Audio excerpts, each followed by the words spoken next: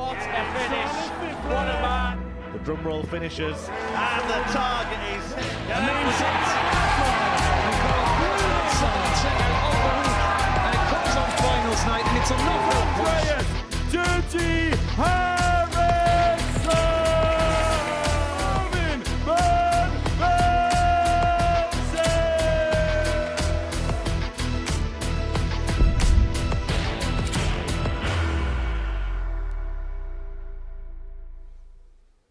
Good afternoon, welcome along to the Modus Super Series where we head into the second half of International Pairs Week here at the Live Lounge in Portsmouth. Scotland won Group A yesterday against all the odds, and 11 other nations over the course of the next 2 days will be competing for 5 other spots to join them in Saturday night's showpiece. Now, we've swapped one England international for another here in the studio. Scott Mitchell has departed us, but the British international champion from earlier on this year, Laura Turner, is alongside us for all of the action across Thursday, Friday and Saturday. And first and foremost, what a great week this has been so far. It's been a little bit different, a little bit fun as well. Yeah, it's been a great watch, actually, really entertaining. I mean, I love the pairs dynamic anyway, but to see it here at the Modus Super Series and all the characters really come to life on the stage and impress us with some very good darts as well. It's been fab so far. Well, it was a dramatic day yesterday. Wales at one point had an 8-point lead in the group. They squandered it. And Scotland, too, at the beginning of the day, were 100-1, written off by everybody, managed to find a way to get through. Yeah, it really was against all odds, wasn't it? But, you know, they persevered. I think they actually won their last 9 consecutive matches to make sure that they were in that position in the end. Obviously had to ride their luck a little bit and hope that some of the results went their way, but ultimately they did, and they find themselves in Saturday's finals. Well, this was the moment where Scotland were able to get through. It was the Dutch that was the determining factor. That was because Wales had a heavy defeat inflicted upon them the game before. But I suppose for Scott Campbell particularly, because he was a last-minute replacement for John Henderson, who unfortunately had to pull out. Him and John are very, very close friends. And it just looked like that relationship was a key part of their success, particularly towards the end of the group. It really does help. We were speaking about it last week, and I think, you know, if you've got that partnership, that friendship already, then it really does help because you feel comfortable with your partner and your partner's ability, and you could really see them both working really well as a team together, especially towards, like I say, the back end of Group A. But yeah, very successful for them. And Scott Campbell, what a replacement. I mean, he's Scotland's captain, another international player, and we've seen what he can do here at the Super Series as well. So yeah, I think a solid replacement. And such was Wales' miserable day yesterday. They didn't finish second. It was the Dutch that were able to hold on to that position. So as you can see there, 20 points apiece for the top 3. Scotland and Netherlands, well, they're tied on every single graphic, as you can see there. It actually went down to the head-to-head record between Scotland and the Netherlands over the 3 days, of which the Scots had the better of. So that's how Group A finished. This is how the tournament bracket looks as we head into the second half of the week here at International Pairs. Now, this is how Group C looks this afternoon, and as you can see, the odds are there as well. England go off heavy favourites. They're 5-6 with the bookies, and I suppose when you have a look at the numbers and you have a look at the clientele that are involved in this particular group, I suppose there's no surprise that the bookies will fancy Messrs King and West. No, absolutely. I think actually in terms of performances as a pair, you know, statistically they played probably the best out of everyone in the rest of the field. They were averaging around the 85 mark consistently throughout the week, and in a pair that's a really, really high performance level. And obviously, you know, their accolades speak for themselves. So that's not a surprise. And then followed closely behind by Northern Ireland. Again, I'm quite looking forward to seeing how they get on because, you know, 2 very successful players here once again. In terms of Northern Ireland, look, we know what Neil Duff can do in this building. He's a proven winner. He's won special weeks. He's won many regular weeks. Richard McKee we saw here on debut in Series 10. Acquitted himself well, got through to a semi-final. This could be a fairly strong pairing, and Neil Duff knows what it's like to play for his country too. Yeah, and I think that's another dynamic that the pairs actually, you know, that they lend to because you are also representing your country. So there's lots of different things that are going on in your back of your mind, and that can sometimes bring out the best in players. And I think it might bring out the best in a player like Neil Duff. And it'd be interesting to see how that pans out. Now, we can have a look at Group B as well later on tonight from 10 o'clock. These are the nations that are going to be in play as the week draws towards a close. Germany, Kenya with the introduction once again of Peter Achuri at the Super Series alongside the Republic of Ireland. Now that's going to be a very strong pair when you think about the fact you got the reigning WDF World Champion Shane McGurk, and John O'Shea, somebody that we know has got real pedigree, having won the World Masters in the past. Yeah, and another pair that are probably going to be proud to be representing their country as well. Yeah, very strong duo. And then you put in the likes of Wales, who were, unfortunate not to have just held on to the top of that Group A spot, and the Netherlands. I think that between those three, very competitive, and it's just whether the other two pairings can kind of keep up with the pace. Game one is a meeting between Gibraltar and Poland, and look, we know there's some heavyweight nations now for both of the teams, the 4 players involved.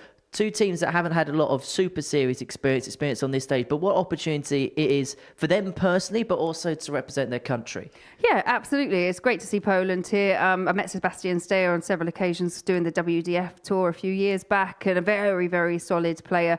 You get to represent your country, as you mentioned. And I think for the Gibraltar pair, obviously, just maybe a bit of retribution for them, because obviously weren't able to pick up a win in Group A. They'll be thoroughly disappointed by that. They're very competitive players. We've seen them several times at the World Cup. So, it'd be interesting. I think for the Gibraltar pair, it's all about how they start off today, just to get that bit of confidence back. But they're going to be running into 2 very good players in Poland. Well, I think it's high time to let the darts do the talk. At 18+, gambleware.org if you're having a flutter on the Super Series today. And we're going to get underway with a meeting between Poland and Gibraltar, who are into the second half of this first International Pairs Week here at the Super Series. I think it's fair to say, so far, so good. Let's hope the great action continues.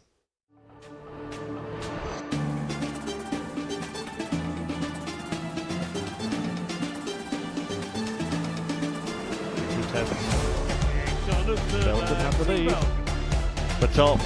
And Roman is the man for Belgium.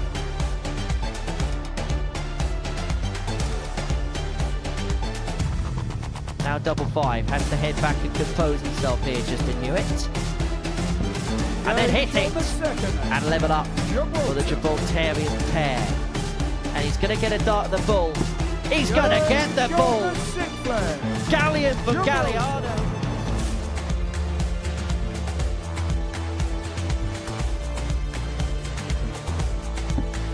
But it's executed expertly by Mervyn King. Top to West. Oh, what a leg. What a start.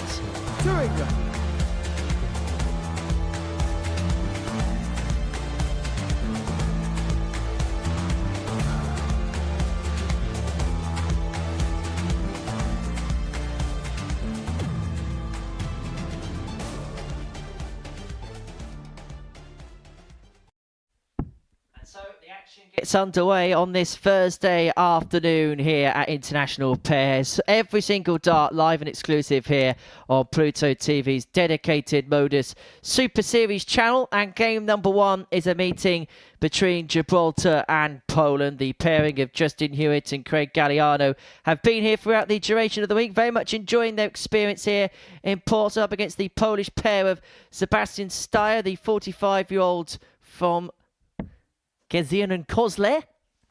I've been working on that all morning. Debut in this competition, though he did play in the previous studio in Southampton. Now, for the Gibraltar pair, it's very easy to say where their hometown is because it's Gibraltar. Craig Galliano, the 23-year-old footballer turned dart star. As for Poland, that is Lukas Wesklowski. We saw him here in the previous series. As for Justin Hewitt, I suppose he's been the player that's kind of stood up to the captain's role for the Gib team over the course of the last 3 days. But these two now fresh in mind and hopefully fresh in spirit. Yesterday, both Craig and Justin were the first time it didn't go to plan. Just ran out of steam. Maybe lost a little bit of confidence as well at times. But they're very much fresh for today's challenge. They were very quick to mention that they feel like a good start is imperative if they're to make any kind of gains in this Group C, but they also like the idea as well of perhaps going under the radar a little bit because of perhaps the fact they didn't win a game in Group A. Yeah, and they've absolutely got the potential. I've played over in Gibraltar on several occasions, seen both these guys play out there, and they are solid performers. Just hasn't quite come together so far this week. But how often do we say it? Group A, once it's done, you've just got to draw that line under it. Now you're kind of in that last chance saloon when it comes to the Group C, Group B. They've got every chance. It's all the kind of roads open in front of them at the moment. But as you say, as we were just talking about, the start feels very imperative to me. 99. Lucas, he's been on this stage before, as he mentioned a few weeks ago. For Sebastian, the first time here at the Live Lounge. And for Lucas, he's kind of doing something similar to Craig in the respect of Craig Galliano 45. played here back in June last year. So he knows the environment. And so he's been able to prep his partner as to what it's all about. And that's what it's all about as far as CG is concerned. Yeah, positive start from the duo from Gibraltar. And they are against the darts, and they've wrestled the throw away from the Polish pair so far. And I sometimes wonder, especially, you know, for someone like Sebastian Stehr, as you mentioned, I mean, he's got a lot of experience, but just not here at the Modus Live Lounge. Because the Gibraltar pair have actually, you know, they've been up on the oche, they've been playing the last 3 days. Does that give them are they slightly more relaxed going into this, just knowing what to expect? 58. They've both been very popular additions in the practice room as well. And the likes of Craig and Justin, both 23 years of age. And they've been speaking to the likes of Steve West, 43. Mervyn King, Jimmy Van Schie, Danny Van Tripe, and kind of picking brains and trying to learn a little bit more about their experiences. They went to a local competition last night, didn't play in it, but just wanted to know what it was like to be in those kinds of surroundings, very much embracing what the week is all about. Well, what a start this would be. Double eight. 120. For Justin Hewitt to got the jib pair off to the perfect start. Oh, but I like what I'm seeing from both of them. You know, they're up on their toes. There's a sense of urgency. And they are hammering in the big scores at the moment. 40. This is the telling sign, isn't it? They have had some double trouble in Group A, so if they can just take this nice and cleanly like that, and hopefully that will settle them down. The biggest difference is they look a lot fresher as well. I haven't really spoken to the pair about it, but maybe they're just not the type that are spring chickens when it comes to darts first thing in the morning, and perhaps they're not even used to playing first thing in the morning. For 125. a lot of players, and you could probably attest to this, particularly when you're playing on the Challenge Tour and things like that, you're used to slightly later starts, aren't you? So this is kind of the time of day where you're 59. more used to playing your stuff. I think so, yeah. And I think most players will say to you that they would prefer that slightly later start in the day. I know on the women's 59. series, we normally kick off around 10, 10:15, and that feels early enough. But when you put an extra half an hour on that, and for some players, they can kind of waltz in an hour and a half before and feel totally comfortable, whereas other players like 2.5 hours before. 58. So it depends on how you prep as well, because if you're talking about 2.5 hours before, you've got to be here like 7, half 7. So it's just it's learning. All of this is a learning experience of how to deal with whatever group you're in. And of course, with things like this, you have extra media commitments on top and stuff that you have to do for the running of the show. And again, for players like these four, maybe Sebastian's a little bit used to it, but for the others, they won't be quite used to that extra attention that comes to playing in a tournament. They'll be used to just turning up, playing their darts, then heading out again without the extra rigmarole that comes with it. But this is a really positive start from the Gibraltar duo. Averaging here, I know it's only leg 2 of the contest, but just under 95. And are looking good to confirm the break of a hold here. Justin Hewitt missed the double 8 for the 136 in the previous leg, but he's going to pin the 118 there, pinning the tops, and Gibraltar into a 2-0 lead. Yeah, they've shown so many signs of this. I've watched them at playing at the PDC World Cup. I mean, they've got 9 appearances between them. And at such a young age, I mean, that's a lot of experience on those big stages. It hasn't always quite come together, but they've shown moments of brilliance, and we're seeing those signs of it right here. 40.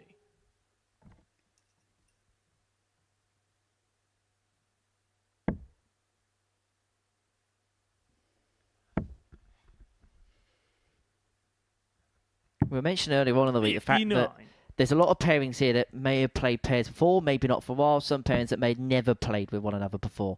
But these two obviously play for Gibraltar pretty much year in, year out in the World Cup. They're actually teammates in their local league team as well.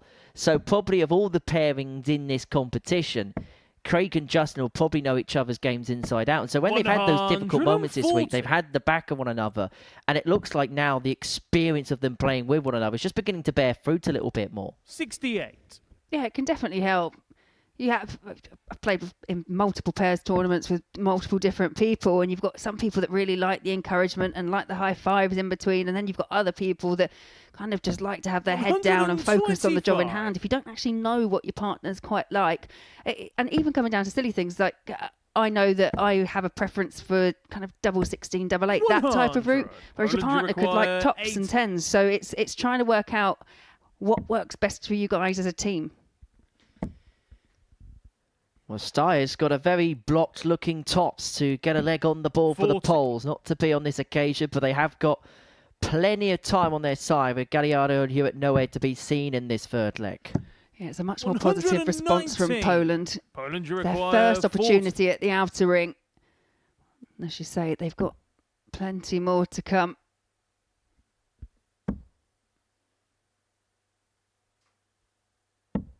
Game shot on the third leg. Team Poland. Well, the Poles will not allow Gibraltar into that temptation of potentially backing up the 1-1-8 with a 1-3-2. But Gibraltar did their hard work in the opening leg of getting the break, and now the pairing of Justin and Craig are looking to cash it in here. 41.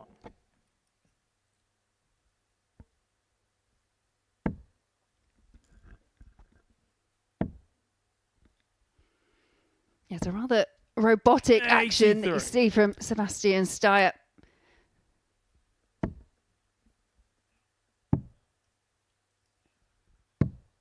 $56. Somebody really made his name on the BDO circuit. He's played in a couple of BDO/WDF World Championships, but it was the 2019 BDO World Trophy where he really made his name. He made it through to the semi-finals of that competition at the Blackburn Guild Hall, King George's Hall, sorry, shall I say. Lost out 7-4 to Richard Veenstra in the semi-finals of that particular competition after victories against Roger Janssen, Scott Mitchell, our commentary 95. colleague. Hi, Scott, if you are watching.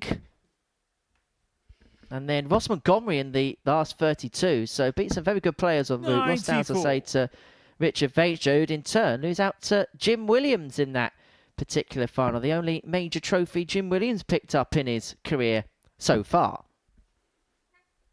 Yeah, I mean, Sebastian Steyer has picked up around 20 titles on the BDO/WDF circuit over the years. Kind of more dominance over kind of in that Eastern 96. European area, but yeah, definitely a name that if you played on the circuit, especially around that time, you'd be more than familiar with. Walks on to Personal Jesus by Depeche 58. Mode. Gibraltar Can't require expect it to be 158. one that will raise a roof, but each to their own. Gibraltar hoping they've got 6 here for 158 to re-establish the 2-leg 81. gap in this match. They'll Poland leave themselves on 77 145. unless Lucas Wazowski can take out the 145, treble 15. Not to be. And so Justin Hewitt will come back here for the 77. And if Gibraltar have been good at one thing this 79. week in terms of their finishing, it's Gibraltar been requires picking off these types of 77. combos. The odd one dart and a double here and there. Are they going to be able to suffice once again? 37. No is the answer.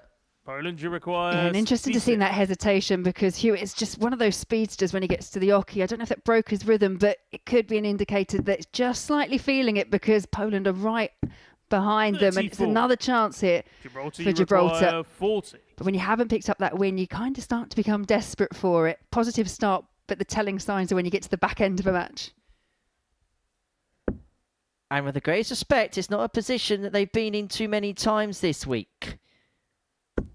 But Craig Yeah, Galliano Charlotte, holds full his flag, nerve and Team he Gibraltar. moves Gibraltar into a 3-1 lead. And this is kind of the chemistry that the pair have. I was having a Fifth flag, chat it's with them. Poland to the They went to a reverse. local competition Game on. last night, and I managed to head there for a couple of hours or so to see what's what. And they were basically saying that the way their combination works is they know that Justin's the power 137. scorer of the pair and Craig is the better finisher. So the job is for Justin to basically knock off as many scores as he can, and Craig 60. picks up the pieces at the end of the leg. Hey, if it works, then it works. Yeah, that was a really good last start from the Gibraltar duo. 140.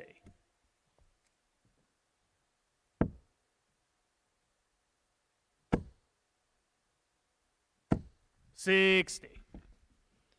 Well, Lucas has the nickname of the Hound, but it's Gibraltar who have the big lead in this particular contest. 45.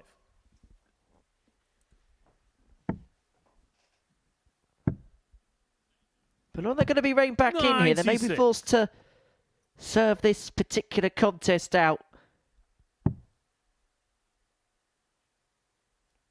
It starts on 179, a visit apiece to bring it back to 3-2, and it'll mean that 59. Galliano and Hewitt will have to do it on their own darts.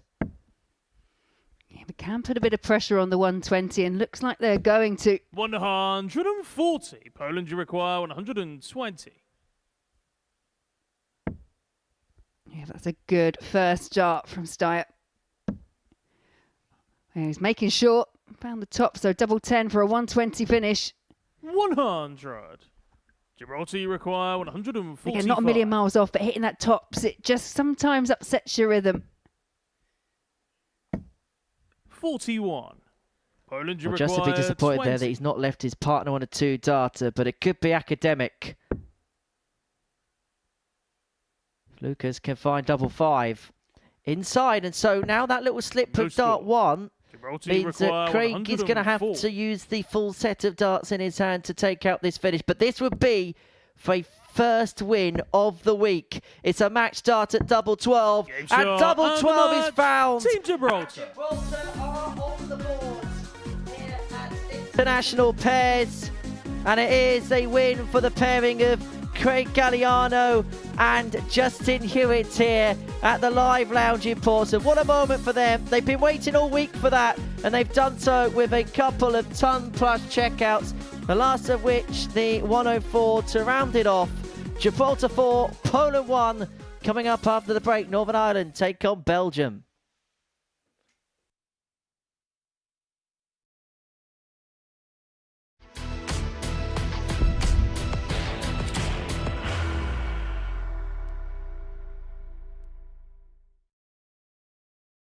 Are you ready to lift that trophy, Darius?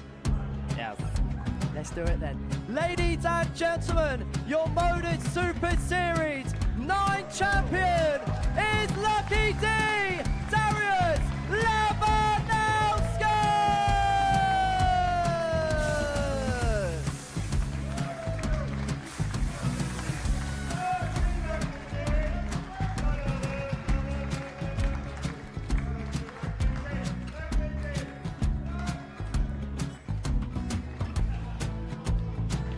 Well, what a wonderful night of darts we have seen, and we are ready.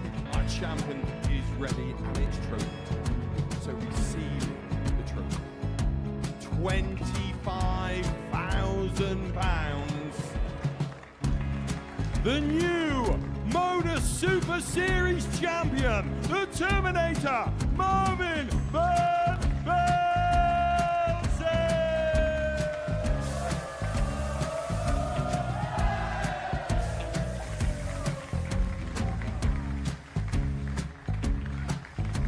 And one more time, the 8th Modus Super Series champion, the Terminator, Marvin Van Velzen. And the new Modus Super Series champion is Andreas Dirty Harrison.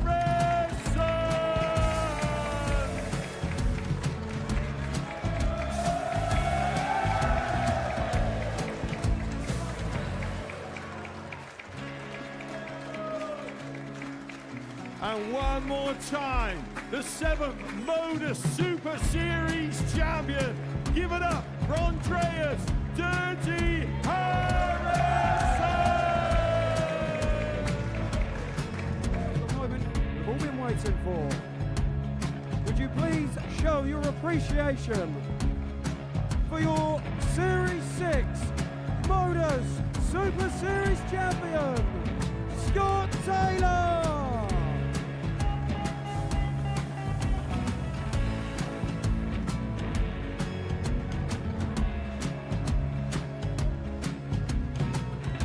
One more time, your new Modus Super Series champion.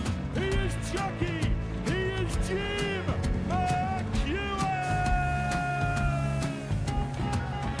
Ladies and gentlemen, your Modus Super Series champion, retaining his title, the Luke Littler!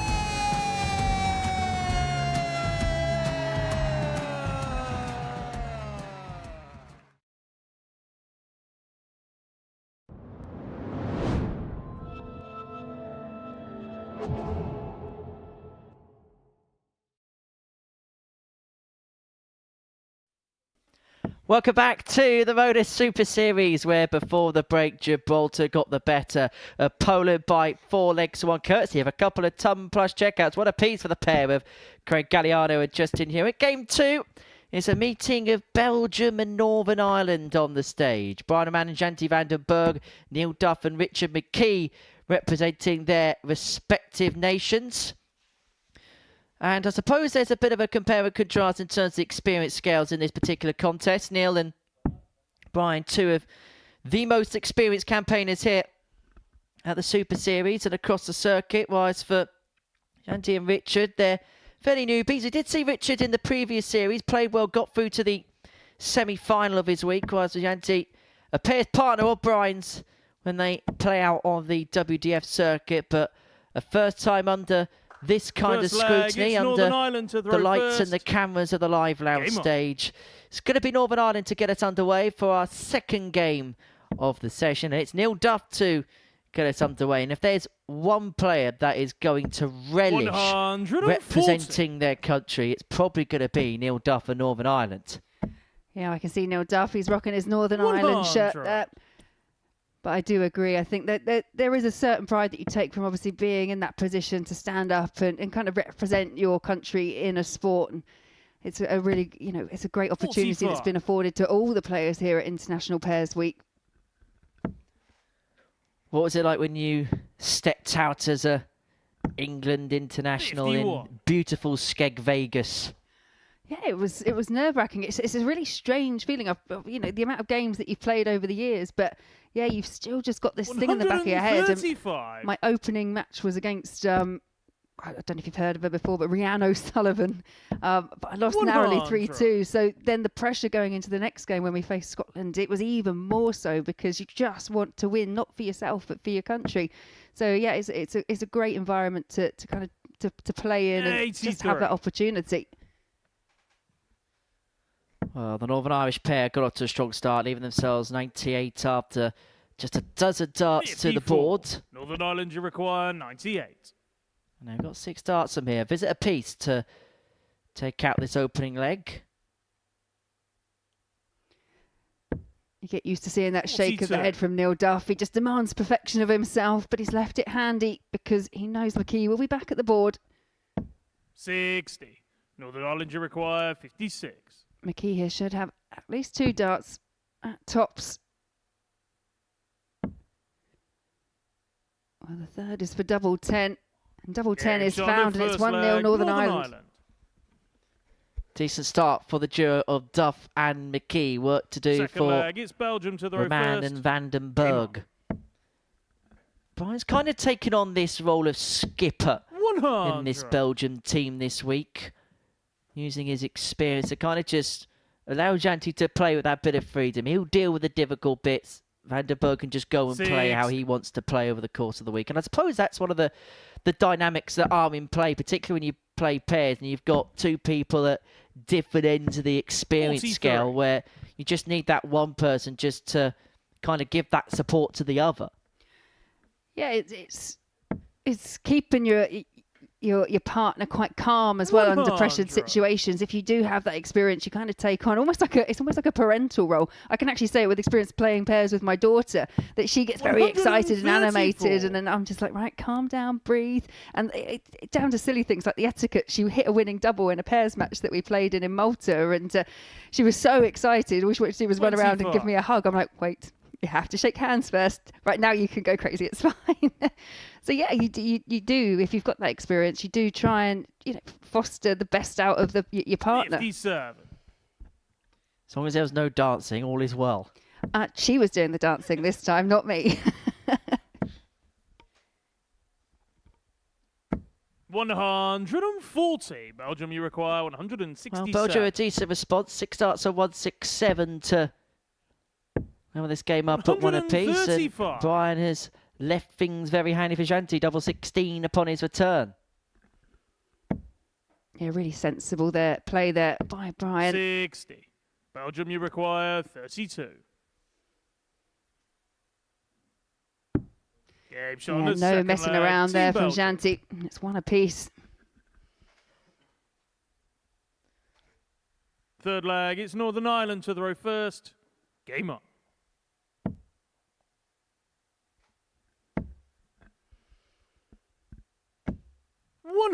Both Neil and Richard made the journey from Northern Ireland to the United Kingdom yesterday afternoon. That event that I was talking about, that open event that players like to participate in Waterloo. Both of them were there last night as well, getting to know one another just a little bit better and spending time in each other's company. I believe room sharing this week as well, both Richard and Neil.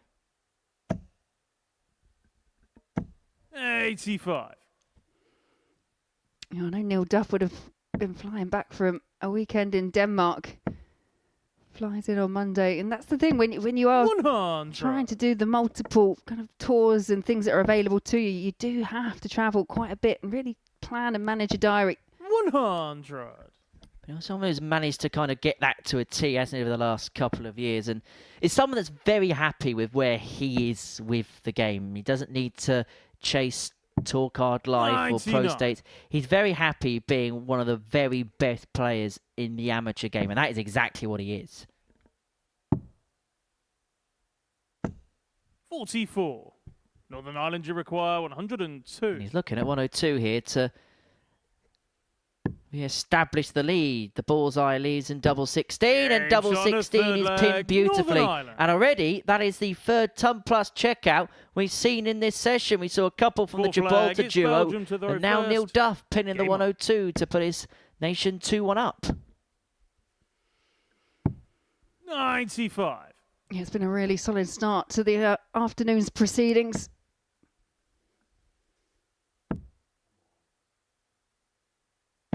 41. In terms of performances throughout the week, we were just discussing it, weren't we, with regards to 59. the Belgium pair. Picked up a couple of wins every day, but just couldn't quite make those inroads.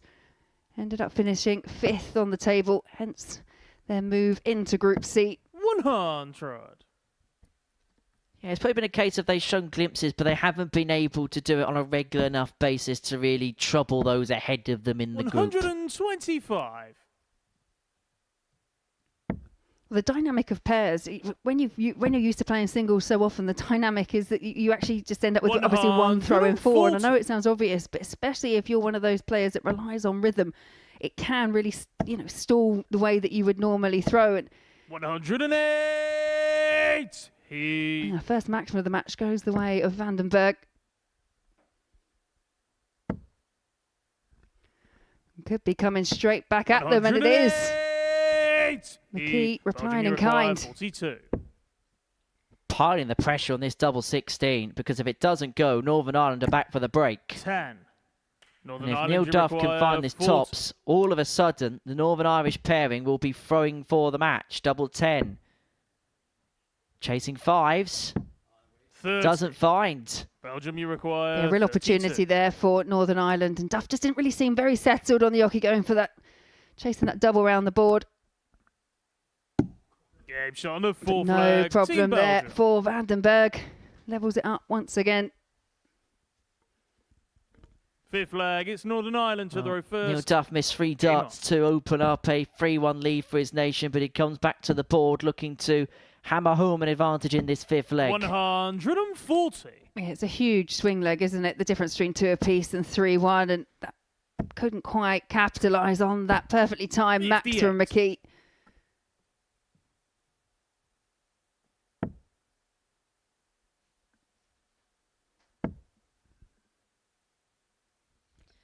Now, interesting, there was a conversation 125. in the commentary box yesterday with Chris Murphy and Scott Mitchell that you don't see many players with their collars up.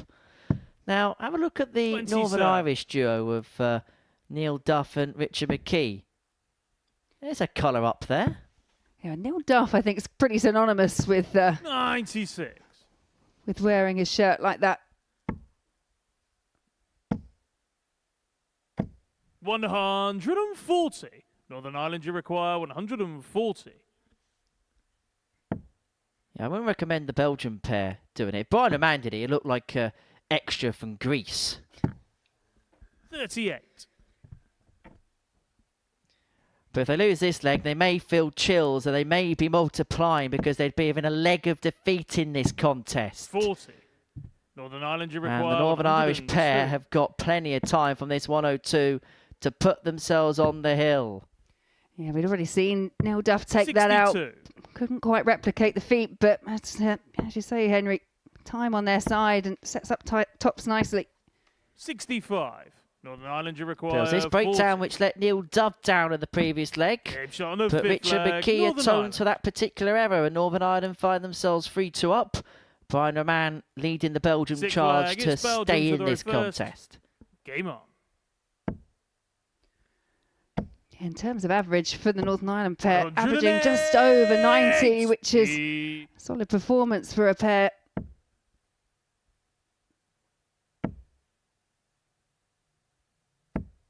$100.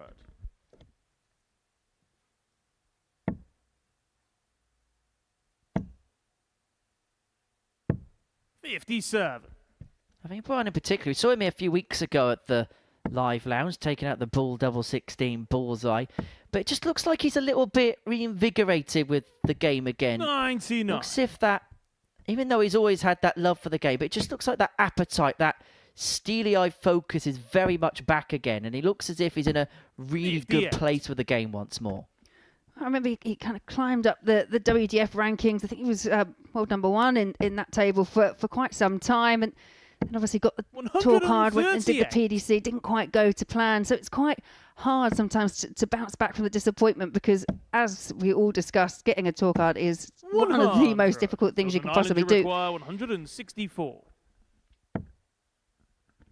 Well, the 164 is going to go for Richard for the match. And so a man will come back to the 44. hockey looking at 106 Belgium, you to require 106. take us all the way. And he's going to get a dart in his hand at double 16, 74. not to beat. Northern And so Ireland, you Duff require comes back 120. looking at 120 to get the job done. And he's going to get a dart at tops for the match. And that would have been his 80. second ton plus checkout. Belgium, you require 32. Yeah, not far away from the target, but far away enough to afford this extra chance here. Vandenberg's been very good round this area of the board in this match. No score. Northern Ireland, I you don't require think he could have got 40. that much closer. They were pushed tight to the Shot wire. And the match. Northern But Ireland. Richard McKee finds the tops to give Northern Ireland an opening win of the week against the Belgian duo of Roman and Vandenberg. So they're on the board, and Neil Duff very proud of his nation and proudly with the flag on the back of his shirt. That the tail of the tape from that particular contest, an average just under 91, really solid showing that. They've set their stall out to some tune of the Northern Irish duo. Well, the bookmakers' favourites for this group are England, and they take on France after this short break.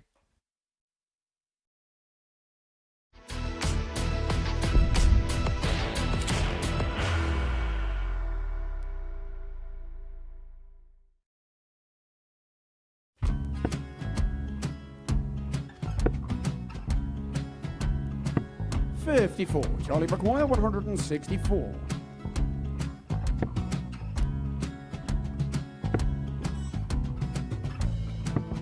$44.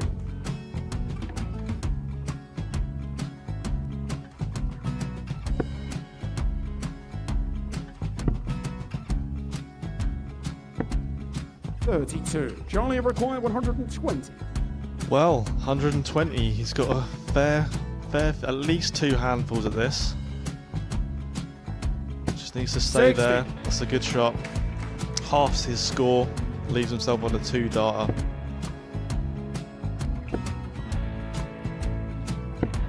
$26. Charlie Time on his require side $60. to become back-to-back singles champion.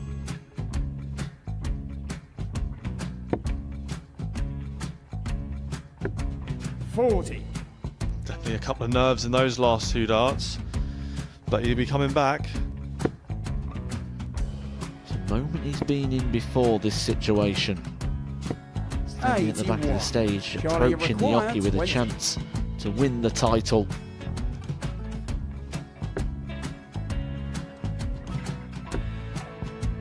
He did this to win the first title, if you remember. 11. I think he's gone. Georgia I think require he's gone to 118. bust it, maybe. The first title he won, he wanted 20. He went 6-7-7 to win it. He had a chance to replicate it again.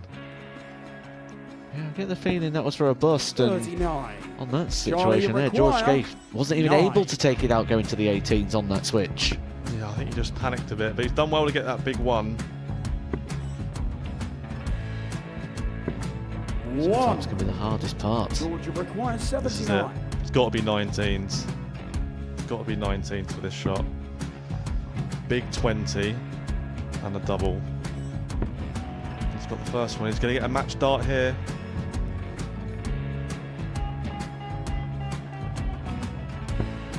$59.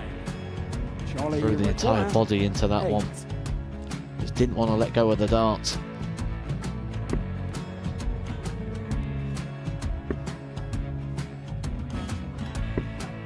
No score. He's given George a chance. Georgia require 20. I think George has been quite good on double 10 today. So many opportunities for Charlie Murphy. Go Couldn't get the job it. done. Got in the match! And the Red Dragon George Modus Skate. Super Series Influencers Champion, George Skate!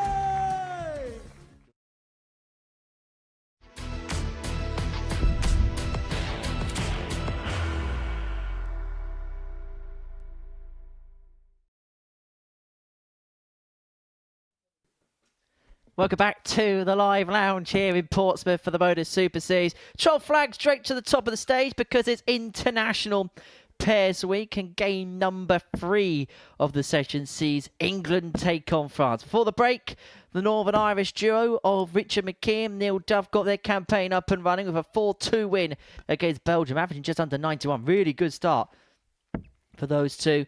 For England and the pair of Mervyn King and Steve West, perhaps unsurprisingly the big favourites to go on and win this group. But let's learn a little bit more about the French pair of Jacques Larbre, the 42-year-old from Montreal in France, a second appearance here, having appeared here before getting a tour card in 2023. Steve West from the town of Waterlooville. He's travelled miles to get here. To be precise, 7 of them. Up against Nicolas Toulier, the 38-year-old. No, I am not trying to pronounce that hometown. Gibraltar, I'm going to have a crack at.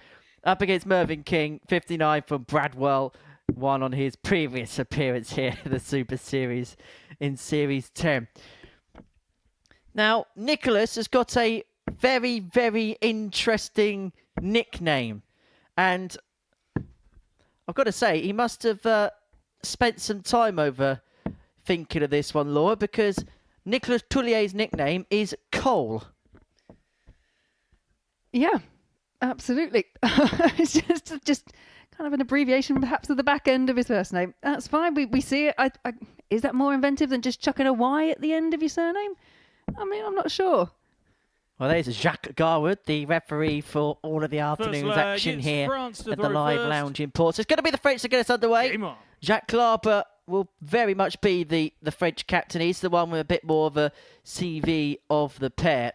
Now, the French duo, although they've not really got anything that's emblazoned with France in terms of flag or colours or stuff like that, they've both turned up in the same shirt.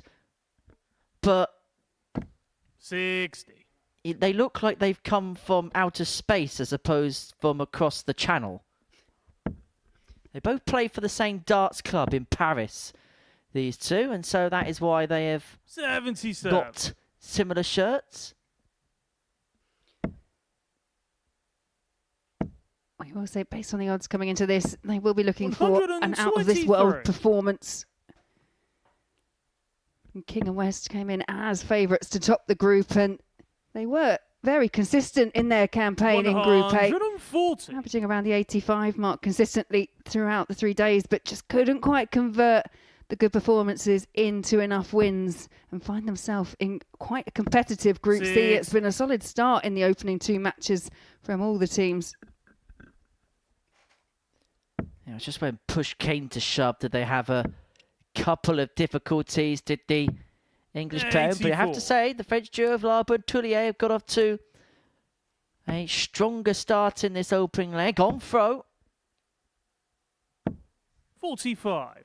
France require 100. And they've got 6 starts from here to take out the opening leg. 60. We will say the French dart scene is one of those areas, I think, where there's still that room for progression, and you see the likes of Thibaut Tricot and obviously 100. Larbre himself, and we see them at the World France Cup, require and 40. it is definitely progressing. Game shot on the first And leg. maybe a Team good France. week for the French pair here would help them and help the game over in France in the right direction. And of Second course, leg, Thibaut it's Tricot England is to throw obviously the first. one name that everybody Game on. thinks of when you think about French darts. And I was working the lakeside that Thibaut got to the final. I've lost out to Neil Duff. And I remember the attention that Thibaut was having from a press perspective that day. L'Equipe, which is a very famous French sports paper, they were interested in him. He had a lot of people messaging him back home, a lot of press back home. And once he got to that World Championship final at the lakeside, then there was a lot of interest in the sport. I believe there's now a TV contract for PDC darts in France for the very first time. It's very much a sport that in that neck of the woods is very much on the up.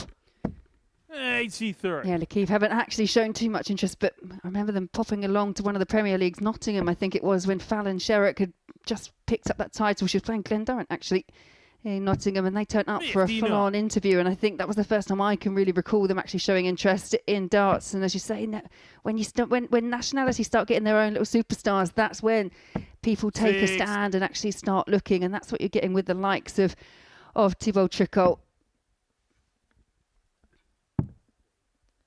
Flying that flag very proudly, 58. but it's Larbre and Tullier that are looking to do that for the French here at the Super Series this week. So it's the English duo King and West that have left themselves first to a finish in this second leg. 85. England require 144.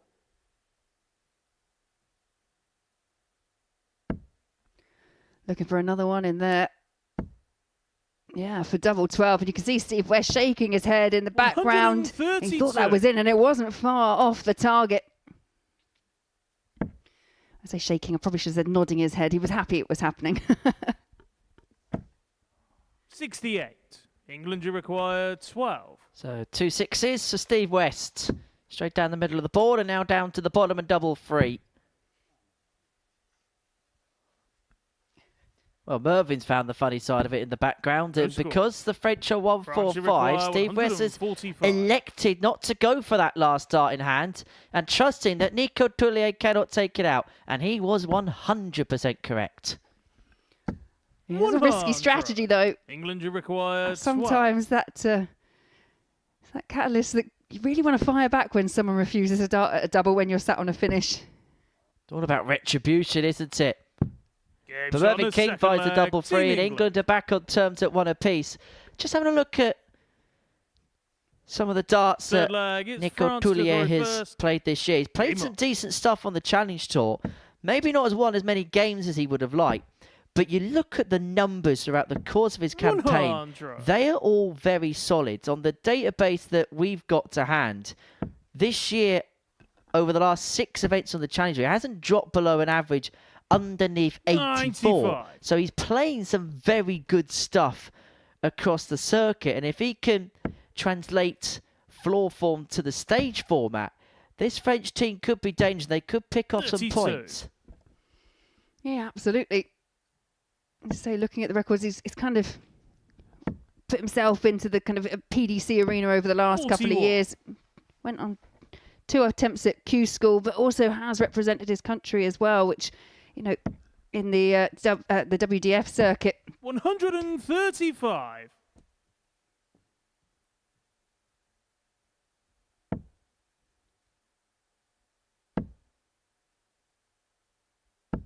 $45. Yeah, no team will go in underestimating any of the other teams, but I think for the likes of King and West here, they've really now got a challenge on their hands because it's not free flowing for either of them at the moment. 36.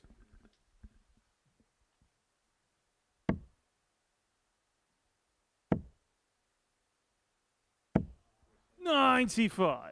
Yeah, it's just been a little bit more staccato. And I suppose as well, one of the things with that Group A campaign, you look at all the players in there, they're all very solid. They're decent in terms of 100. pace.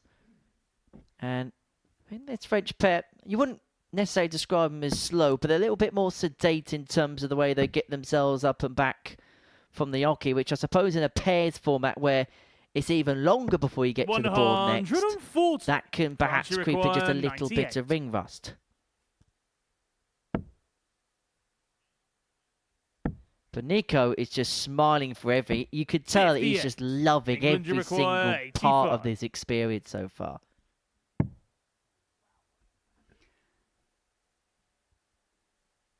Yeah, ball or treble 14 would have been the desired route, but there's not a 77. chance here now France for the French require duo to 40. extend their lead. 2 10s. 30. Not to be. England, you require They've 8. had opportunity to move 2 and up. Is this the moment the game changes? Because Mervyn King's got 3 in hand at double 4 to get the break and to give England the impetus. Yeah, And now they've got their noses in Team front. England. Is that the turning point in the contest? Yeah, 2 consecutive legs there, finished by Full Mervyn flag, it's King England to on the break last first. start in hand, and you can Game just on. see the kind of puff of the cheeks as a release and a relief that they've managed to find the target.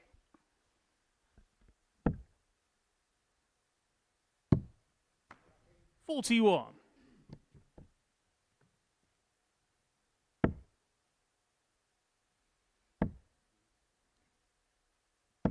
$60. And you see Jacques' flights just spin a little bit as they go in the ball. We saw that from David Cameron, didn't we, when he was playing at 100. the lakeside for many years. I suppose France is a nation which is perhaps better known for its soft tip than perhaps its steel tip. But as we were mentioning earlier on in the contest, it's very much finding its feet now when it comes to the steel tip game. Yeah, they do host a range of soft tip tournaments. 100. Absolutely unreal one in Calais in the north of France.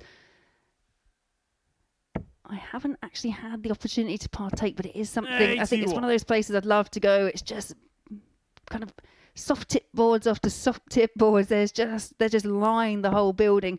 It's a really impressive setup. 83. Those soft tip events, they are festivals, real festivals. Yeah, and it's totally different. I know it's still, in theory the same thing, but it's almost, if you're a steel tip player going into soft tip, it overwhelms your senses because the noise, the colours, the sounds, these machines, they light up, they tell you what to go for. Even just a simple thing like remembering to hit a button after you've actually taken your darts, as you've scored each time, it is very, very different. And obviously the darts, depending on what you throw, have to be a lot lighter. I suppose it's a little bit like a snooker player going to then play pool. The object of the game is exactly the same, but the actual game is different.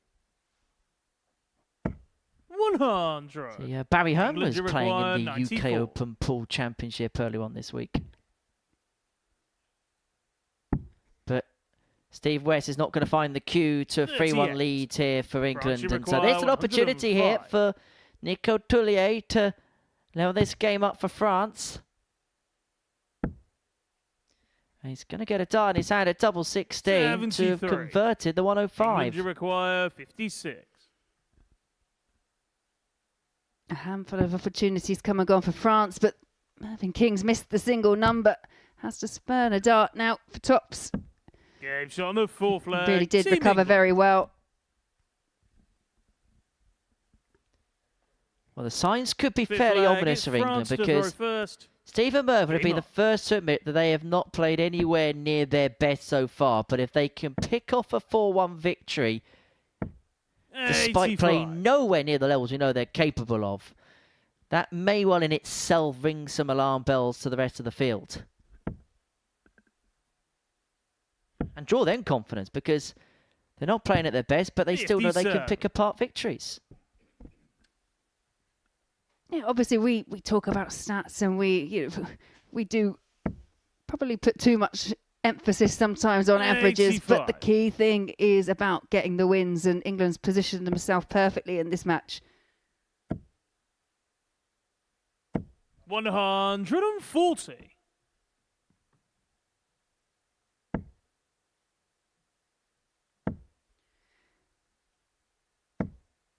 It's the first time I've really seen the England pair up there this morning, and they're just starting to look a little bit more relaxed. Obviously, they've got this bit of a lead. We all know it can disappear quite quickly, and the French pair are in a good position to leave something handy here.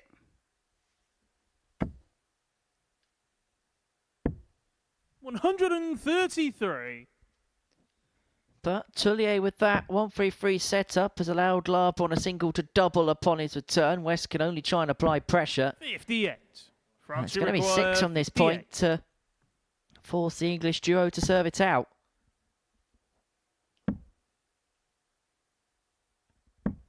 It's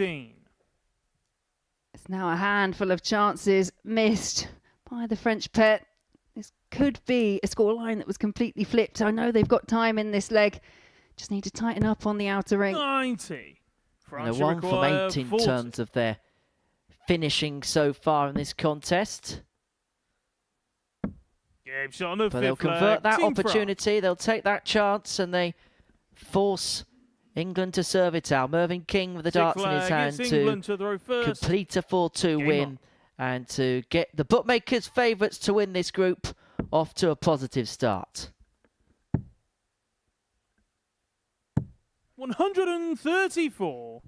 Yeah, good switch there. Makes the most of the treble 19 bed. And I think you'll find that with Mervyn King. If that first dart lands awkwardly, he will switch. 81. Some of the more experienced kind of old school players, they still like to persevere and try and get around that 20. But I think that's a good option. 140. Well, that second dart there, that's the perfect Steve West life. One of them going with either dart 1 or dart 2, you expect bedfellows to join. 100. And England now very much on the cusp of victory in their first game of the group. And as you see again, that first dart going underneath, Mervyn King taking no chances. And he's left 134. Steve West on a 2-darter upon his return. Potential 11-darter here for England to see this out. Yeah, I was just looking at the scores. Potentially the best leg of the match. 134, 41. 140, England 134. require And a real 93. match-winning opportunity here for England. Over for double 9 and 84. pulls it inside. And from what was looking relatively comfortable, it's just been made that little bit more awkward for England. Even more awkward if Tullier could have 140. pardoned the max. They have left England themselves on the require finish, the 9. French. But Mervyn King looking to finish this off once and for all. 2 in his hand, a double 4.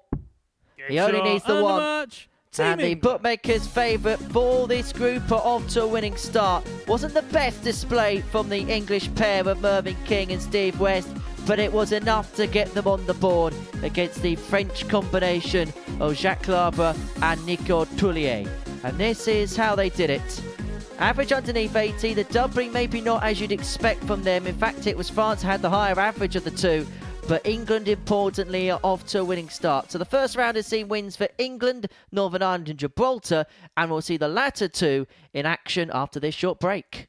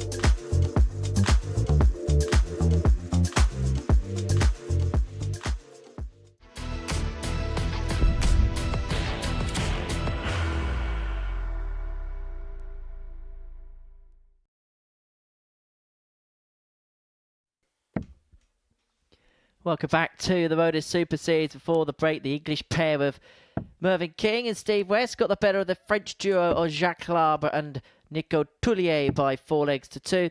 Next up, it's a meeting between Gibraltar and Northern Ireland on the live lounge stage. Justin Hewitt and Craig Galliano got their first wins of the week against Poland in their opening match, up against Duff and McKee, who put in the performance of the day so far in a 4-2 success against Belgium, averaging just under 91. Decent doubling as well, 4 for 9. But has to be said for Gibraltar, they've kind of turned the story of their week around when it's come to their finishing in that previous match. They missed a lot of opportunities in Group A to potentially win games, certainly pick legs up on the board, but 4 for 8 on their doubles last time out.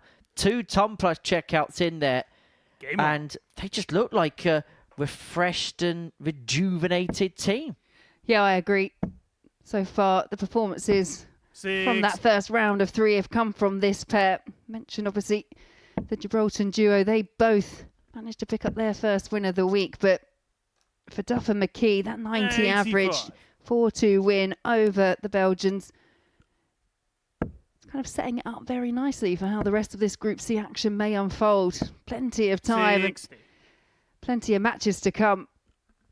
And for Craig and Justin, just in terms of confidence, what's that going to give them? The fact that they know they've been playing well all week, but the fact they now know what it's like to cross that finish line, getting that first win on the board.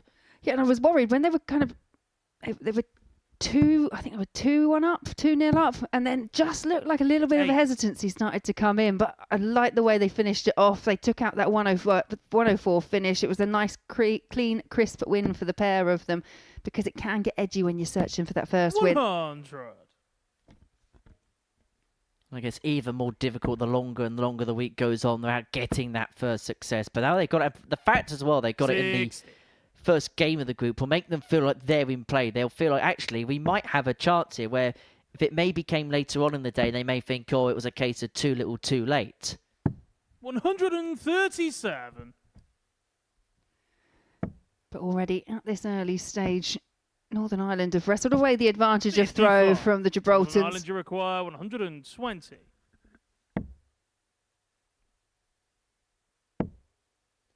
You're just beginning to get the sense that early on in proceedings, and I know we've only played a game and a leg, but the way Duff and McKee are playing so far, they're standing out as the pair that may well be the ones to beat if you're going to make it out of this group. Requires 60.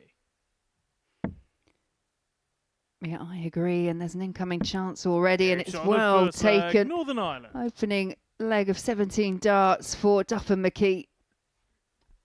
And for Richard, he's a great example of what the ADC system can do. We talk about it all the time, don't we, when we have qualifiers playing in the main Super Series format. And that's exactly where he came from. He won an ADC Vault qualifier at the back end of last year to play here at the Live Lounge. Played his week, played the Group C, got out of that, got through to the semi-final on the Saturday. And now he's been given an invitation to this week to represent his country.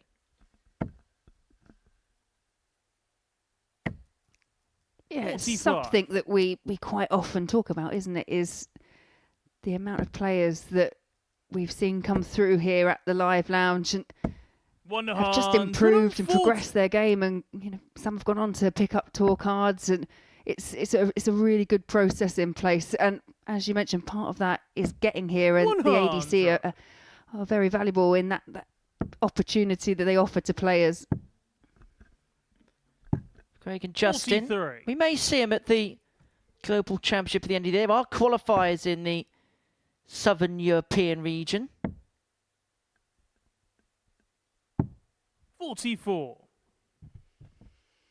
Well, that would be very, very competitive to try and get the couple of spots that are available to that championship from there. That will take place in December. That's the last event that we have here at the Super Series in 2025.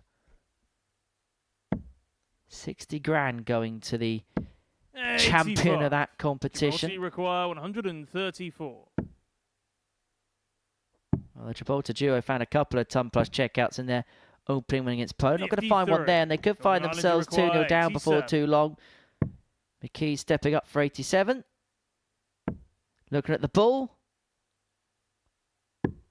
62. Not far away from doubling their lead. Gibraltar require 81. No, very close indeed. And these are the shots at the moment, especially against Northern Ireland. Yeah, they feel they have to go, and that's way off the 51. target. Northern Ireland Yeah, Craig knew require it. 25. And these are the types of opportunities Neil Duff mops up for breakfast. He makes shot on no the second mistakes of leg, those Northern types of Ireland. combinations and those types of breakdowns, and he opens up a 2-0 lead for his nation. Third leg, it's Gibraltar to throw first. Game on. 45. This is where this pair have been so strong in supporting one another. Craig just saw a little bit of despondency there from 60. Justin, and he was the one to give him the G up, and it's been vice versa all week long. 100.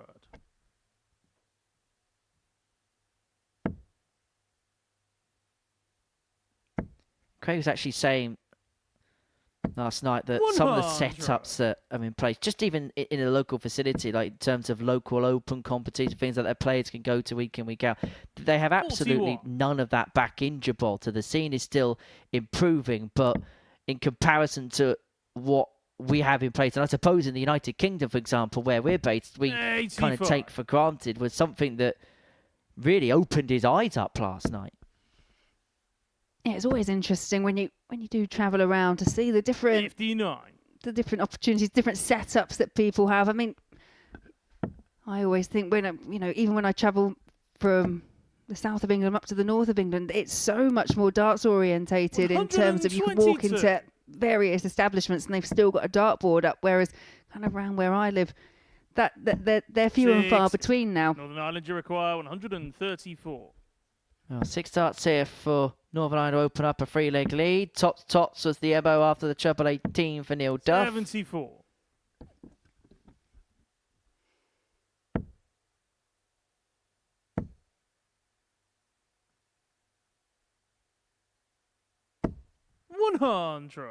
Northern Ireland, you require Just checking 60. it. Just slipped under the treble 20, and we've seen McKee take this out already for the opening leg. 50. Well, no Gibraltar, you action require replay there, and 96. it's another chance here. You sense these are the opportunities they're going to have to begin to take. Double 8. Game Well, shot it on is the third taken. leg. Team And Gibraltar. the combination finishing of Justin Hewitt today so far has been pretty much on point. He had the 118 early, he missed double 8 for the Fourth leg, it's Northern 136, Ireland and to he throw first. takes the 96 Game combo there. Keeps Gibraltar in the game and keeps Northern Ireland thinking. 60.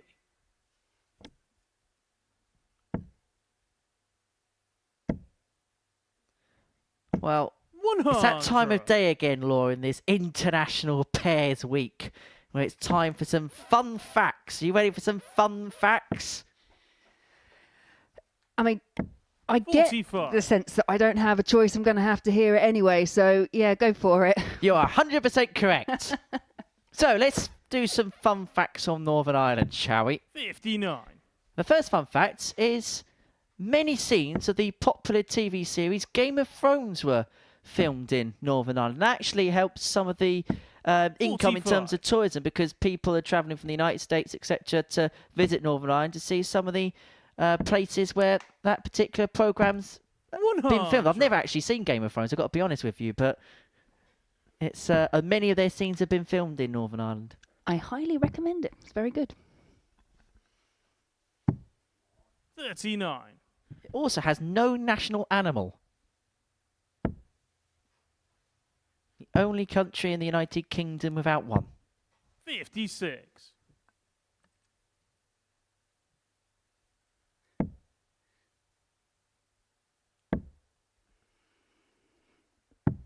78. Well, Gibraltar have a slight advantage in this fourth leg, looking to build on it. 100. And that could prove to be a really important last dart there, down to a potential 2-dart out with Northern Ireland back on 2-3-4. Needs a treble here.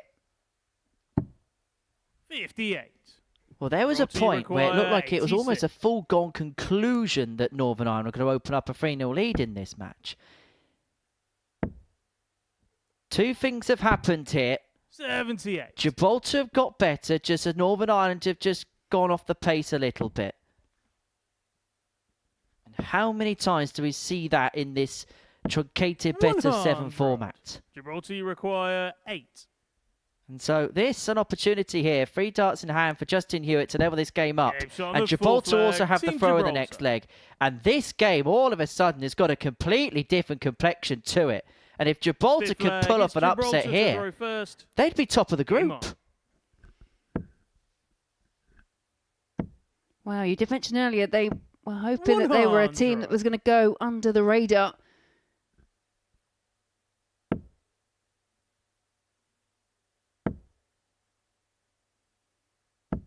$60. And you can see there, Neil Duff now getting slightly hot under the collar.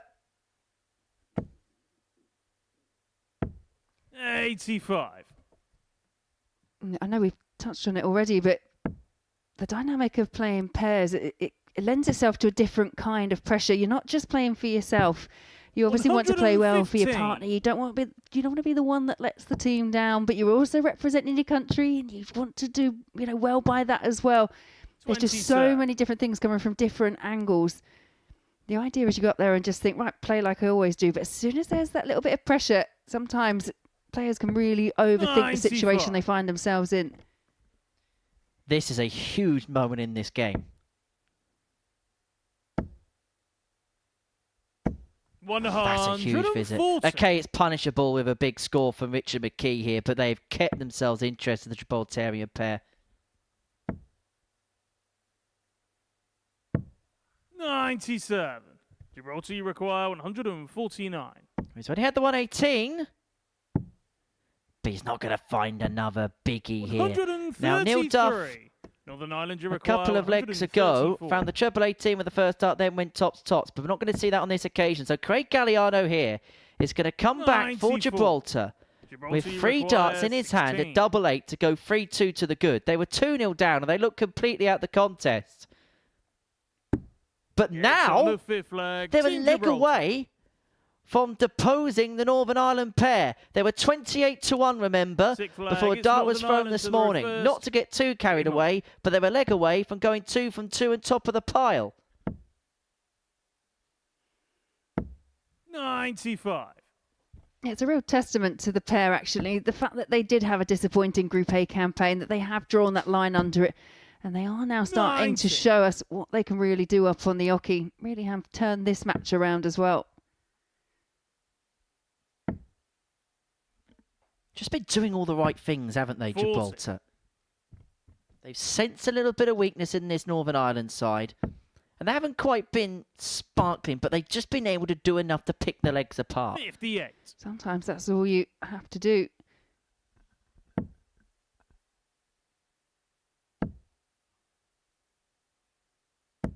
$83. Big last dart from Neil.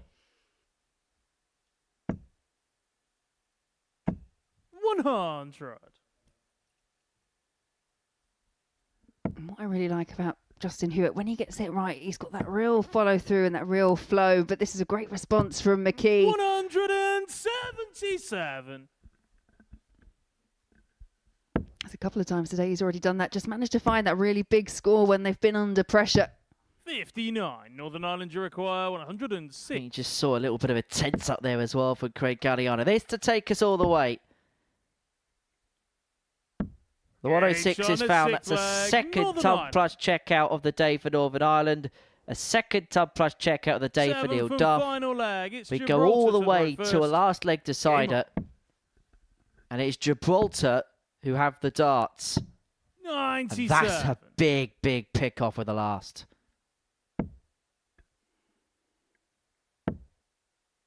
Yeah, you get to that point, 3 apiece, 41. last leg decider, and you just think to yourself, make a good start. Make a good start. 1, 2 treble visits. That's what you're looking for every time. 100.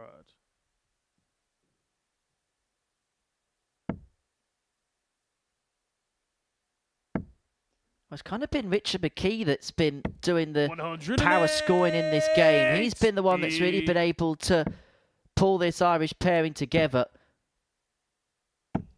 Oh, and that could be a costly poor score for Justin Hewitt.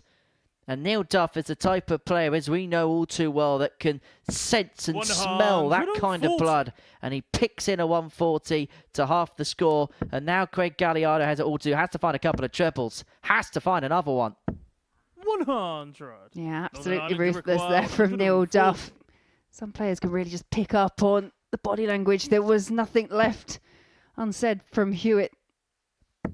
60. Well, if Hewitt can pick off a triple here, then it may be open for a little bit of interpretation, because Neil may only get a dart at double top. 94. And he manages to do so with the last dart in hand. Both 80. teams on 80, but Northern Ireland have stolen the darts. But it's only going to be, well, one dart in his hand at double 10. He steadies himself. Big moment, big dart, 6. and it clips the wire. And Gibraltar are back for the win. 80. Massive, massive opportunity.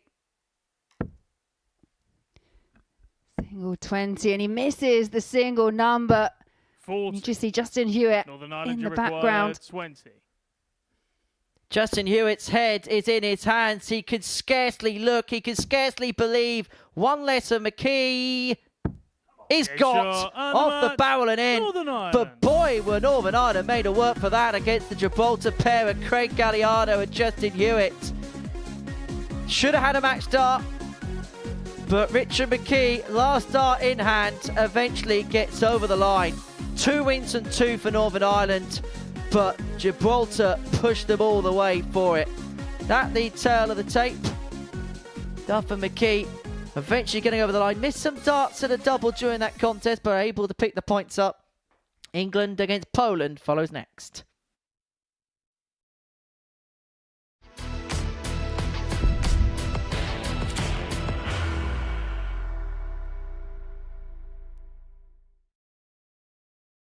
Are you ready to lift that trophy, Darius?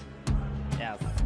Let's do it then. Ladies and gentlemen, your Modus Super Series 9 champion is Lucky D, Darius Lewandowski!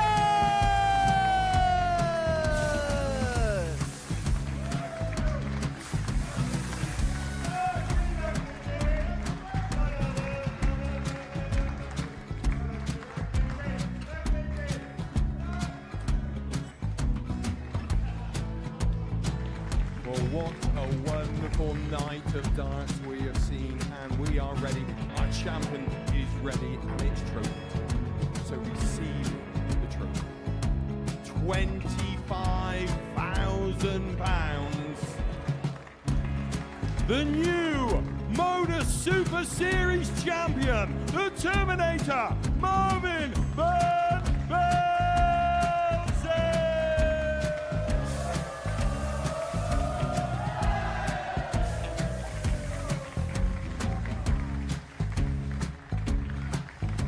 And one more time, the 8th Modus Super Series champion, the Terminator, Marvin Van Velzen. And the new Modus Super Series champion is Andreas Dirty Harrison.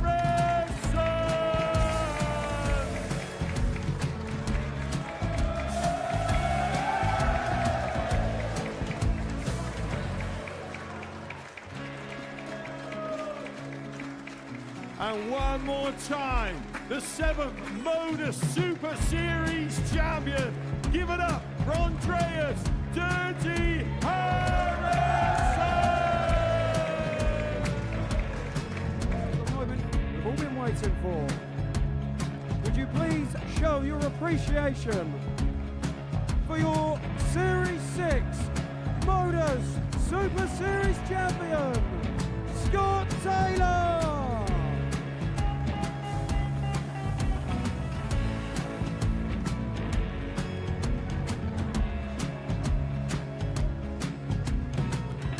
One more time, your new Modus Super Series champion. He is Chucky. He is Jim.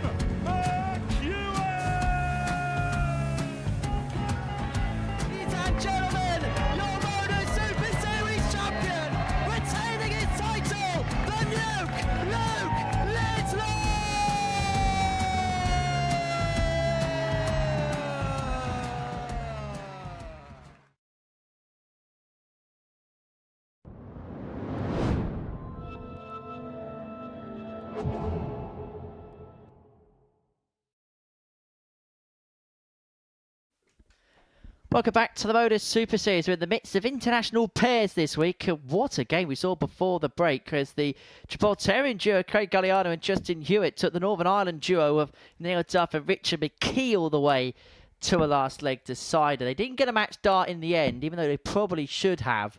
And then Richard McKee was able to hold it together to seal a 4-3 success. So game number 5, a meeting between England and Poland. Lucas Vatwarski and Sebastian Steyer paired up with Steve West and Mervyn King. And there seems to be some frivolities and fun on the stage before this one gets underway. Sebastian wanting to practice in his order. Steve West said, no, you can't, and then just pushed him and shoved him on the hockey towards his position anyway. All good-natured fun here at the Live Lounge in Port. There certainly is a more relaxed tone about this week. Of course, there's still that competitive edge to win, but away from the hustle and bustle of, I suppose, a normal tour event where you've got points on offer or you're chasing Champions Week places. Game on. Yes, it's been taken seriously, but it's something a little bit different. I suppose it kind of splits the players' seasons up and just something different. They can just enjoy a little bit. Yeah, absolutely. And I mean, that's something I've always said about darts. You have to enjoy it. Yes, you have those serious moments, but if it's not a sport that you enjoy anymore, it makes it really quite difficult. I'm always impressed, especially with the likes of someone like Mervyn King and Steve West as well, I guess. The longevity they've had and the passion they've had for playing. And that's never really wavered for either of them. There's perhaps an argument with Steve West that the love of the game for him is as apparent now as perhaps it ever has been.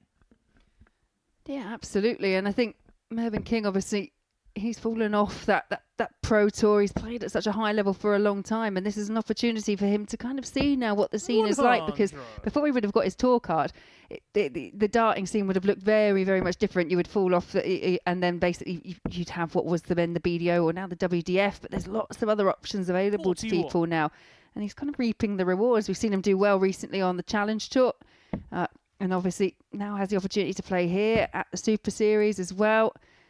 There's a lot of things on offer. 140. And I think for the likes of Steve and Mervyn, the idea of travelling around Europe for points at their ages just wouldn't have been something that maybe sat well with them. 45. So having things that are a bit more localised, like the Super Series, like the ADC Tour, like the Challenge Tour, it suits them a bit better. But what kind of starts is going to be for the Poles? Another one of them needs double 12. 114. Would have been for the greatest 138 in pairs darts we've ever seen.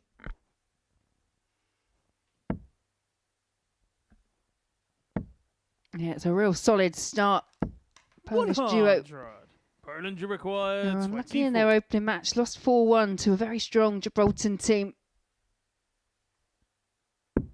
Game shot on the first leg. Team Poland. Yeah, but a 14 dart breaker throw in the opening leg for the pair from Poland. Second leg. It's Poland to throw first. Game on. They look a lot more relaxed, don't they, the Polish pair? 44. At this early stage of proceedings in comparison to their match against Gibraltar at the beginning of the session. 44. It's just beginning to look a little bit hard work for England. I know they won their opening game against France 4-2, but we both felt as if they never really got going. It's a little bit stop-start, that performance. 140. And it just looks like they're just trying to get something together here. Yeah, I agree. It was a kind of a laboured opening match for them. 100. And you do wonder, you have the likes of Hewitt and Galliano who looked just refreshed when they came in, that slightly later start, obviously suiting the pair of them. But 60. You know, does fatigue sometimes set in when you have played those first 3 days as well? It's getting the balance right, I think, for all the players. 134. Again, the Mervyn King switch working perfectly. Keeping England competitive in this leg. They were broken in the first. 40. But opening here for the duo of King and West to get that break back and to square this game back up at one apiece. 97. Finds a treble with the last. Leaves themselves on 126.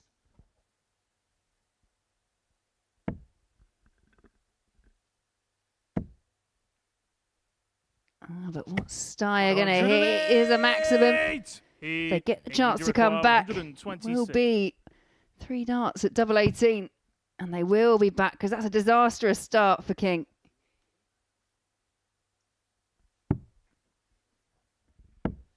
$70.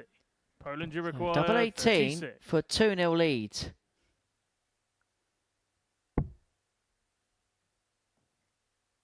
I can promise you that's not a split, Game but shot on that the is second definitely a leg. hit. Team Poland. And that's 2-0 to the Poles. Third leg, it's England to throw first. Game on. Yeah, it just kind of goes to show, doesn't it, that you're never out of a leg until you're completely out of it. That 180, perfectly timed from Steyer. 97. Put on that additional bit of pressure on the 126 and England fluffed their lines.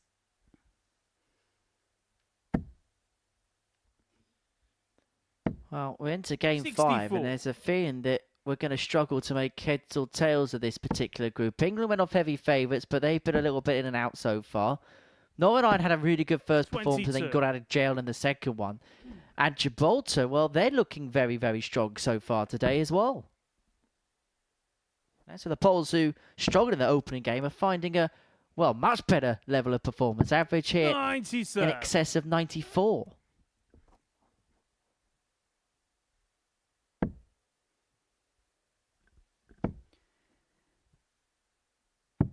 $97. Yeah, as much as we try and predict, the element of pairs just kind of has that extra level of jeopardy because you're not just reliant on one person consistently performing in order to, in order to get the win. You're reliant on 2 people.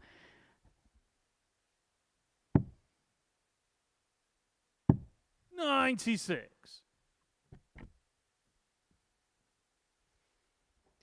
Now Mervyn tinkering with his equipment again. 46. Now, he's gone back to the old faithfuls in terms of flight and stem combo. 137. Well, seems effective. England now in a good position to get a leg on the board. 63. England, you require 52.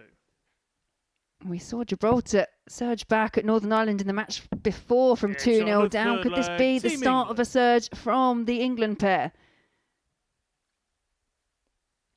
Fourth And leg, the it's Tots Poland goes to throw back first. to 2-1. Game on. And this is a big leg now for Sebastian and Lucas. Had it all their way thus far. In fact, that's the first a double England have had in this contest so far. 100. They're going to react to England now beginning to chase their tail.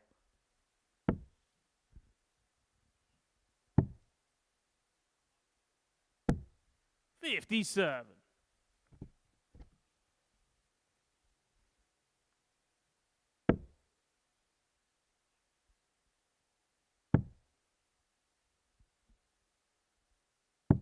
$96. Yeah, solid last start there from Vatsparsky.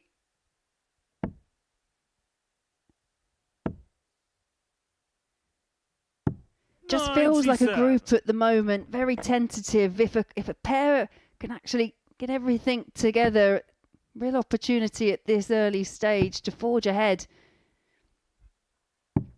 46. I think all the teams in the practice room will have a feeling that there's nothing really to fear in this group. And thus far, it's actually felt like everybody's been on a fairly equal kilter. 100.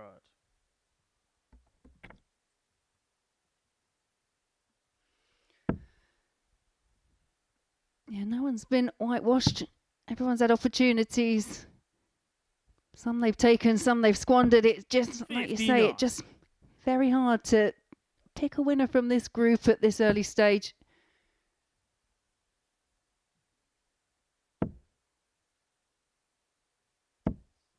$60. But that treble score has allowed Poland 6 on 200 to re-establish the two-leg gap. And it's Sebastian Steyer who, has to be said, has been doing the real power scoring in this game for Poland. As half the score has left his opponent, well, left his partner, shall I say, on a two-darter. So habitual, isn't it? Just, yeah. It's different for the players. It's different for us up in the comms box as well. 100.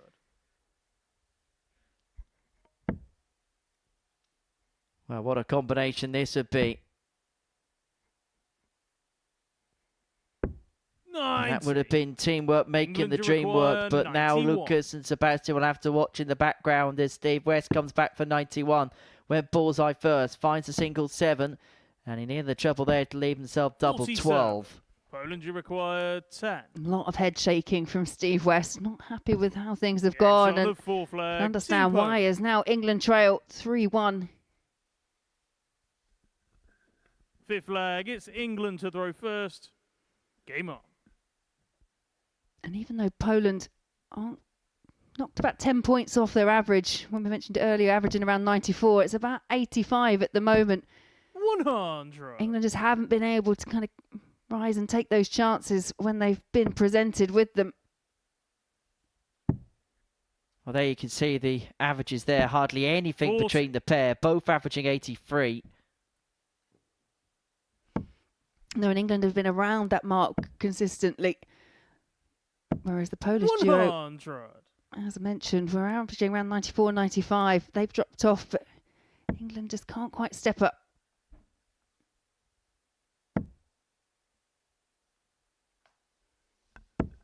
$60.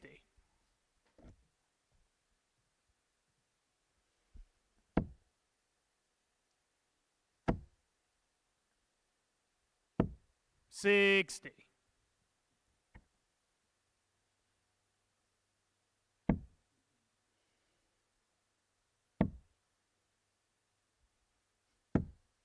$41. Yes, the day of that. Clearly not happy with that visit.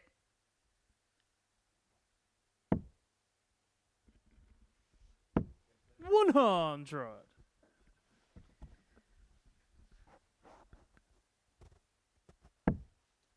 Well, this has been an off leg from the Poles. I suppose you're going to have an off leg when you feel one. I'll do it on a leg where your opponent has the darts, but it also does put pressure on you to then perform in the next leg when you do have the serve. But England, plenty of time from 1-4-1 to half the deficit back down to 3-2. And this, if it went for Mervyn, may have just been the catalyst, may have just been the spark for that pair, which you just get the sense they're both desperate just to find something to get themselves going. 60. England, you require 52. To bring it back within one. Steve West found this earlier for the 12. maiden leg on the ball, but not going to find it this time. Again, no real damage done, but when you... Body language from the England pair, to me, obviously just not quite as happy as they have been up on the stage. When you have those chances, you just want to take them cleanly. 27. England, you require 40. Game shot on the fifth leg. Team England. Back to 3-2. They forced Poland to serve it out, but there's just a feeling of not for the lack of trying or for the lack of wanting, but it just feels a little bit flat so far from the pair of them. And you could tell they're trying to get something going, but it's almost as if the harder they're trying, the worse it's getting for them. Yeah, well, I think a lot of dart players listening, they can probably associate with that, because that does happen. You try a bit harder, you tense up.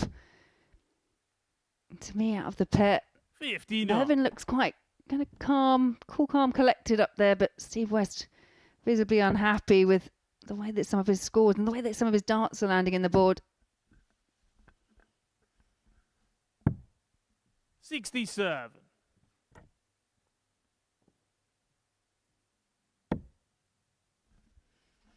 Yeah, that's more inviting for Steve West. 140. It's that first dart, isn't it? It's kind of just begging for the bed to be filled up.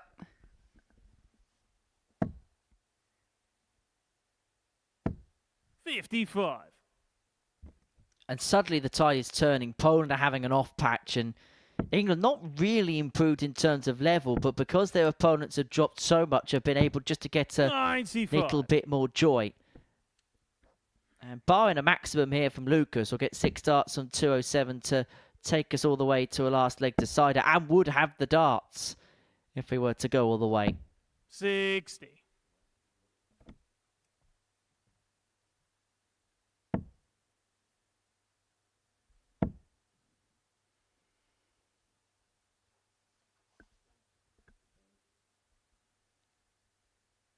Steve West just having a look at the scoreboard. I just think this is just a bit of frustration creeping in. Previous visit scores 140. 43.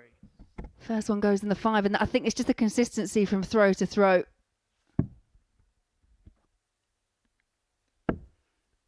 I think the brain just for a moment just went to 59. haze a little England bit, but all's well put ends well. 164. 6 darts from here to win leg 6 and to take us to a last leg decider. Doesn't have to, and he has a glance at the scoreboard. And he'll do the sensible thing and 124. set Steve West up on double top, which we know is very much his favoured MO. One thing I will say is Mervyn King on that treble 19 target has been deadly today.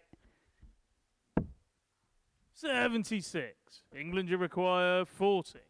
Well, this would be for 3 apiece. Game shot on 3 the sixth apiece it leg. is. Team England.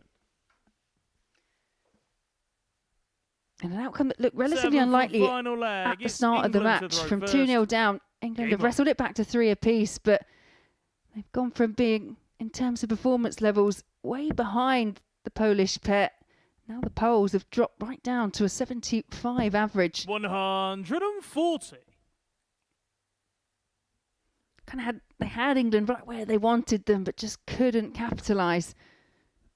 Kind of has shades of the previous game, doesn't it, between Gibraltar and Northern Ireland, where it looked like Gibraltar put themselves in a very good position in the contest, but the more experienced Northern Irish side were able to find something when push came to shove. And it looks like England are doing exactly the same thing here. Back-to-back 140s for the pairing of Mervyn King and Steve West has put Poland in a corner. 93. And for England, the Poles could be closing very soon. 135. And again, in a similar vein to their opening match, England seem to be able to muster their very 95. best leg England, you require right at the very 86. end.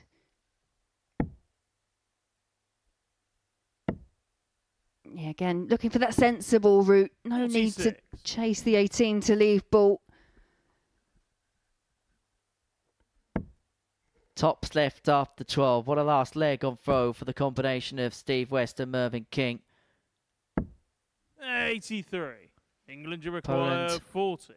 Just about leave themselves on the big fish. But it's Shot rendered and the irrelevant match, because Team Team England. England find what they needed to find at the right time. A 13-darter in the last leg, and a game which could have so easily gone wrong for them. Poland had pushed them all the way. They'd led by 3-1, did Lucas Wachowski and Sebastian Steyer. But Steve West and Mervyn King find a way to come back and win the game in a last leg decider, doing so with an average of 86.5, 4 from 7 on doubles. Kind of playing like they have done all week long so far. Coming up next, Belgium take on France.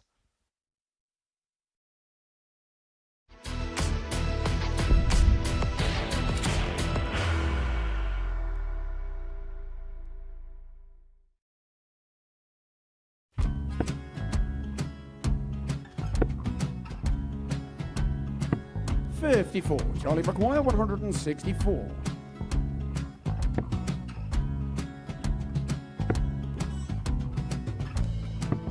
$44.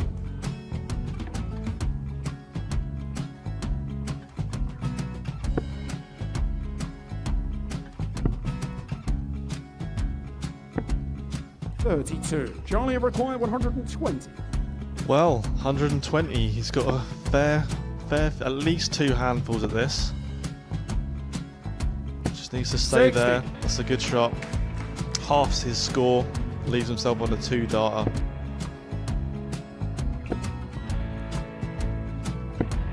$26. Charlie, you Time on his require side 60.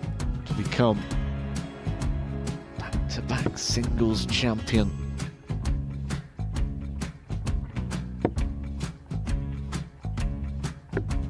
$40. Definitely a couple of nerves in those last 2 darts. But he'll be coming back. It's a moment he's been in before this situation. Standing at the back of the 81. stage, Charlie, approaching the required hockey with a 20. chance to win the title.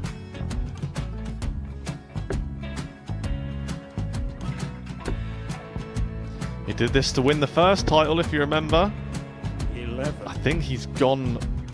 Georgia I think require he's gone to 118. bust it, maybe. The first title he wanted 20. He went 6-7-7 to win it. He had a chance to replicate it again. Yeah, I get the feeling that was for a bust, and 39. on that Charlie, situation there, George require Scaife wasn't even 9. able to take it out going to the 18s on that switch. Yeah, I think he just panicked a bit, but he's done well to get that big one.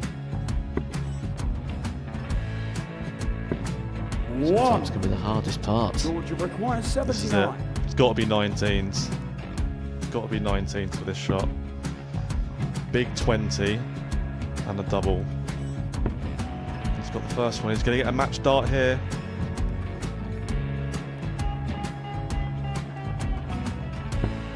$59. Charlie, Threw you the entire require body into that 8. one. Just didn't want to let go of the dart.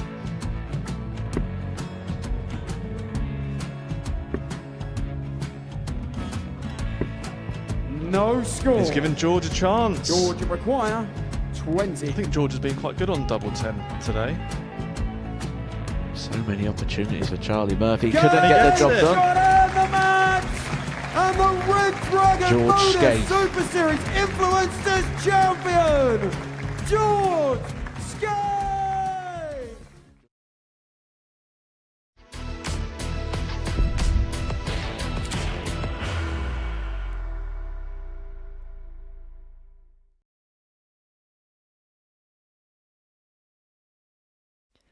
Welcome back to the Modus Super Series here on International Pairs Week. We've played 5 matches so far on this Thursday afternoon, and before the break we saw England double up their tally with a 4-3 victory against Poland. And our 6th match is a meeting between France and Belgium. Feels more like a knockout international football fixture than a darting fixture, but that just goes to show the international flavour of this International Pairs Week. Belgium being skippered by Brian Oman, the French skipper by Jacques Labre, aided and abetted by Janty van den Berg and Nicolas Tourier, respectively, and both looking to get their first wins of the group. Belgium lost out 4-2 to Northern Ireland in their opening game, whilst France lost 4-2 to England, missing 8 darts and a double in that particular contest. But for the Belgian pairing, was there enough to show? Because Northern Ireland played well in that game. Was there enough to First show leg, that if it's they Belgium play to like throw they first. can, then they Come on. could and perhaps should get some joy in this particular matchup? Yeah, perhaps. I think actually you could probably make the same argument for both teams. I think for me and what I've seen, probably from all the 140. pairings, and it's understandable, but it's just that consistency. It's just trying to remain consistency both as a team but also as an individual. 100.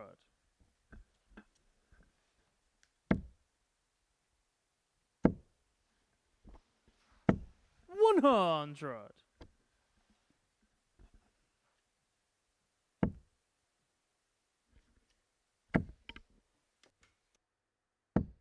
$108. Well, the first smacks of the game goes the way of 100. France.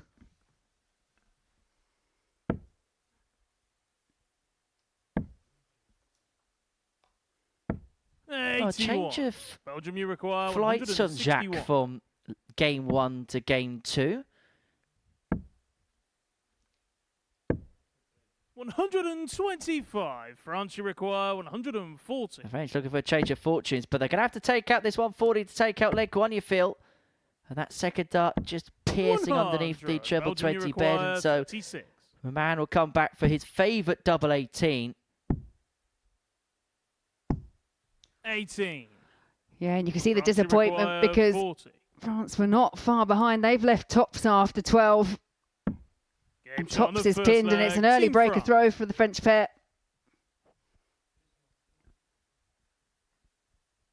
Second leg, it's France to throw first. Game on. Yeah, change of flight from Jacques from leg one, from game one to game two. It's a 81. pair of flights which have got the Eiffel Tower of it, or on it, shall I say. 100.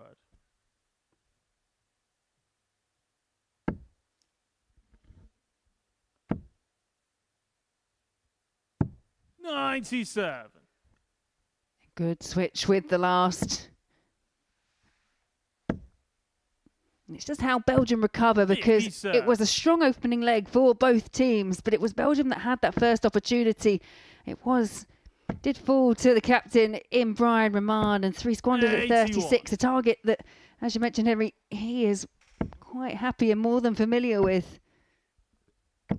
140. We kind of spoke about it in the opening game, where Brian looks as if he's in a very good headspace right now. I think there's been times in the past, and I think he'd be the first to admit it in the last couple of years in which he's been playing here at the Live Lounge, where he's let things fester a little bit. That odd dart missed at a double here and there. It moves into the next leg, and it just continues France, you to require 121. eat away in his mind to a certain extent.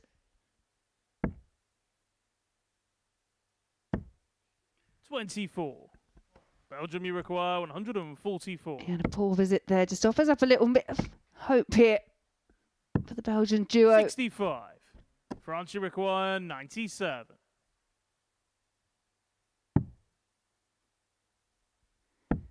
Treble 18 leaves double 12. 82. Belgium, you require 79.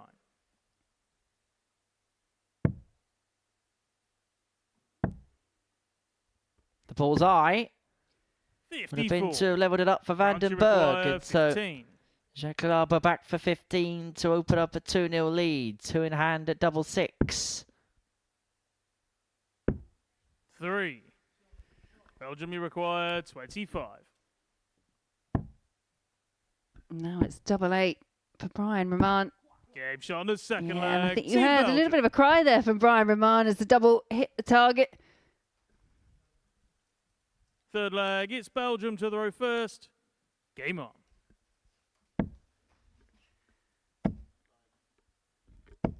$100.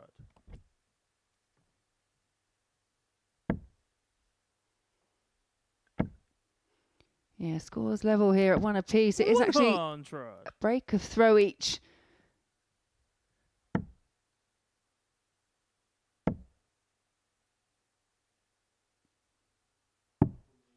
$42.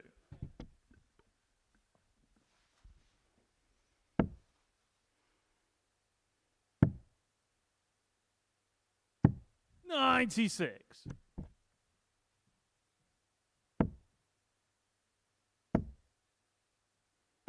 That's a really good visit from Brian. They look very fresh today to this Belgian pair. I know there was a little bit of frustration about the way the first leg went, but their recovery from it 55. has to be commended. And now have put themselves in a position where they're 6 darts away from getting their noses in front for the first time in this contest. 135. Yeah, solid visit from Vandenberg to back up the 140 from Roman. 87. Belgium, you require 84. So a man back for 84. Doesn't have to chase around because 68. his opponents weren't on a finish, and so he'll leave his opponent on, leave his partner on double 8. Shut up, Deacon. 41. Belgium, you require 16. Oh, to go in front for the first time in the match. Vandenberg looking at double eight. Can't convert. France require 122. Could that be another costly mistake from the Belgian pair? You can see the anger, the frustration.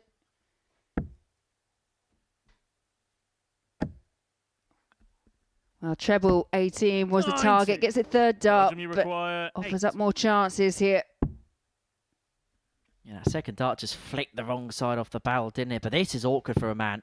6. Tried to manoeuvre away over the top, but was unable to do so. And so Jacques Larber back. The free in hand at double 16. He only needs the one, and France go 2-1 in front with the first three legs going against the darts. France to throw first. Game on. Brian Roman, they're clearly not impressed, but that was 7 darts in that leg squandered by the Belgian pair. 100.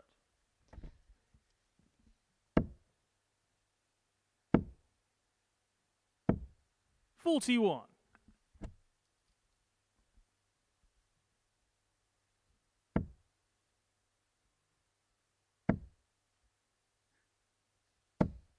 $108. Well, it's the second maximum, and it's the second maximum for the French pair, who are now just looking to stretch and extend their lead.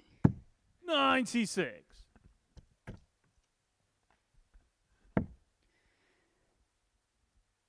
Roman and Vandenberg, they bounced back well after the disappointment of losing the opening leg. They're going to have to do something similar here, but the French are throwing everything at them. 140. France require 127. So Nico Tullier looking at 127.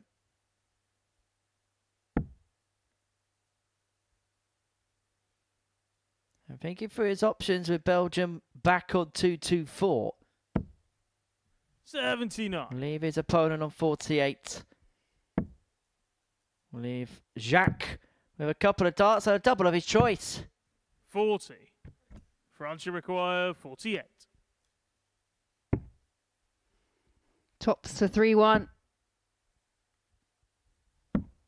8. Yeah, not far off the target. Belgium back. 128. I was going to say Belgium back on 184, but Roman really did make some inroads there. Is it going to be academic? As Tullier looks at double 10. Academic it will be. Team France. And France find themselves 3-1 to the good. Fifth leg, it's Belgium to Nice throw smile first. on the face of Brian O'Man, but I can tell you now there'll be a picture of frustration underneath that. 59. A day which has not gone to plan for them so far. They take on Poland in their third match. That's the final game of the third round of fixtures. We'll then see France take on Northern Ireland before that. And the next game after the break is a meeting between Gibraltar and England.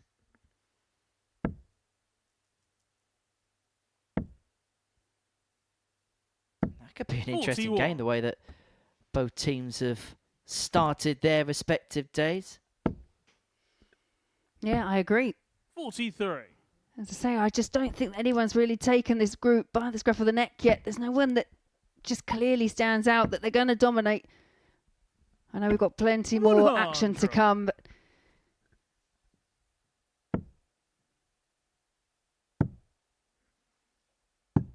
58.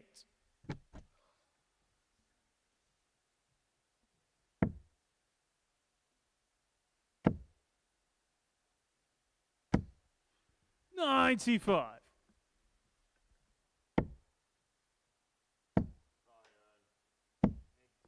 85.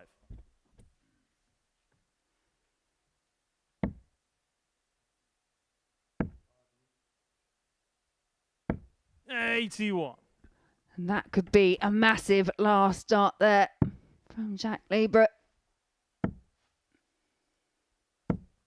84. France require. Well, the long and short of it could be now that France are about to get this game won. They'll hope 6 starts on 1-2-4. Well, they're definitely hoping 6 starts on 1-2-4 now.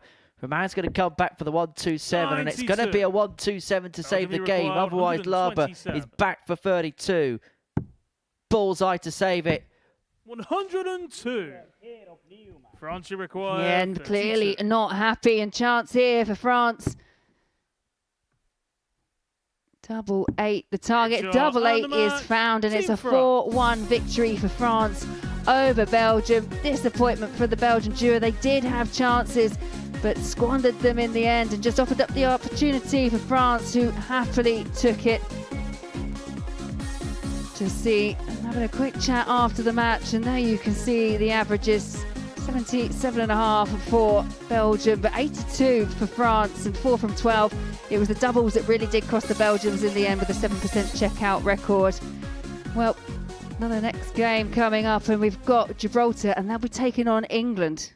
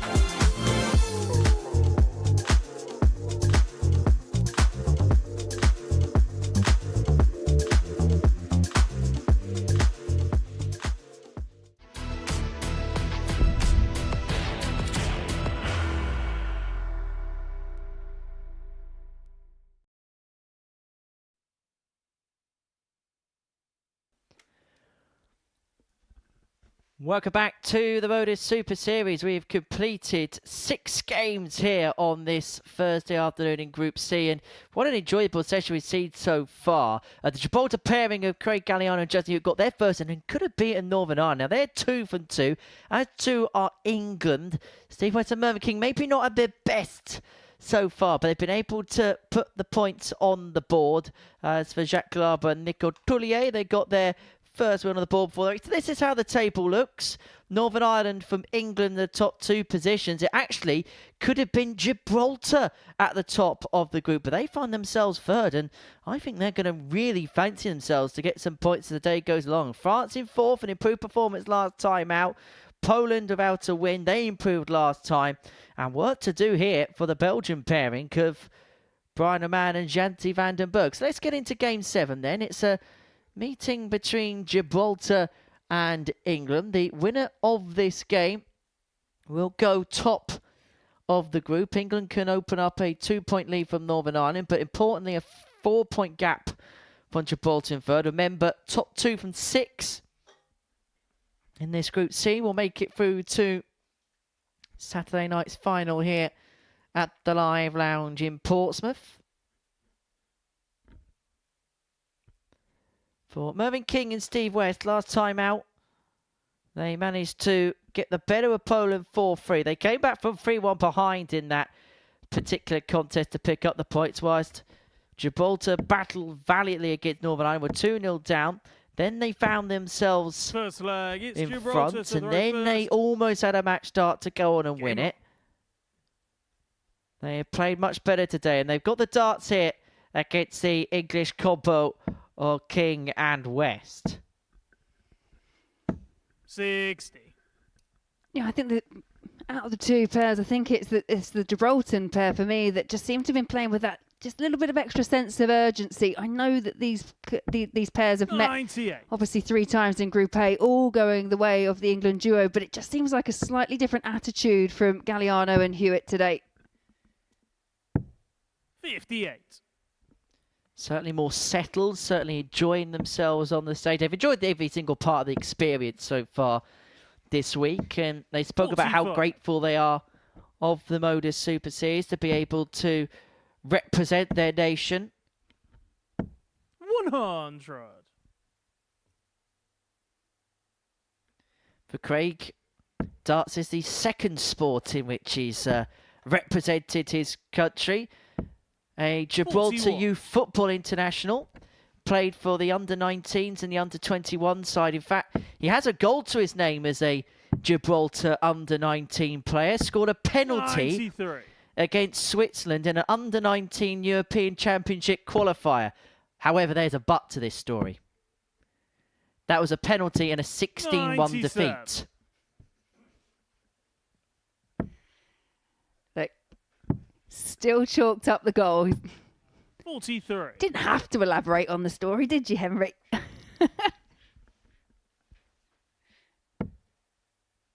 When have I ever stopped elaborating on a story? No comment. 108. Gibraltar require Wow, 147. that maximum there, first of the match, and it does leave King and West on a double if they get the chance to come back, which they will. 59. England require 40.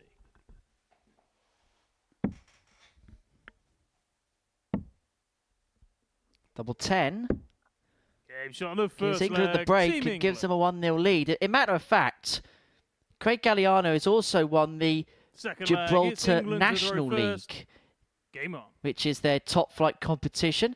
He did so with the Lincoln Red Imps back in 2019. Now, they're a club that's most famous for beating Celtic 1-0 in a Champions League qualifier back in 2016. 140.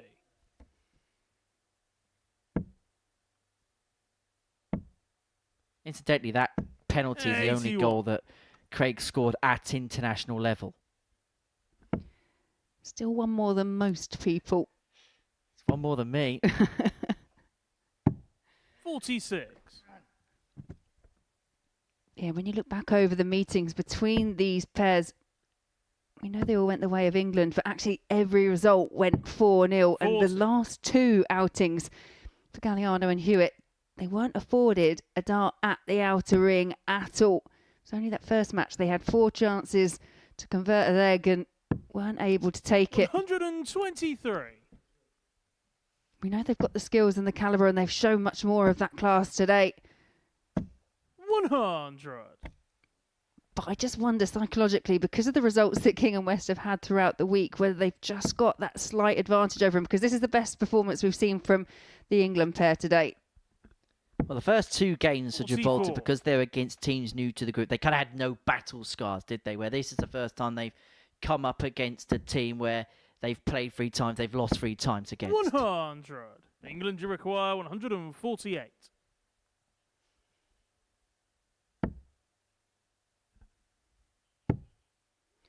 Was looking for the treble 18, way off the target, and way off the target 83. there. And after that perfect first start from King, wasn't really able to back it up. 43.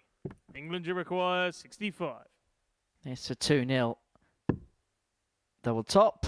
He's got a cracking guide. Gabe Shonner's And second leg. utilises Team it England. perfectly. And England are 2-0 to the good. Well, there's that smile back on the face of Steve Third leg, West. it's Gibraltar to throw On first. the other side of the coin, Game on. Justin Hewitt looks like he could do with a raid room right now. 48.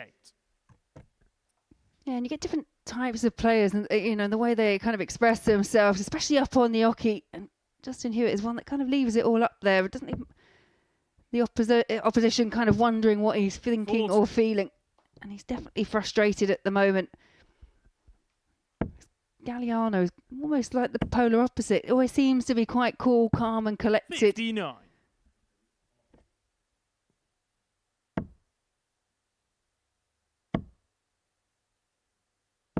$140. Craig ironically raising his eyebrows because he just knew that Steve was going to pile in a big score. That's more like it from Justin. Just ask the question of Mervyn with this turn to the board.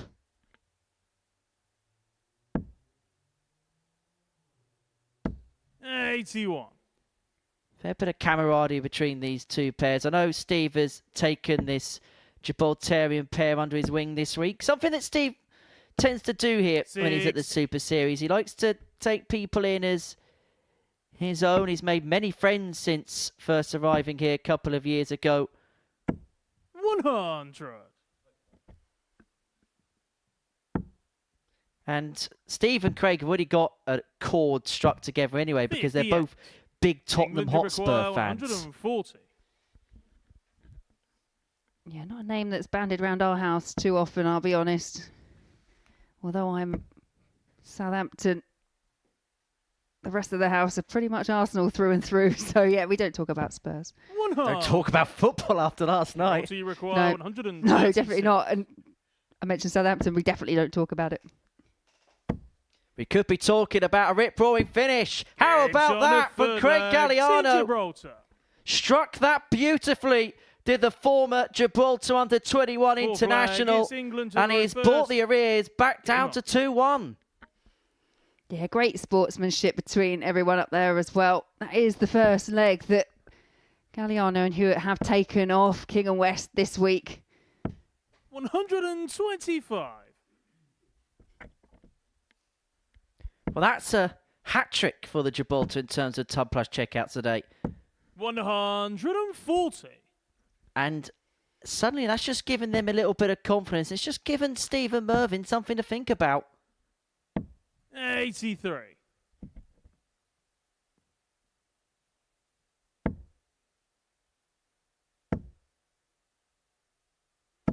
$140. Yeah, great start because Galliano and Hewitt, although they threw first in the match, they have been broken already, so they need to find a break, and they've 57. setting up this chance really nicely. Opening scores of 140, 140. 45. That's actually the first leg that Craig and Justin have taken off of Steve and Mervyn this week. Which means that if this game goes 4-1 in the favour of England, Craig Galliano will be on the wrong end of another 16-1 scoreline, of which he's the one responsible for the one on the scoreline. 60. England, you require 136. Well, I've just seen Galliano take out the 136. King looking to do the same. 96. Gibraltar, you require 116. Another. Another. 98. That's not how to England Hewitt. require 40. Double 10 for 3-1 lead. Chasing fives. Game shot on the fourth That will flag. hurt. Team That will England. hurt the Gibraltar pair because they would have just sensed an opportunity open up. Fifth flag. It's Yeah, Gibraltar to the absolutely. row first. Last start in hand, double five. It's not everyone's favourite. 100. And it was a good leg from both players. It was 1 in 18 in the end.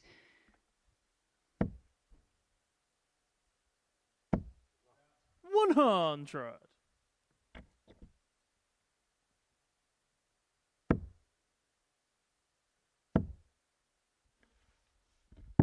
You've got to give credit to both the Gibraltarian pair because particularly after the way yesterday went, it could have been so easy for them to have felt sorry for themselves, but they've come back really refreshed and they've shown what they are 140. capable of because they're both very handy players. Yeah, and I think it's one of those things, isn't it? 45. Especially if you go through and you lose all games on the first day, it's a constant battle. So for Tuesday and Wednesday, obviously they were striving and fighting, but now drawn that line under it and much better 84. performances and results for them today. And look, who knows, if they can put a good account of themselves on the next couple of days, there's going to be another international pairs week this week. And so if they make a good enough impression, then there may be a second invite later on in the year. Particularly for countries like Gibraltar, Poland, France. You feel like that might be 131. another thing that enters the mind. Not just winning, but putting a good account of themselves to get that second invitation. 45. Gibraltar require 128. Treble 20 would be the target and just goes the wrong side.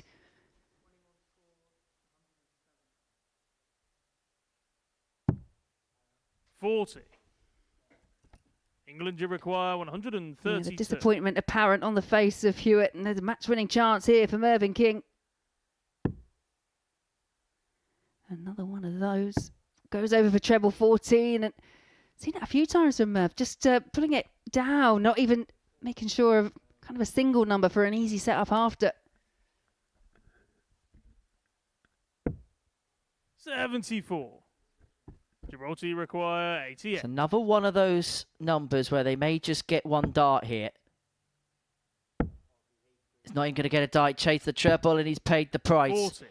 And the England price could be a require hefty 58. one because Steve West comes back to seal England's third win in succession. 48. But Justin Hewitt's Gibraltar been given a require chance here. 48. Double 16 is found, so up for double 8 and Yeah, double it's 8, on the double fifth finish, leg. no Team problem Gibraltar. there, and just all giggles up on the stage at the moment. Sixth flag. It's England to the row first. Game on. Well, you can see what Steve West thought about that, but it's all in jest. It's really good to see. 81. Yeah, I think these two have made some friends this week. 60. But interesting as well, Craig in the background. Yes, it was a funny moment, but he just kind of saying to his opponent in the background, right, 140. yes, that was funny, but now let's switch on because there's an opportunity here. And West with that 140 has just opened up a bit of daylight on throw. 100.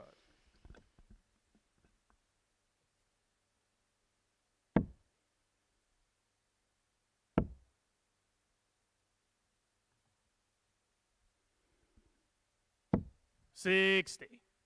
Yeah, I think the way that Mervyn King's been playing on those 19s, I know he wouldn't have left to finish if he'd switched. We wouldn't have left to finish if he found the treble 20, to be fair. 63. You know, there are those options. Well, England now have this game in their hands. 40. So that try turn means that if Galliano can smack in a couple of triples here, they'll have first look at a finish in this leg. 55. Yeah, and they are the fine margins, just the wrong side of the wire and a couple low. And it's afforded 6 here at least for England from 180. 60.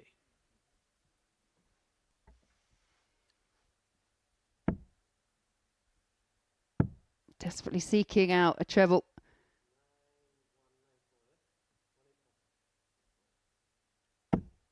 Yeah, back up just to make sure that if they do get to come back, they're on a finish.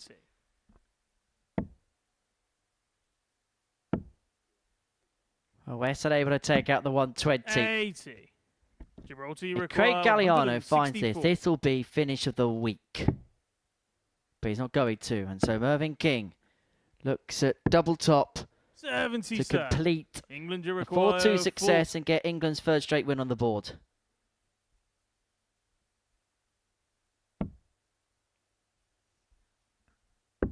Game short and the match. Yeah, Team no England. problem in the end for England to do win 4 legs to 2 over the Gibraltar pair. It was the best performance that the Gibraltars had had against the England pair, but didn't quite have enough in the end. And it's England that pick up the points.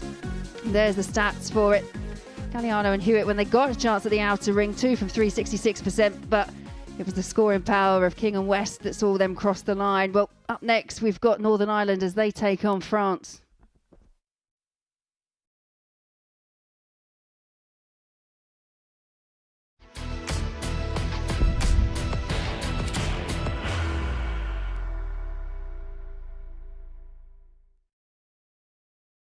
Are you ready to lift that trophy, Darius? Yes. Let's do it then. Ladies and gentlemen, your Modus Super Series 9 champion is Lucky D, Darius Lewandowski!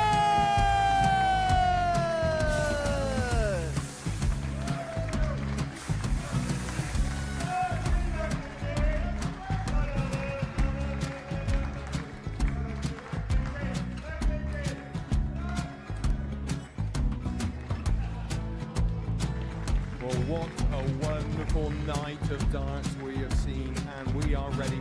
Our champion is ready, and it's trophy. So receive the trophy. £25,000. The new Modus Super Series champion, the Terminator, Marvin Van Velzen.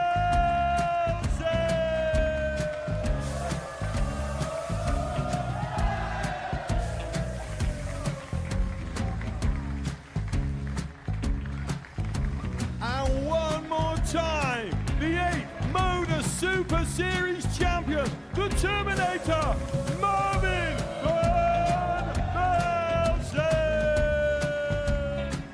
And the new Modus Super Series champion is Andreas Dirty Harrison.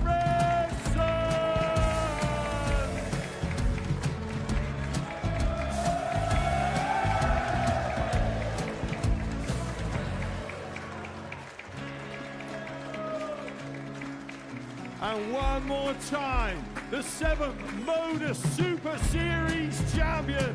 Give it up for Andreas Dirty Harrison. The moment we've all been waiting for. Would you please show your appreciation for your Series 6 Modus Super Series champion, Scott Taylor?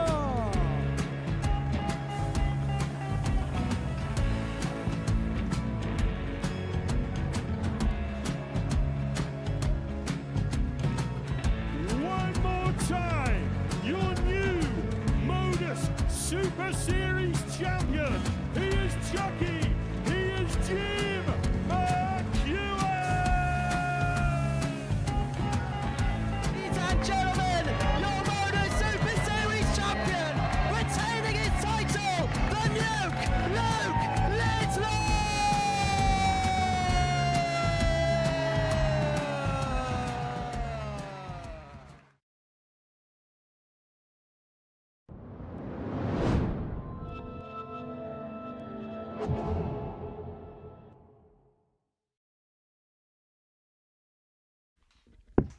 Welcome back to the Modus Super Series. Before the break, England got the better of Gibraltar by 4-2 to get a third consecutive victory to their day, which means that Northern Ireland, the pairing of Neil Duff and Richard McKee, have got an opportunity to join them on that 6-point haul and then also open up a 4-point gap from France and Gibraltar respectively.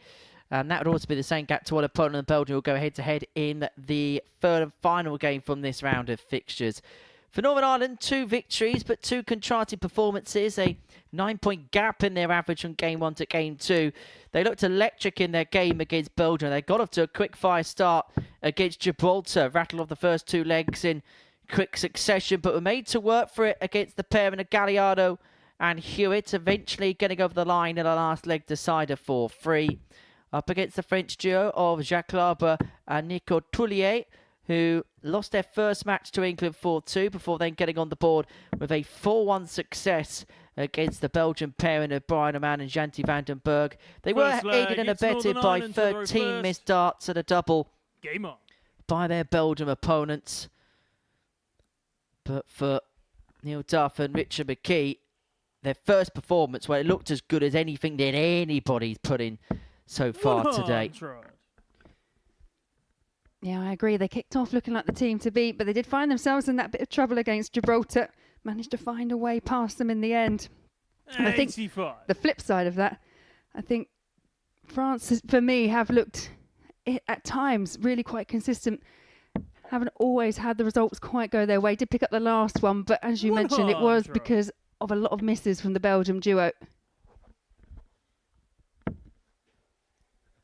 When those opportunities come your way, you've got to try and take best advantage of it. And that was exactly what Nico and Jacques were able to do.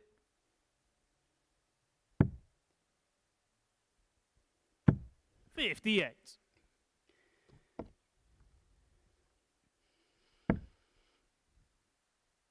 has been a few games back since we've seen Northern Ireland. Just the one game in between France's last outing. And I think the breaks, you have to get used to them because they're going to happen no matter what. But I think different people, some people just like to go game after game after game. Other people suit just having that little bit of time to kind of, not rest as such, but just kind of calm down, recover. I think it very much depends on how you play and kind of how much adrenaline you have when you play. I suppose another one of the intricacies of the team environment, because you could have player A who would rather just have a leisurely time of it, play one couple off, game on, couple off, and then you have another player that would be happy just to play game on, game off, game on, game off.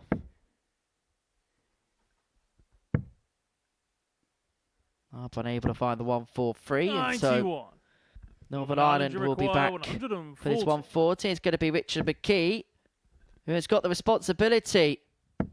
But has McKee got the secret? Yes, he has. On the first leg, Northern Ireland. What a finish and what a start for Northern Ireland. The 140 goes from Richard McKee. Second leg, it's France to just go as first. France were on their coattails. Yeah, best finish of the day so far. 60. Yeah, Richard McKee, as you mentioned before, we saw him not so long ago here at the Super Series playing in an individual capacity. He really did impress here on debut. There are players I find that just feel so comfortable when they come here to the live lounge. 81. And there are others like Neil Duff who just feel like part of the furniture.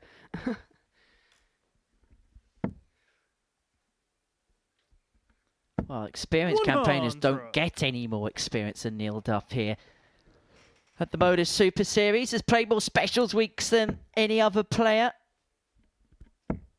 66. In terms of appearances, only Robert Thornton and Lee Cox has had more than him.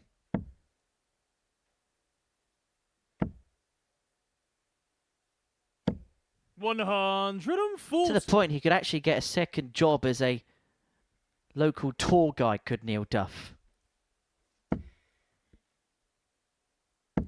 140. But the reason why he's here so often and he gets invited so often is because he constantly wins. He constantly makes Champions Weeks, and he's proved time after time that he is one of the premier players in this 100. building. France, you require 154. Well, another outside chance for France, and it's not going to go once again. And this time it'll be Duff 43. stepping up to the oche to see if he can Northern convert a Ireland, you ton require topper. 121. Triple 17 leaves the ball. And that would have been for back-to-back 78. ton plus outs. France, you require 111. Well, back to back one ton plus outs are still on the cards, but not now. 79. Northern Ireland, you require 43. Tops.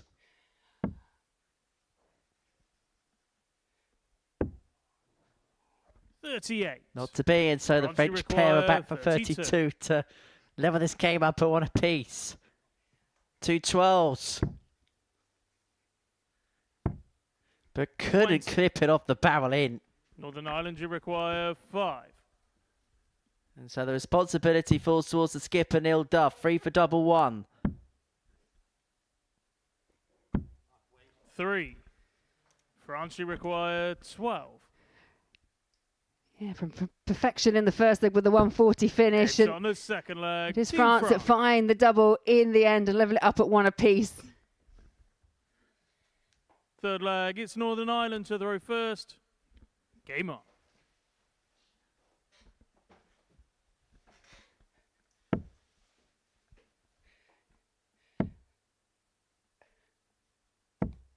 $100.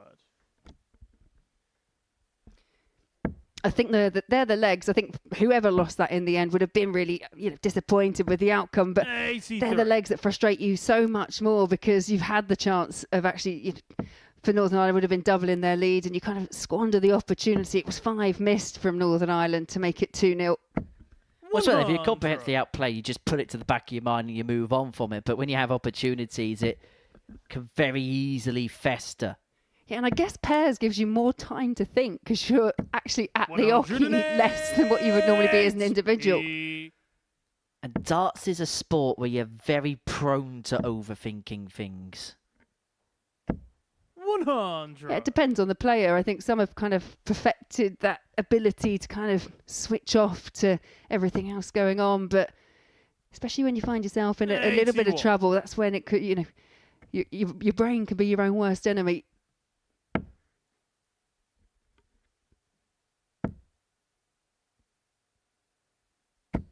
$60. When able to France pick should apart require a big treble there, 157. could Richard McKee. And so France perhaps slender favourites against the throw in this third leg. Unless Neil Duff can 99. go one better Northern Ireland, than you the require 140 that Richard 141. McKee found in the opening leg of this match. He's unable to do so. And so it means that Klaba will be 57. back France Look should at require 58. 58. to move 2-1 up with a break of throw in hand.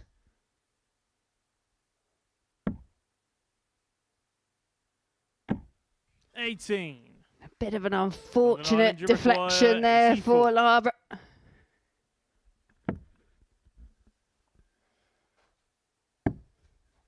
Treble 14 leaves double 11. 62. Doesn't go. France should require 40. Northern Ireland here have had opportunities to be 3-0 up in this contest. They could find themselves 2-1 down. They will It's find on the themselves third 2-1 leg. down. Team France. Nico Doulier pins the tops. And France have the break and have the ascendancy Fourth in this leg, contest. It's France to throw first. And you just Game saw on. there Neil Duff just give his give his partner the, I suppose, the clip on the ear 81. type thing. Just try and wake each other up into action. Yeah, and it kind of brings back to what I was 54. saying right at the beginning, that you look at a pair like, say, Hewitt and Galliano, who are really supporting and trying to kind of gee each other up, and then you get other pairs that kind of really try and almost like rile and 43. spur the other player on as well. It's different partnerships.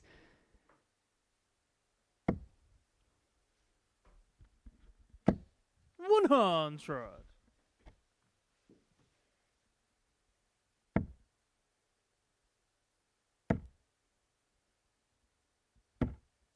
35. That's an unlucky ricochet out the ball from Jacques.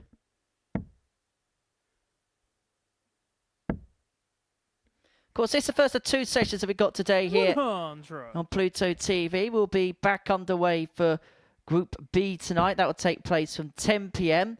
And goodness me, have you got some characters there. The Dutch team of Jimmy van 101. Schie and Danny van Tripe, or Danny van Tripp this week. Shane McGurk and John O'Shea will proudly represent the Republic of Ireland. Richie Burnett and Peter Achu in the same practice room. 82. That could be quite simply anything. Yeah, but you've thrown a little bit of the Joker as well in John O'Shea. And yeah, I'd like to be a fly on the wall in the practice 89. room tonight. Northern Ireland, you require I think the fly on the wall would be in 164. trouble. Triple 18 would left off the ball, and so France will be back for 79. 152 France, you to require open up a 152. 2-leg gap in this contest.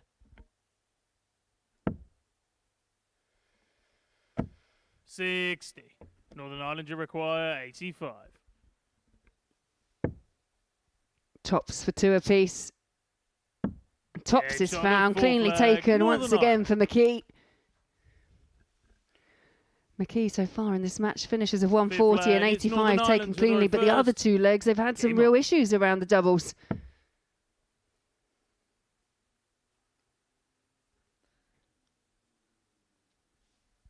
That's one of the Neil Duff tells that he's a frustrated figure. He'll just stand for a second and 125. almost survey the surroundings.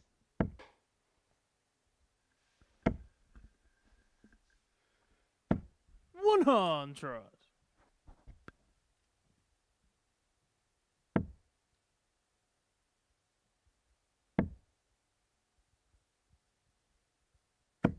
$60.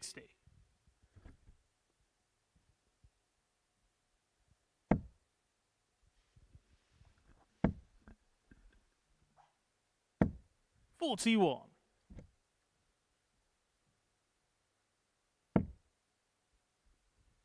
Inviting first start for Neil Duff. 140.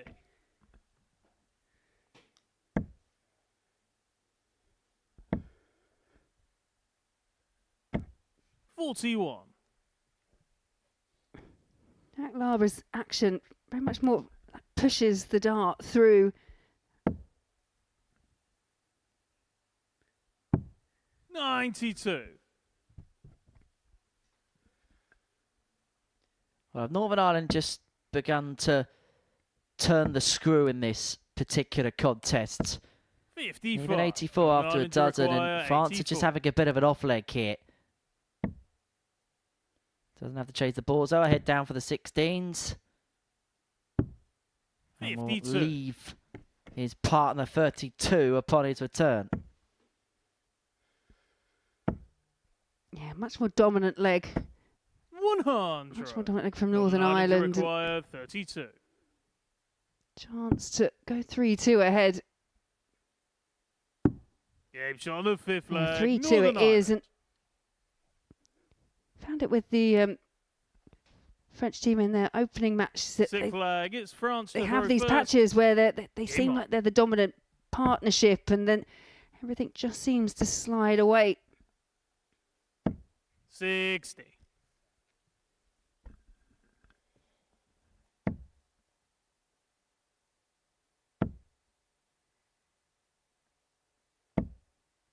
$30.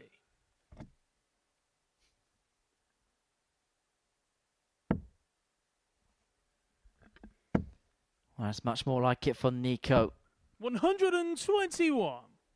And the thing is, for the rest of the group, if Northern Ireland win this game, they'd be on 6 points alongside England, and it'll be a long way back for the likes of France and Gibraltar. 4 points back at the end of this round of 140. fixtures, and they'll be guaranteed 3 teams 4 points back because Poland take on Belgium in the next. Yeah, Northern Ireland's remaining fixtures after this would be England 100. and Poland. And I think that fixture with England could really, we could really start seeing the table take a bit of shape. 60.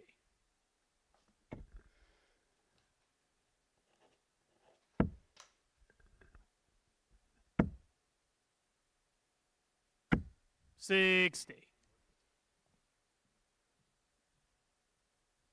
You get the sense here Richard needs to pick apart a couple of trebles just to keep Northern Ireland's hopes afloat in this leg. Do have the insurance policy, of course. 57. If we do France go should all the require way to a 160. last leg decider, then they will have the darts there.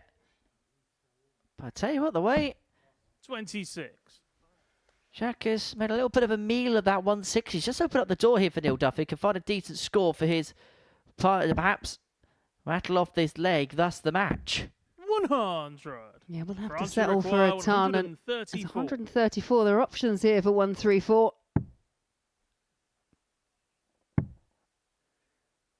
He was looking for a second treble 19.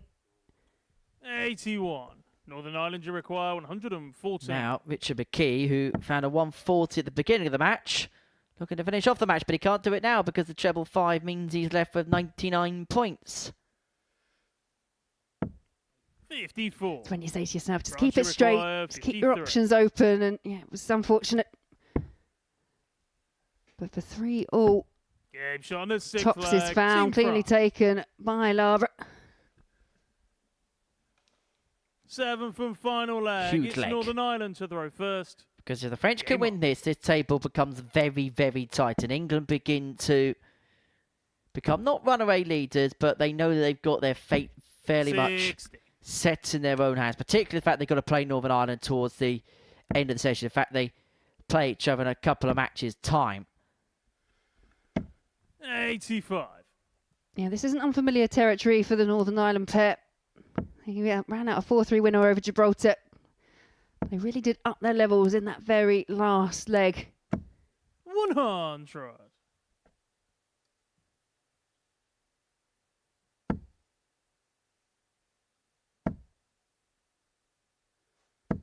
$140. Toulier's 140 there, just giving them a slight edge. 100. One more good score here for France could be the separating factor here. 55. But this is the time for Richard McKee to really pounce, to really seize the initiative for Northern Ireland.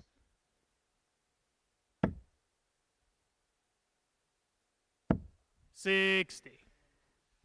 He was unfortunate. They were all on the wire. And now Toulier with the same opportunity here for France to $60. just give him the edge. They will be the first down to a finish.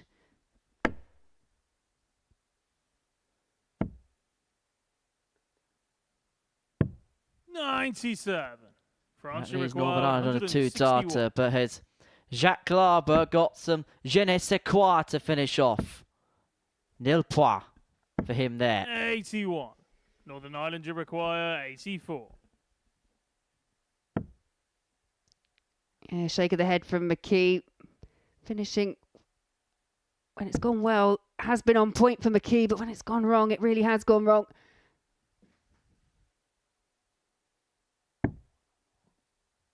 $51.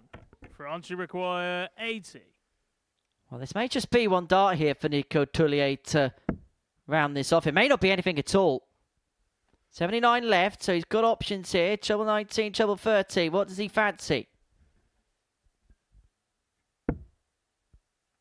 Was looking at 39 to leave himself tops, and so it falls upon the hefty 44. shoulders Northern Ireland, you of the require self-appointed 33. Northern Ireland captain Neil Duff to get his side over the line. It's 2 in his hand at double 16. And Neil Victor Duff and the steps match, up Northern like a Ireland. skipper does. That was a tough, bruising battle, but it's the most experienced player on the stage that was able to hold it together and to get over the line. And it means for the duo of Duff and McKee, that's 3 wins out of 3. And they find themselves in a very, very good position. 4 points clear of everybody else in the group. And they'll be 4 points clear of the winner of the next match. Poland and Belgium are going to get their first points on the board. That's coming up in a couple of moments' time.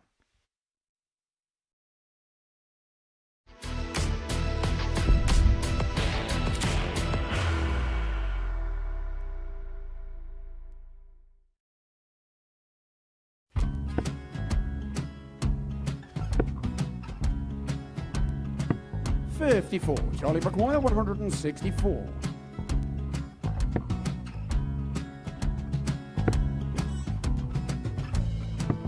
44.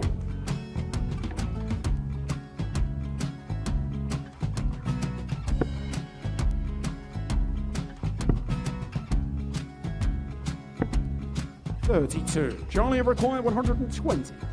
Well, 120. He's got a fair, at least 2 handfuls at this. Just needs to stay 60. there. That's a good shot. Halves his score. Leaves himself on a 2-darter.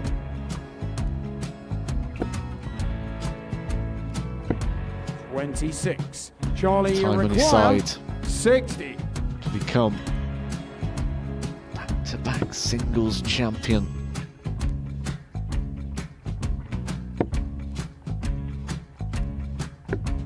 $40. Definitely a couple of nerves in those last 2 darts. But he'll be coming back. It's a moment he's been in before this situation. Standing at the back of the 81. stage, Charlie approaching the required hockey with a 20. chance to win the title.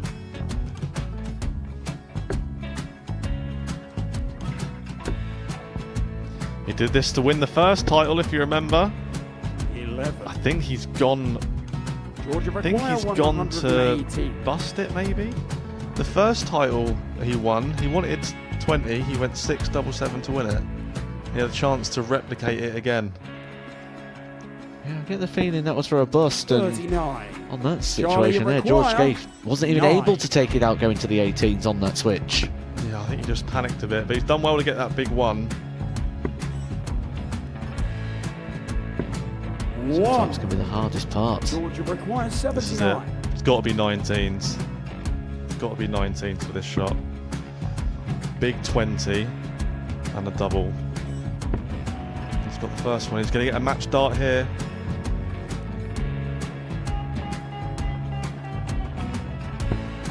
$59. Charlie Threw the entire required body into that 8. one. Just didn't want to let go of the dart.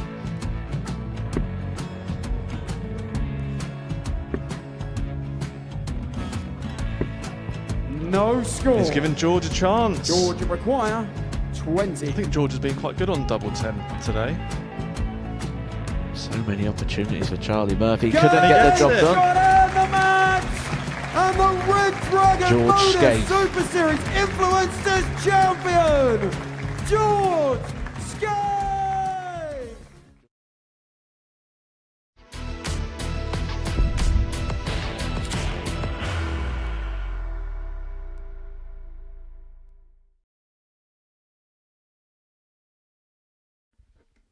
Welcome back to the live lounge here in Portsmouth for the Modus Super Series. It's lights, camera, action, and we've got the flags of the 12 competing nations here at the first ever International Pairs Week. And we're going to see Poland and Belgium in action in Game 9 of our session. Brian Amann having a chat with our referee, Jack Garwood, prior to the action getting underway.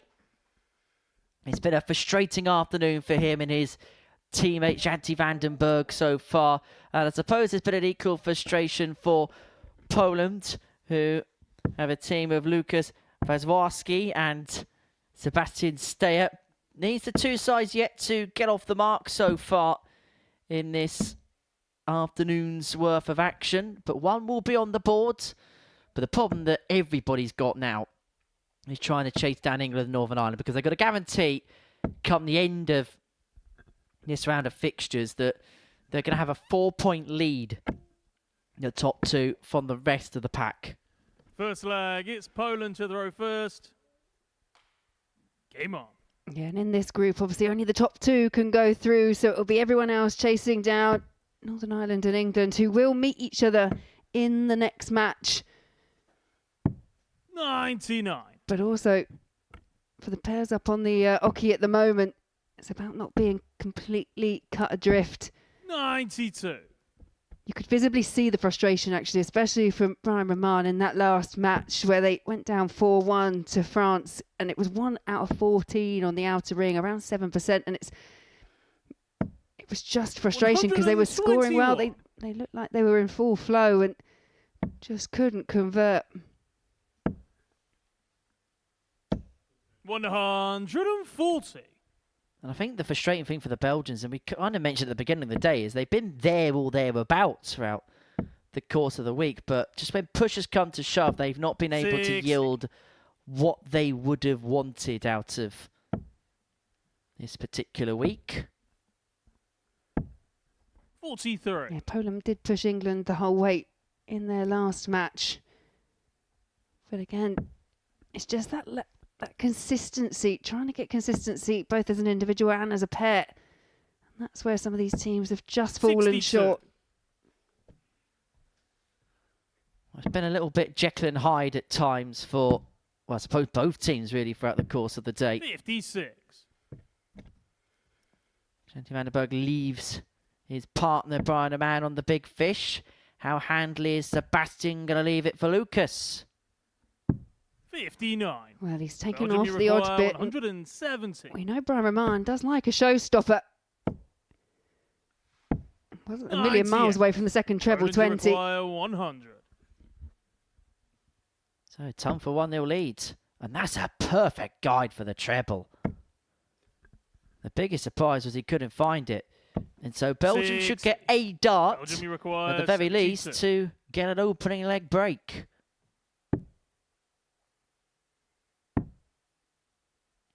And that dart's at the ball, and that dart's 47. not found. Poland, you require 40. And so Steyer looks at tops for a pole hold.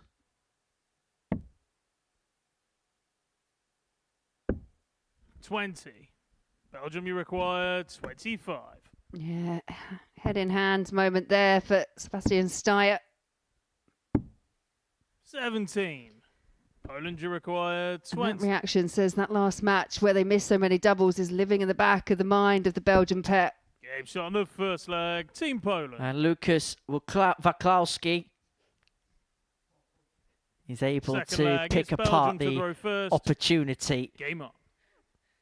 And you just get the sense that for Roman and Van der Berg, things are just beginning to fester. 61. We mentioned just how the frustration was creeping in the previous game, and it just feels like it's translating over to this one. They're both trying to G each other up, but the problem is they're trying to G each other up, whereas at the same time they're getting rather 85. frustrated with maybe not one another, but with themselves. And so by giving out good vibes, they're probably spreading the bad vibes. 60. Told you it's a real balancing act, pairs. Talking about vibes, we're going to see the Dutch here later on tonight, and they will be vibing in that Group B. And what will be a vibrant 125. environment. And you've got Richie Burnett in a practice room, and you've got Peter Achuri on the stage. 140. Should be good fun that tonight. We're going to be live with you from 10 p.m. this evening, live and exclusive on Pluto TV.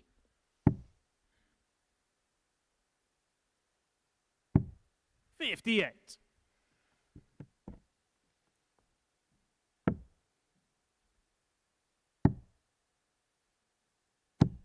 $58. Yeah, troubleless visit there. Leaves them back, not on a finish, and an opportunity for Poland just to make sure when they come back they'll be on something. 79.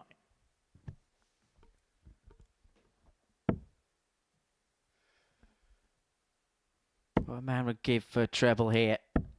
94. Right over the last. Poland, you require 154. Shanti on 88 is Steyer cannot find the 154.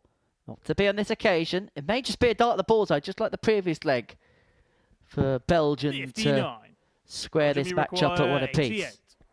And Vandenberg just needs to make sure at least of the single numbers to ensure a chance at the ball. There, found. Bullseye the target. 63. 25 found again. Poland, you require 95.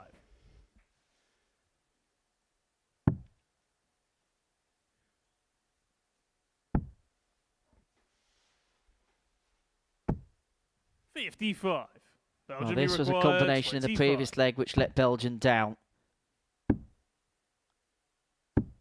9. And it could be a case of Poland, you rinse and require repeat for 40. Brian Roman and Janty Vandenberg, because Sebastian Steyer comes back up for tops to open up a 2-0 lead, and he's got a beautiful guide with dart 1. But No he score. cannot nestle it in. Belgium, you require 16.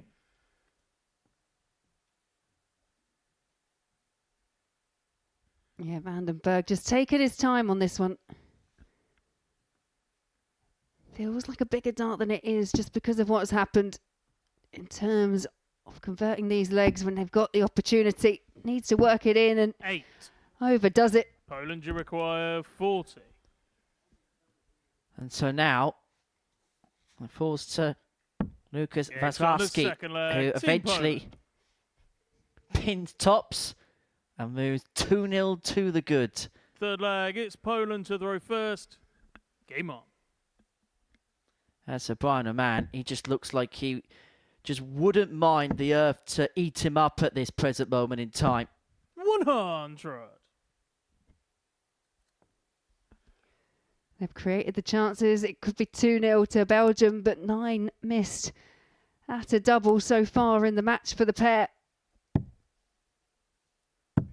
134. Well, it's that time of the day again, Laura, for some more fun facts. And the fun facts this time is revolving Poland. 96.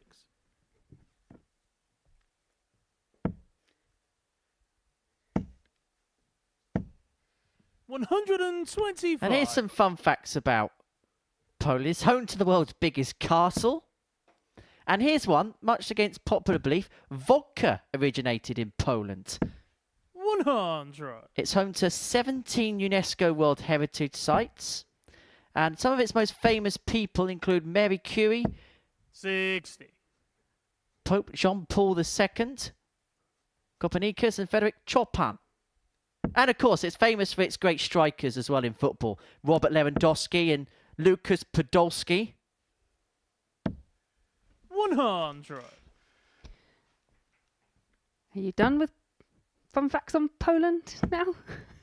Oh, and they also hosted Euro 2012. 78. I didn't think you were. Poland, you require 105. A chance for a 3-0 lead here for Poland. Game Beautifully taken. 105 ton plus check out for Sebastian Steyer. Fourth flag, it's Belgium to throw first. Game on. Well, if you don't laugh, Brian, you're going to cry, aren't you, pal? It has been a harrowing day for him. Yeah, it has been really difficult. 100. I will agree. I mean, that last leg, though, won fair and square by the Polish pair.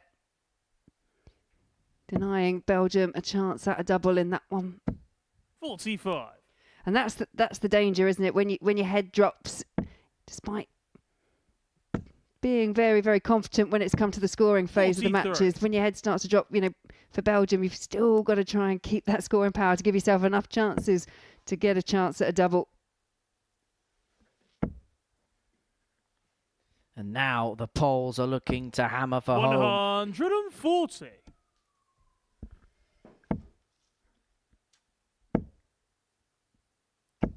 $140. Well, for the Belgian pair, they've been picking up 4 points a day. Well, they're going to do that here. It looks like they're going to have to win their last two. They play Gibraltar next and then finish off their day 97. with a meeting against England.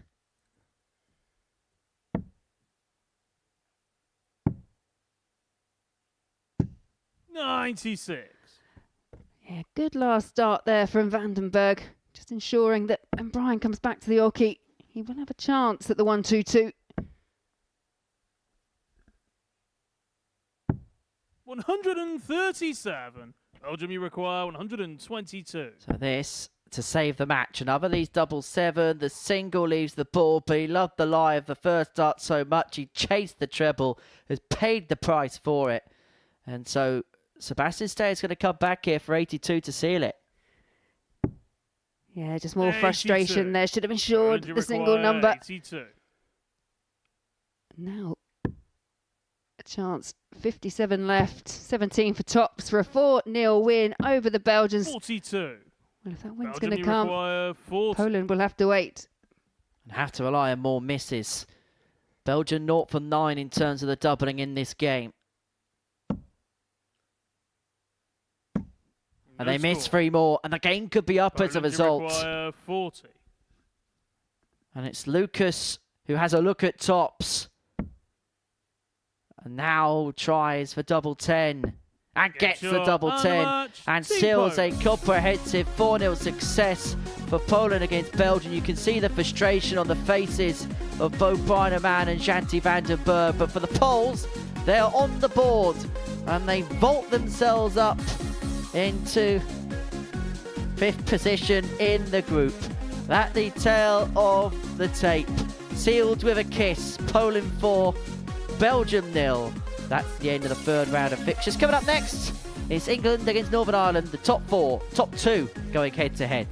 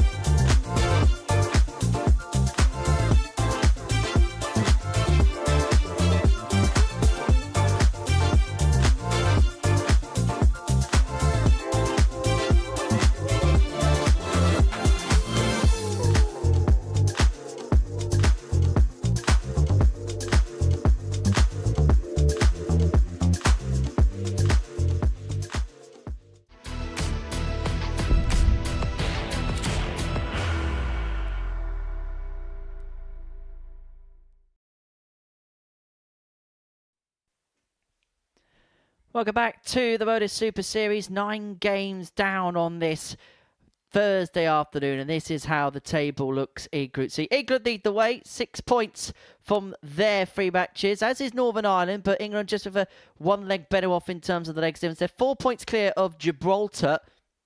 They find themselves on 2 points. In fact, have a look at that. Gibraltar, France and Poland all on 2 points, all 0 legs difference.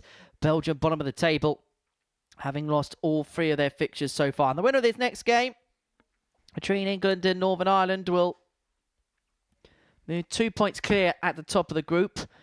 Will have a minimum of 8 points overnight and will put themselves in a very good position going into Friday's play here, the live Lounge Reporter. They're two teams that are top of the group, but are two teams that have also had to survive various scares over the course of the session. Both have been pushed close by Gibraltar. England had to survive one or two scares against France along the way. And Northern Ireland as well, having to rely on Neil Duff keeping things together to get the better with the French last time out. England with the darts. Mervyn King to get us underway. The top of the table clash, and the winner of this one is going to be in a very, very handy position, come what may, at the end of the day. Yeah, I agree. Although 140. I imagine whoever sits top of the table going into the final day may take heed from what happened in Group A, because it felt like Wales had that unassailable lead in Group A and they just let it slide, because they'll be back in action tonight, having actually eventually finished third. Whereas at one point they had an 8-point lead, and anything can still happen. 100. Well, it's certainly been a week so far of the underdog. It's got 100 to 1 to win that group. Then you've got the likes of Gibraltar and France, perhaps two of the more unfancied teams in this group having decent days thus far. And who knows what Peter Achurian, Manpreet Kelsey could give us for Kenya later on tonight. Yeah, it will be an interesting group, Group B. As for Group C, the other thing you can find in Group C is that when in this instance, two teams, I'm kind of used to saying players, but when two teams start to run away with it, it can be quite difficult to catch up. 100. So the rest of the group, we're probably watching this with bated breath and working out what they would need to do to put themselves into a position to get through to Saturday's finals. 54. England, you require England with the first poke to take out this opening leg. Mervyn King looking at 104 and is now just looking to set things up for his teammate Steve West. 64. Northern Ireland, you require 122. Just the one treble needed for the bullseye, but not that treble. So Steve West will return with 3 in his hand at double top to give England the early initiative. Looks like a great guide for Steve. Working its way in. No score. Northern Ireland, you require almost 85. made good use of it. Width of a wire away. 3 darts as close as you could get without finding, and it's the bullseye here for Richard McKee. He's unable to locate. England, you require and so now it's Mervyn King who's going to get 3 in his hand to take the opening leg for England. And he only needs 1. Leg, Team England.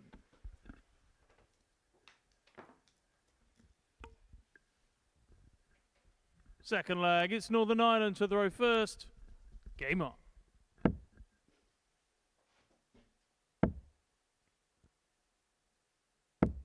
100. Yeah, Northern Ireland, no panic really at this early stage. First leg goes with throat.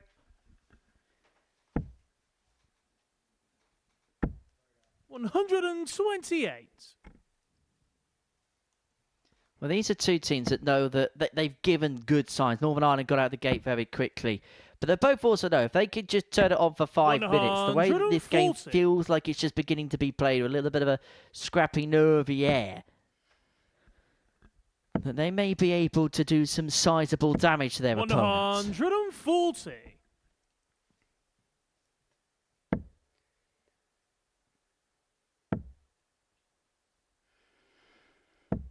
I will say, out of the two teams, for me, England has been that team that started off quite slow in their opener and have just got better as the day's gone on, whereas Northern Ireland absolutely hit the ground running, over a 90 average in their opening match, and it's just felt like a bit of a struggle for the pair since then. They've taken all the way by Gibraltar and taken all the way by France. 97. England, you require 94. So far, this has been good and this has been routine. Potential 11 darter here. 11 darter found. That's the best leg we've seen so far this week. And England get the break and open up a 2-0 lead. And if Northern Ireland weren't under any illusion as to how difficult a task this game was going to be. Well, they do now. 81. And it feels like a bit more of a sense of urgency from England in this match. Obviously, as we say, whoever picks up the points, these are the top 45. two teams on the table. Whoever picks up the points, a really, really strong position going into the final match. 60.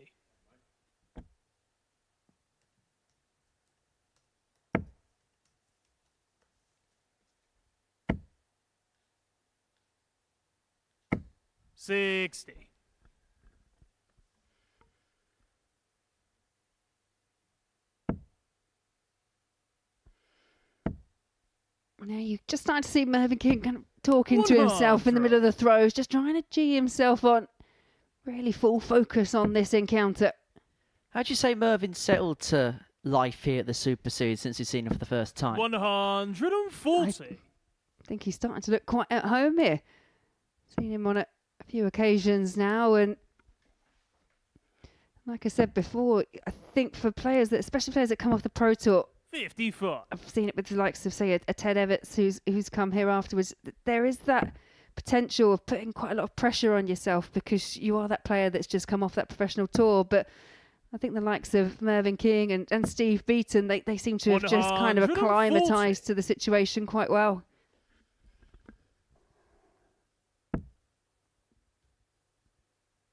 If there's anybody that's going to be acclimatised to playing loads of games, it's going to be Mervyn King. 121. Northern Ireland you require 116. Only problem is he's probably banging the doors down at 4:30 to get into the place. I did wonder what time he might turn up on a Group A situation. Game shot. Well, Neil Duff has turned up, and he's turned up the ante. A 160 checkout. That's Northern Ireland's 4 for the day. 4 flag. It's Northern Ireland to And throw it means first. it keeps them in play in this particular contest. Yeah, wee raise of the eyebrows 6. from Mervyn King because that was a break back for the Northern Ireland duo.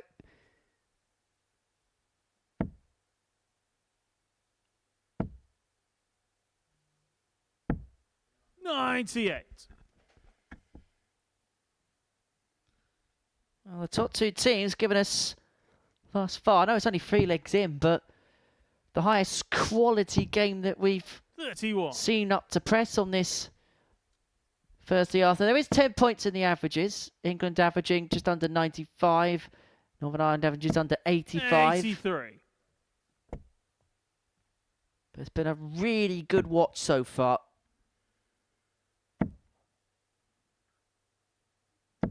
$60.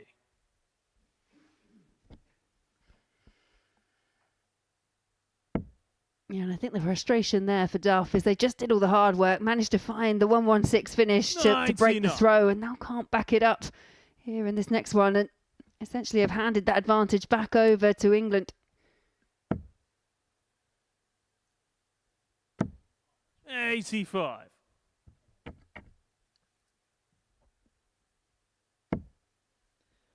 Well, that's the perfect Steve West first start. No other outcome than the 140. 140.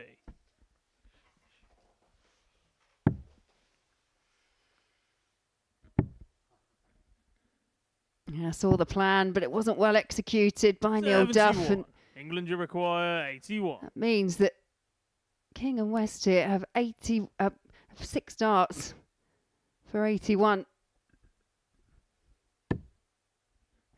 Right, Mervyn King decided to persevere around the bullseye on the 25. 41. He's going to leave Steve West on his favourite double top to open up a 3-1 lead and to crucially get a breaker throw as well. 94.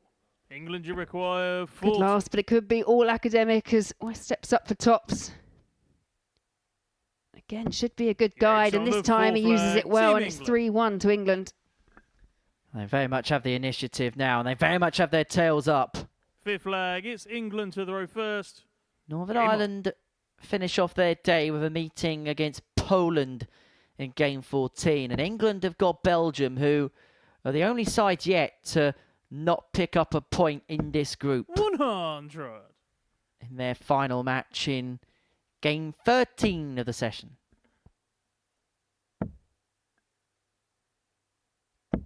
$140.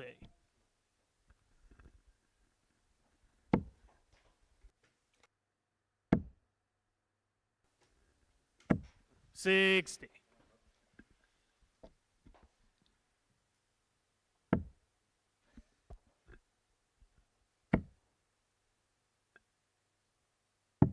$59.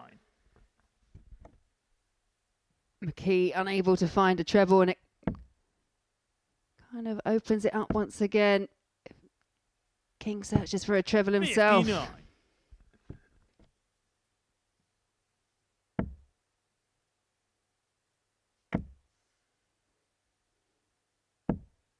$83. Well, Steve here needs a couple of trebles just to keep England handy in this leg. Yeah, there's one. 100. I had to settle for just the one, so McKee, his setup play at times has been exceptional. 59. Well, Mo to be hoping that there's 6 darts from here to win the match. That's barring Neil Duff taking out the 160 upon his return. 40. Yeah, Northern really Ireland, didn't make the require most of it, Mervyn 160. King. Neil Duff now looking at 160. But he could leave this tidy because, as I say, that last visit 95. from King England, you require 142. leaves him back on 142. Not to be. And so Richard McKee to 64. get a break of Northern Ireland, you throw. require 65. Bring it back to 3-2, then they'd have the darts in the next to take us the distance.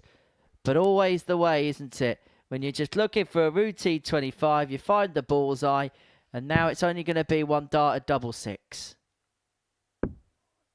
No score. And he busts England, the you score. require 78. Now this is a real opportunity as Mervyn King takes to the oche. It's going to be one dart, a double top. 58. But Northern it doesn't Ireland, you quite go, require not just 65. yet anyway. Duff's turn for 65. This time 25 is found, so 2 for tops. 25. England, you require That could be 20. curtains. Because Steve West is back for double 10 to round this game off. Game shot And England the match. are a Team England. formidable force because that's a 4th win in succession for Steve West and Mervyn King. They get the better of their top of the table rivals, Northern Ireland, by a 4-1 scoreline. A first defeat for the pair with Neil Duff and Richard McKee on this Thursday afternoon. But the truth be told, England were the better team throughout the course of that contest. The stats say it, the scoreline says it. And coming up after the break, we're going to watch Belgium take on Gibraltar.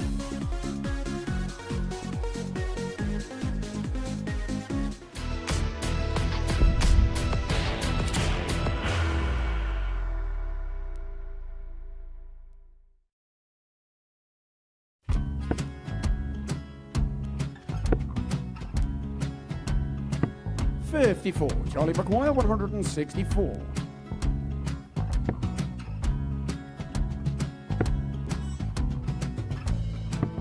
$44.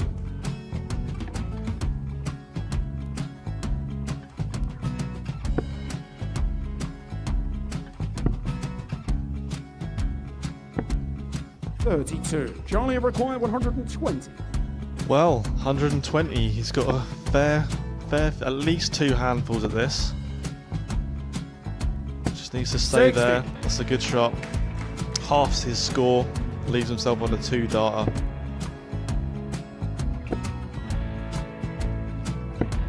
$26. Charlie Time on his required side 60. to become back-to-back singles champion.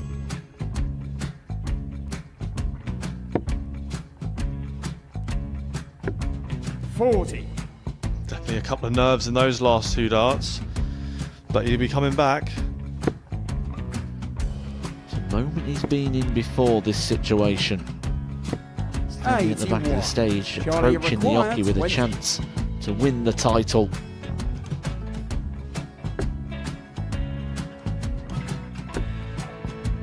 He did this to win the first title, if you remember. 11. I think he's gone. Georgia I think require he's gone to 180. bust it, maybe. The first title he won, he wanted 20. He went 6-7-7 to win it. He had a chance to replicate it again. Yeah, I get the feeling that was for a bust, and 39. on that Charlie, situation there, George require Scaife wasn't even 9. able to take it out going to the 18s on that switch. Yeah, I think he just panicked a bit, but he's done well to get that big one. Sometimes can be the hardest part. Georgia requires This is it. 79. It's got to be 19s. It's got to be 19s for this shot. Big 20 and a double. He's got the first one. He's going to get a match dart here.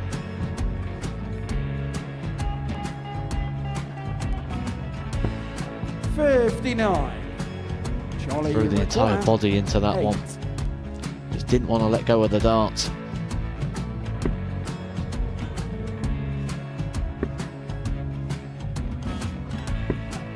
No score. He's given George a chance. Georgia require 20. I think George has been quite good on double 10 today. So many opportunities for Charlie Murphy. Can Couldn't he get the gets job it? done. Got in the match!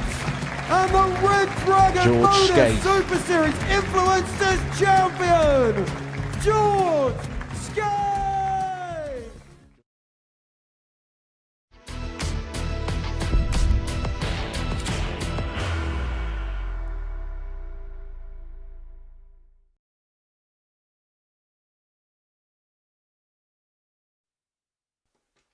Welcome back to the Modus Super Series. Before the break, England got the better of Northern Ireland by 4 legs to 1. That moves them on to 8 points, top of the group, and they have a 2-point gap from Northern Ireland. Next up for us, Gibraltar, who picked up their first win of the week in their opening game of the day against Poland 4-1. Take on a Belgium side who are the only ones who haven't won yet on this Thursday afternoon. Janty van den Berg and Brian Roman, well, they cut disconsolate figures at the end of their previous matchup, a 4-0 defeat to Poland, and they're going to have to quickly pick themselves up off the canvas against this Gibraltar side, who are seemingly gaining in confidence the further and further this week moves along. And I don't know about you, Laura, but there's a little bit First of me. leg, it's And the Belgium to the bookmakers road won't first. put it that way. I'm Game fairly on. sure of that. They're not. In fact, they have Roman 4-7 and Galliano Hewitt 5-4. But there's a little bit of me that thinks those 58. odds could easily be the other way around if you have a look at the way that both teams have played today. Yeah, I do agree, and I guess the odds are going with the fact that they've met 3 times in Group 8, and all 3 encounters have gone the way of the Belgians, but that is the perfect start for the Gibraltar pair. 57. As you say, they've just picked themselves up after the disappointment of not picking up a win in Group 8. Got that initial win, and 56. they've pushed their opponents as well. It was 4-2 defeat at the hands of England. Pushed Northern Ireland 4-3. We tried to 97. right down to the wire in the end.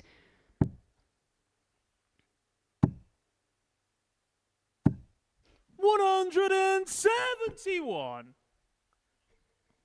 Justin Hewitt has kicked off this game with 6 perfect darts. 180, 171. Require 94.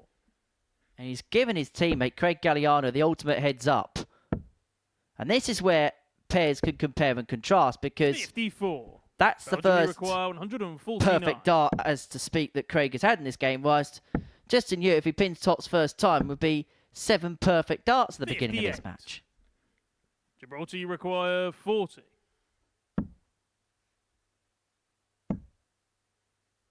Double 10. 20. And despite all the good Belgium, work you that he's done in require this leg, 91. it could be undone if Roman can find the 91.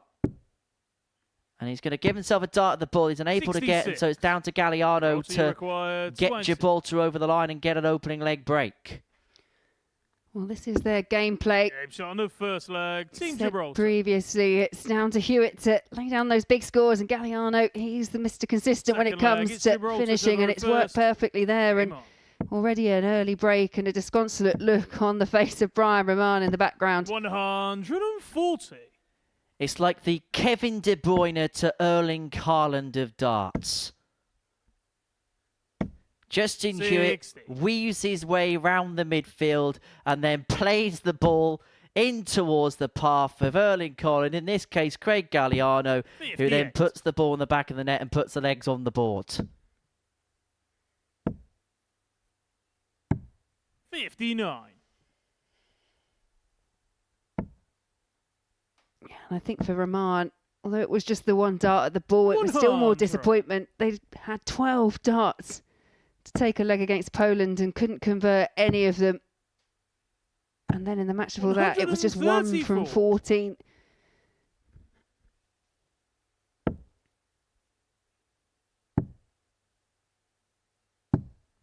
$134. This is a superb start for the Gibraltar pair. Average, I know it's still not even the end of the second leg, but just underneath the ton 60. mark, they've Gibraltar completely requires 69. outpowered their Belgian opponents so far. Aided and abetted a lot by Justin Hewitt. shot That's on a the second 14 leg, darter. Team Gibraltar. And at this present moment in time, after 2 legs, 30 darts thrown, they're averaging 100.2. Third leg, it's Belgium to Told you the throw 5-4 was first. fancy. Game on.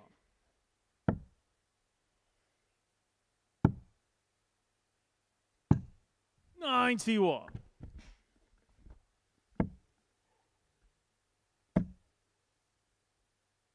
$60.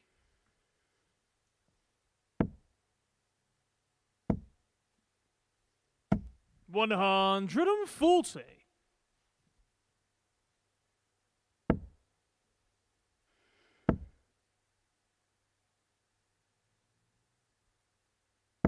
100.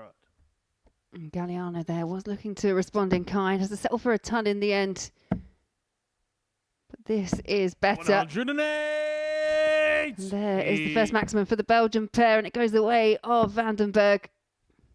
Well, that's suddenly much more like it. Shadzu is Belgium, you just require 90. awoken in this particular contest. I'll tell you what, 50. considering these are two sides that have had their moments and their struggles today, this has been a really good contest. 40. Belgium, you require Just about left on the 40. finish. Should be irrelevant.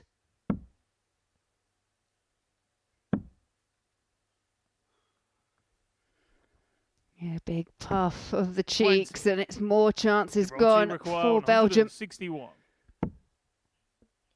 Treble 17 would have left the bullseye, and that would have been a real body blow to the Belgians. 137. Yeah, Belgium, and you now a require lot of 20. pressure on this double Game 10. shot on the third But it leg. is Team found Belgium. in the response from Brian Roman. Fourth flag. Yeah, It's just Gibraltar a bit of to a throw fist bump first. there, and Game relief, on. because it has been a while since they've managed to pin a double for a leg. 85.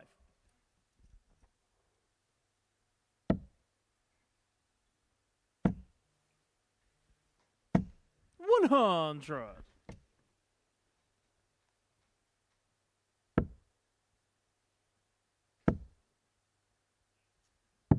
59.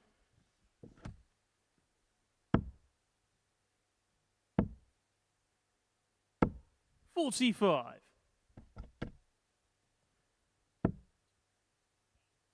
'Of course, don't forget later on this evening, you'll get to 41. see the antics of Danny Van Tripe, literally on and off stage, from 10 p.m. this evening. 56. That fall of his is more famous now than Humpty Dumpty's because it's made mainstream media. 140. Yeah, it really was a week full of 100. variety, I guess, in terms of what we all got to see and witness, and kind of quite a lot of that actually evolved probably more around Richie Burnett than anyone else. But yeah, Danny Van Trippe, as we're now calling him, which is probably what I called him prior to knowing the pronunciation was Tripe anyway. Yeah, definitely made things interesting. 100. Well, Richie Burnett has been one of the more laissez-faire players this week, which probably sums up everything you need to know. Now, Gibraltar looking for a fourth tub plus checker. They've already had the 118, the 104, the 136. Belgium, And you now require 100. they're hoping that Roman cannot take out the ton. Otherwise, we could have a level game at 2-2 here. Gibraltar led 2-0, but they've been pegged back. Pegged back level, 2-2. Yeah, and the conversion of that third leg just seems to have inspired Brian Rahman. 55.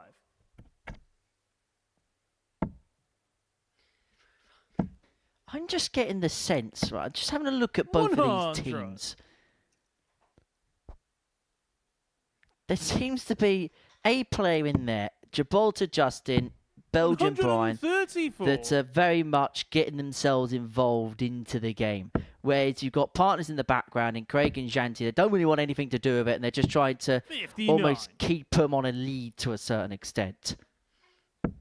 Yeah, you've literally got the calm and the storm paired up together, haven't you? Because you could imagine if there was a bit more space, you'd have Justin and Brian pacing up and down in the background, whereas the other two, and so they're slightly more kind of chill. But I think sometimes you need that dynamic, that kind of element in a pair's partnership. 100. They say variety is the spice of life. Head down, head down. That's exactly what Galliardo's done. Interesting exchange coming up here. 87. Gibraltar require 122. Huge exchange coming up here. Guarantee of the single. Well, the treble means double 7. 108. Belgium, you require 86. Double 13 again. Double 13 again for Brian Roman. It's one of his favourite targets on the board. He's found it twice now. And Belgium lead 3-2. Flag. It's Gibraltar to throw first. Game on. And they've gone from missing those handful of doubles to Brian Roman pinning double 10, then taking out a ton and following it up with 86. And it's not as if Gibraltar's level of performance has come off a cliff here, because they're still averaging just under 93. It's just by far the best they played this week. In fact, at this present moment in time, it's the highest recorded average we've had so far today.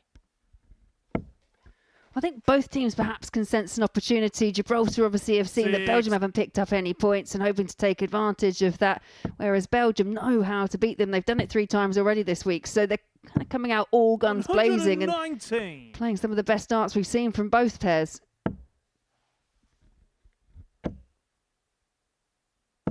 140. And do you know the other thing that strikes me about these players is they all seem to play at a really kind of rapid pace as well, and it seems to suit one another. 108.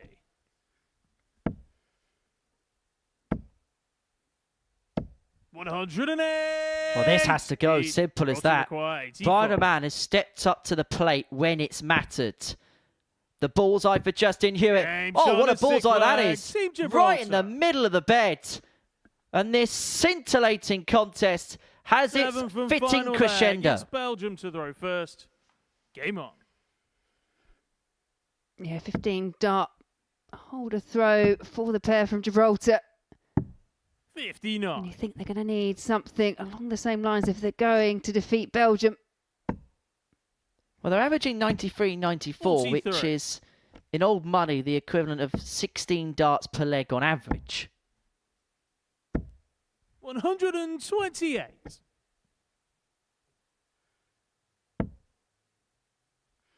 Yeah, but for me, I think it's Roman who just seems to have that spring back in his step. I suppose when you look at the 4 players on the stage, I suppose it was always going to be about Brian Roman because he's the experienced one, but it's Shanti van der Berg who finds a 3rd max of the match. And that may have just knocked the stuffing out of Justin Hewitt and knocked the stuffing out of Gibraltar.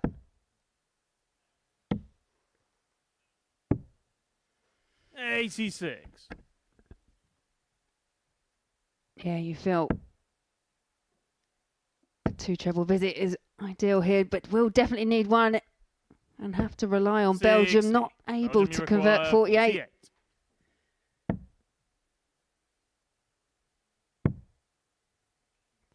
It's double 13, on the mark. which has been found Team 3 Belgium. times to win this match for Belgium. Twice by Brian Amann, and there from Janty van den Berg to seal a 4-3 victory. For Gibraltar, they raced out the traps, raced into a 2-0 lead. Their average, in fact, the highest of the day so far. But Belgium have finally turned on the class. They finally turned on the style, and they sealed a 4-3 success against Gibraltar. Well, that's the best game of the day between the bottom 2 teams in the group. That just sums up how crazy today has been. Next up, France take on Poland.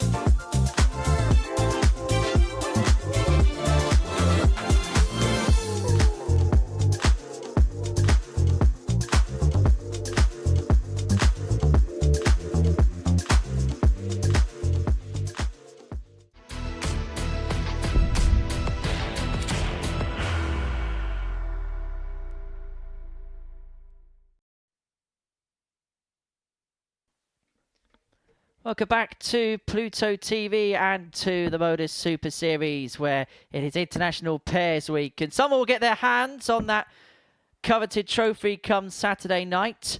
France and Poland will be hoping to vault themselves back into contention come the end of this session. They go head-to-head in Game 12.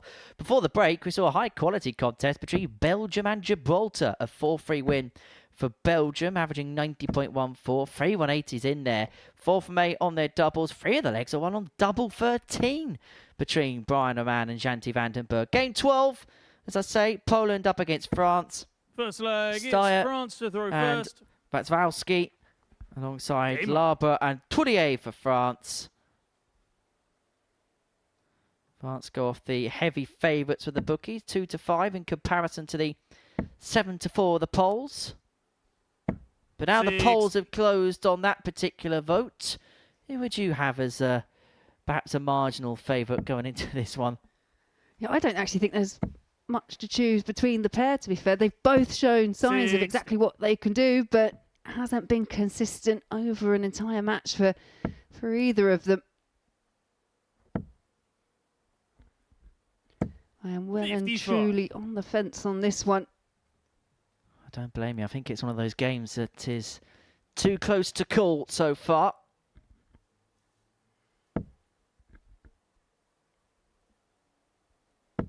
100. In terms of their day so far, France lost 4-2 to England in their opener before then beating Belgium in their second game. Lost out in the last leg decider against Northern Ireland in round 3. Well, as for Poland, it was a very, very nervy start against the Gibraltar duo of Galliano and Hewitt before then losing out to England 4-3. And then 30. a 4-0 success against a very off-colour Belgian side.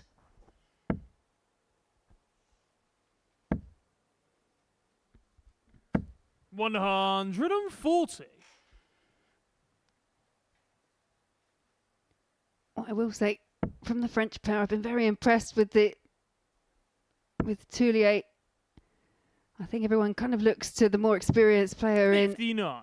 in Jacques, but I think he's been well and truly backed up by his partner.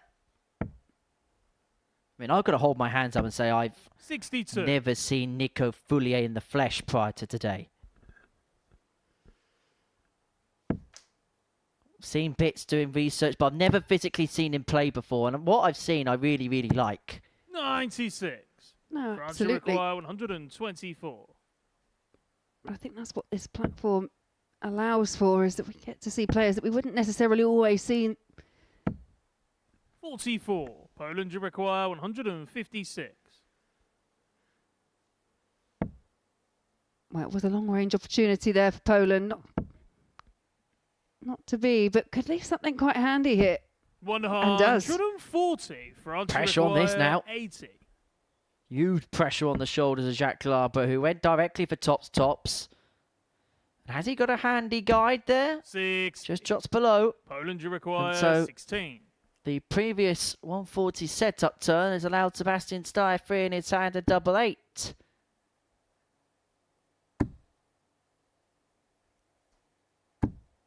No But score. unlike his walk-on song, he France couldn't reach out and requires touch 20. base.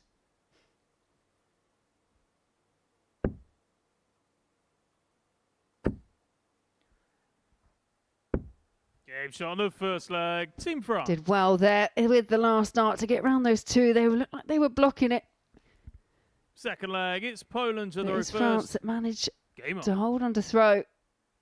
Well, you mentioned opportunities for players that become unheralded and then really put their way to the spotlight. 100. I suppose the best example of the last 12 months or so has probably been Sam Spivey, who came here as a qualifier, played exceptionally well on his 21. debut, didn't quite win the week. Then he comes back a second time. He gets it through to the Champions League, loses the final of the Champions League, then does well on the Challenge Tour. So much so that Spivey man has got himself an invite to the Pro Tour next week.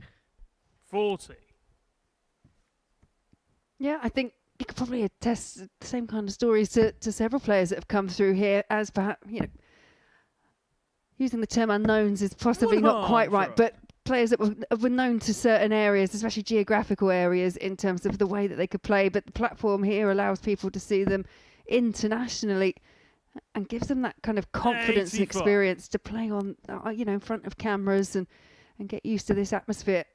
Yeah, Spivey, one of a number of Super Series players, will be playing in the Pro Tour next week. Darius Labanauskas, 43. Stefan Belmont, Ted Evans, Jack Tweddle, Carl Sneed.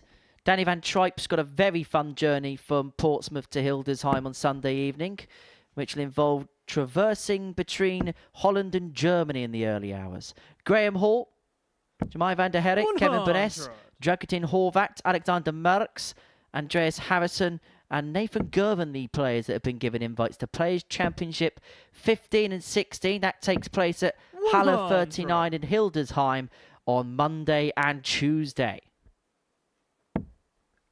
kind of felt like you just read a weekly list of who's, that's next week at the Super Series. That sounds like the lineup for the next Champions Week, doesn't it? That, yeah.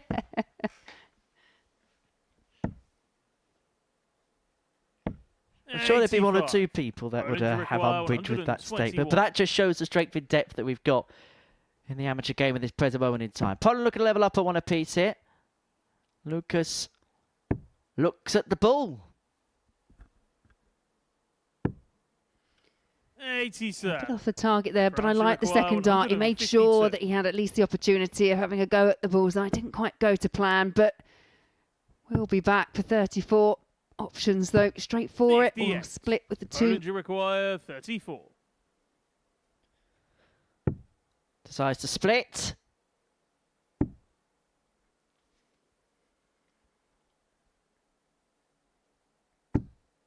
But he is struggling on that southwest side of the ball. So struggling on double 8 in the first leg, now struggling on double 16, Sebastian Steyr. Yeah, Lava not able to punish. 62. Poland, you require Tees it up well 32. in the end, but could all be academic. Paswarski looking at double 16.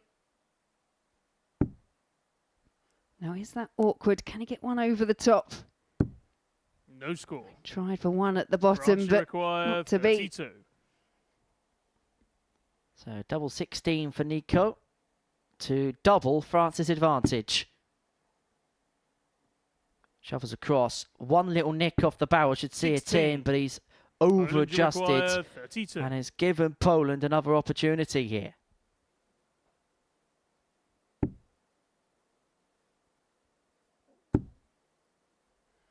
Steyr staring intently at that double target, but more frustration. 16.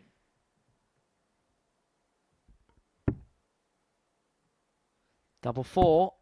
The misses begin to ratchet up, but France eventually open up a 2-0 lead and they get a break of throw. Not that they needed one in this contest, but it just gives them somewhat of a cushion in this contest. Game on.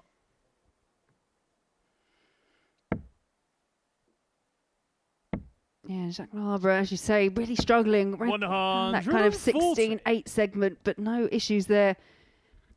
In the northeast side of the board, pins double 4 first start of asking. 60. Both teams really struggling here. Perhaps just hitting a little bit of a wall as the day comes to a close. France finish off a meeting against Gibraltar, but they're the ones that are best able to try and drag themselves out of a desperate situation here.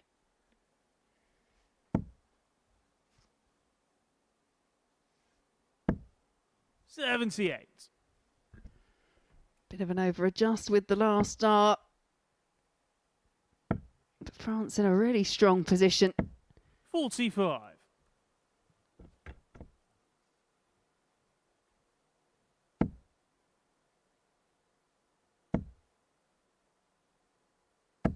$140. France, you require 136. So France 6 starts here for 136 to open up a 3-0 lead. Another one of them leads double 8. Game shot. Magnifique! Nico Foulier. How about that? The second 136 checkout that we see today, and the first big one the French have put in.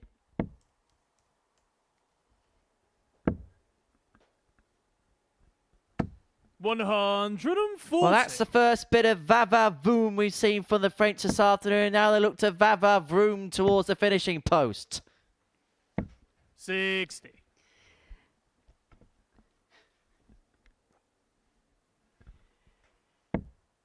Yeah, still not quite a fait accompli.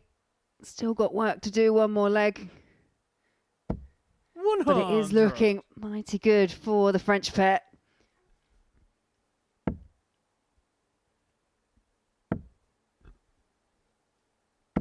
$135.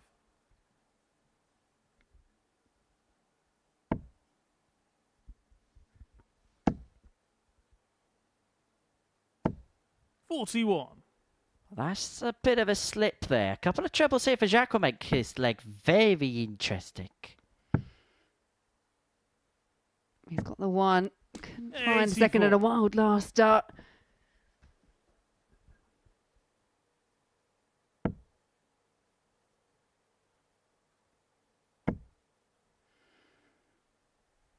Matswarski looking to fill it up. Has to settle for the 140, but again in a strong position, Poland. But they've had 12 darts to try and convert one of the earlier 3 legs and haven't been able to find a double. 100. Poland, you require 80. Well, this to reduce the gap back down to 2 and to force France to serve it out in the next. It's going to be a dart at tops for Sebastian Steyr. 6. But it doesn't seem to France matter require whereabouts on the board the doubles 122. are. He is having all sorts of problems on them in this match. A game which could come to a close. Yeah, Jacques Larber can convert 54 and then ball, but he's unsuccessful in his first 54. task. And so Poland you back to require reduce the gap. 20.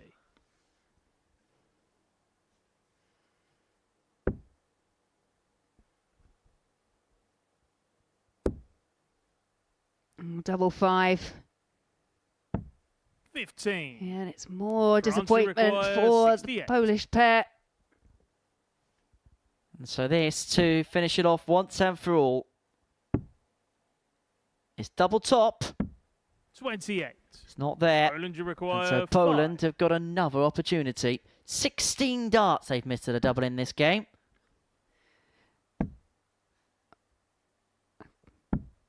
3. The irony there. Did find France a double, but it was require all out of 40. sequence. And so double top for Jacques Larbre Game to shot lead and the French match, charge Team to a France. 4-0 success against Poland and to move them on to 4 points in the group. And it means that they'll be keeping closest company to Northern Ireland in second position going in to the final round's worth of fixtures. Well, these are the stats. It wasn't a classic game. In fact, let's not look at the stats. Let's have a look at our next match. It's a meeting between Belgium and England. Brian Oman and Janty van den Berg will take on Mervyn King and Steve West as we kick off the final round of fixtures on this Thursday afternoon.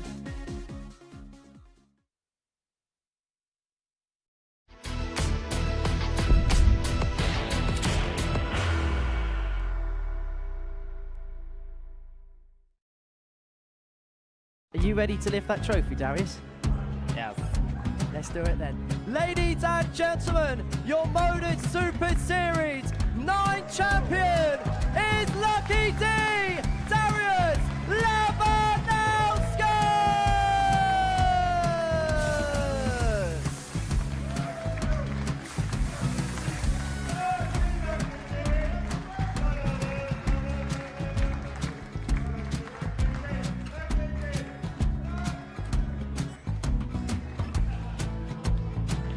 Well, what a wonderful night of darts we have seen, and we are ready. Our champion is ready, and it's trophy time. So receive the trophy. £25,000. The new Modus Super Series champion, the Terminator, Marvin van Velzen.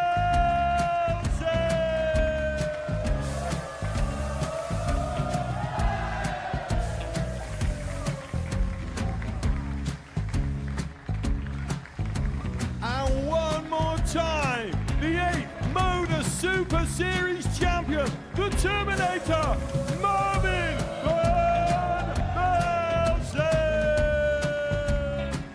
And the new Modus Super Series champion is Andreas Dirty Harrison.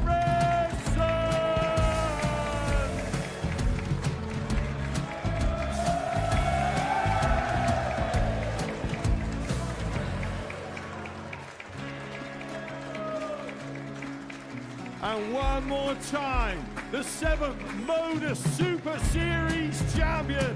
Give it up for Andreas Dirty Harrison. The moment we've all been waiting for. Would you please show your appreciation for your Series 6 Super Series champion, Scott Taylor.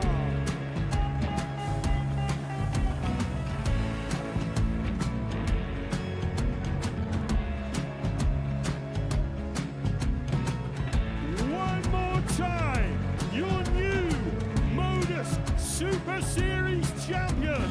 He is Chucky. He is Jim McEwen.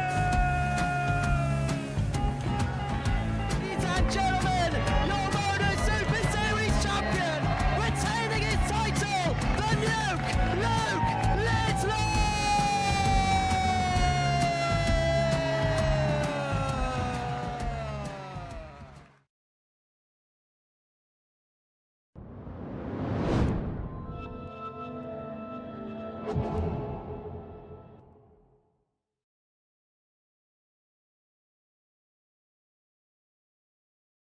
Welcome back to the Modus Super Series. We've got one round of fixtures left to go on this Thursday afternoon. So far, so good for England. 8 points to their name. They've won all 4 of their matches so far on this Thursday afternoon. Northern Ireland have won 3 out of 4 on 6 points. France on 4. Gibraltar, Poland and Belgium all picking up 1 win from their day thus far. Right, let's get into the action then. And we kick off the final round of fixtures, a meeting between England and Belgium. Steve West and Mervyn King. Well, they can complete the card here if they can get the better of Brian Roman and Janty van den Berg. This is the 4th meeting between the pair so far this week. England have a 2-1 head-to-head record against Game on. Belgium. All 3 of the games, shall I say, have all gone by way of a 4-1 scoreline so far. And I suppose the question is it going to be all for one or one for all in this particular contest?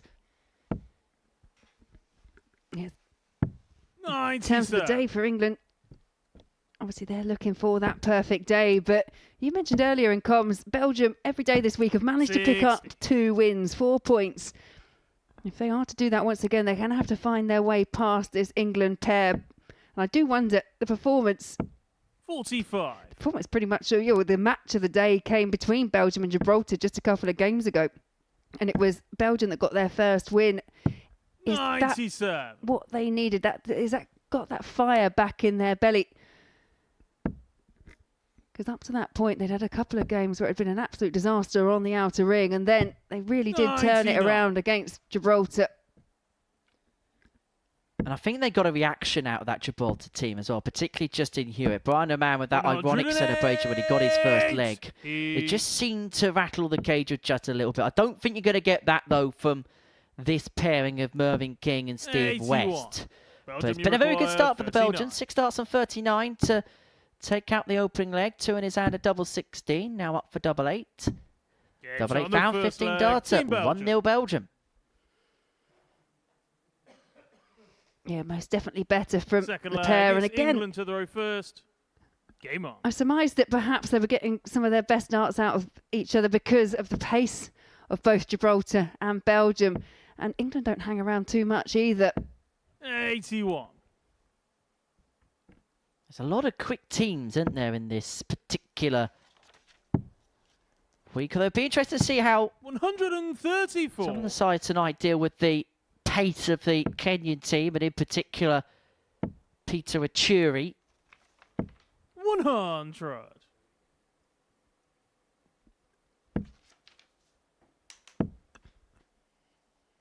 $137.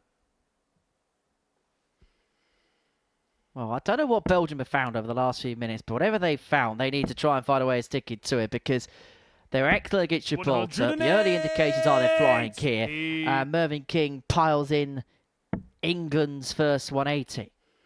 Yeah, England knows they're very much in a match here. 60. England, you require 140. West first for the finish. Another one of those. Down for double 10 for a 140. 130. Just the wrong side. Belgium, you require 170. And so Roman looking to nail the big fish. Another one of them. Just above the wire. 100. So England, you require 10. To level this game up, Mervyn King looking at double 5. Game shot on the Into the second corner. leg. Team England. And that's a 13 dart response. High quality contest, one apiece. Third leg, it's Belgium to throw first. Game on.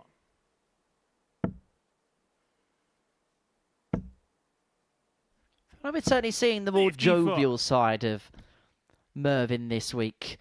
Played a real smile in his face. He's really embraced what this international pairs, this different tournament feel is all 57. about. Yeah, and I think he's probably found himself in situations where he couldn't actually hold in the laughter as well, because there have been a few moments. But 134. no, absolutely. But you will notice, and you'll notice it from every single player, that, you know, when it gets to that finish line and push comes to shove, it's heads down and it's all about 140. what's happening up in front of you. But yeah, no, there have been some good moments from all the teams so far this week. 125.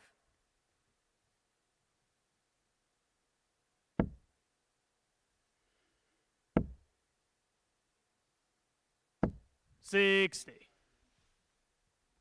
Oh, there's present moment in time. Roman and Van der Berg are averaging 103.83. Way in excess of anything else that we've seen so far this week.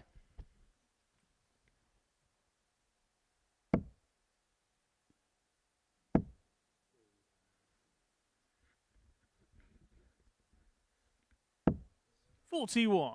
Belgium, you require 127. Does feel like there's a bit of a sense of urgency from both teams in there. 88.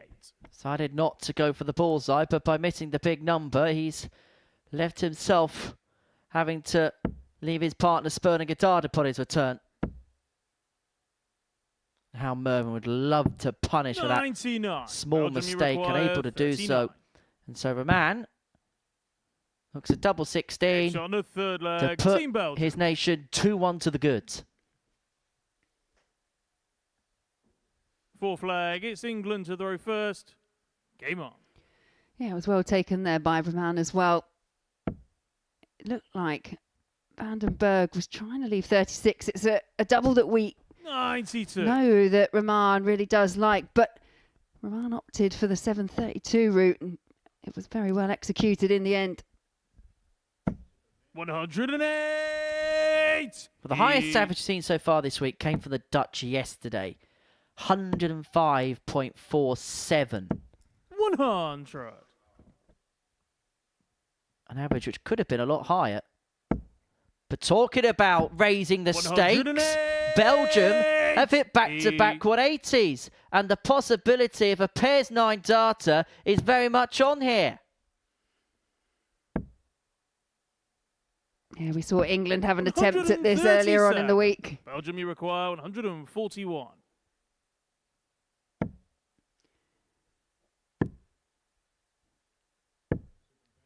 $85. So the perfect pairs match still eludes us at the moment. But in the context of this match, Roman and Van der Berg have wrestled away the advantage of throw from the England pair. 132. Belgium, you require 56. Potential 11 darter. Shot on the fourth leg. Well, that's the Team second Belgium. one we've seen today. And the other one came from Steve West and Mervyn King. Belgium 3-1 up. Steve West Fifth leg. showing it's Belgium his to throw respect, first. maybe not appreciation of the good darts that Brian Man's been throwing in this game. Highest average of the week, as I mentioned, 105.47 from 140. Jimmy Van Schie and Danny Van Tripe, a 4-0 win against the Welsh pairing of Richie Burnett and Kurt Parry yesterday. 97. Yeah, and there you see the averages at the moment. The Belgium pair, 100. after that treble 20, just under 107. And King and West haven't done much wrong themselves. 96.32 for them. 100. It's one of them where they're just going to have to put their hands up and just say that they were just beaten by the better side on this occasion, if that is to be the end result. Of course. 99. Yeah, absolutely. I'm getting that impression that that's kind of where Steve West, he's appreciating the good darts, but Mervyn's face is painting a very different picture up there. He wants the perfect day. 140. It just opens up the door, doesn't it, for Northern Ireland to move on to 8 points overnight. opens up the door for the likes of France to move on to 6 and just a couple behind if they could beat Gibraltar later on. Hail Mary time for Steve West and for England. But he's unable to find the 18, and so Belgium are back to round off what has been one of the performances of the week.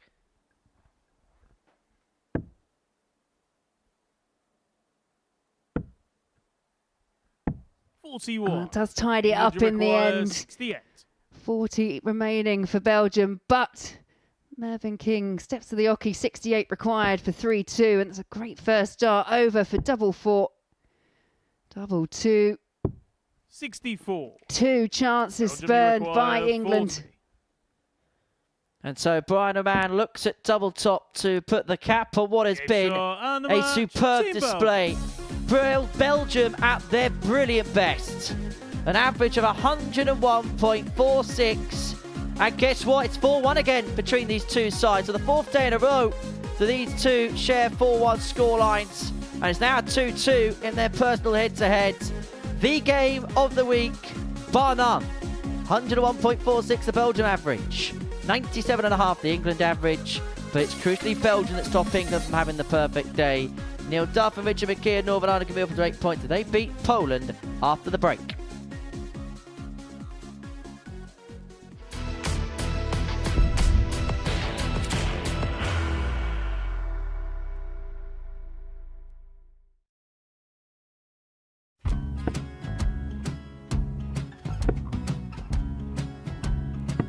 .54. Charlie McGuire, 164.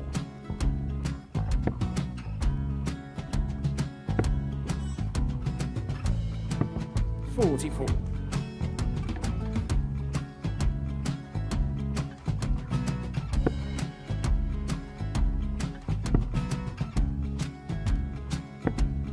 .32. Charlie required 120. Well, 120. He's got a fair, at least 2 handfuls at this. Just needs to stay 60. there. That's a good shot. Halves his score. Leaves himself on a 2-darter.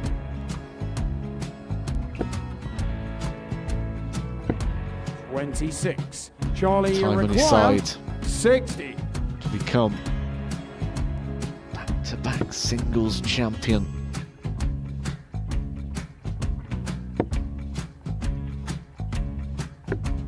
.40. Definitely a couple of nerves in those last 2 darts. But he'll be coming back. It's a moment he's been in before this situation. Standing at the back of the stage, Charlie approaching the required hockey with a 20. chance to win the title.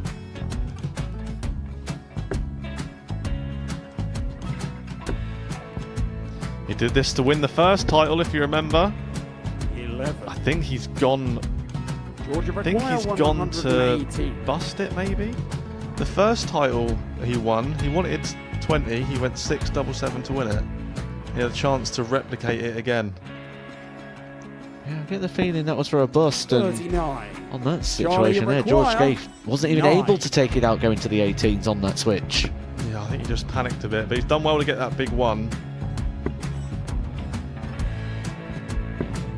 Sometimes can be the hardest part. Georgia requires This is it. 79. It's got to be 19s. It's got to be 19s for this shot. Big 20 and a double. He's got the first one. He's going to get a match dart here.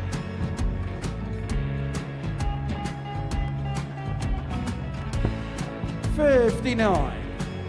Charlie Threw the entire required body into that 8. one. Just didn't want to let go of the dart.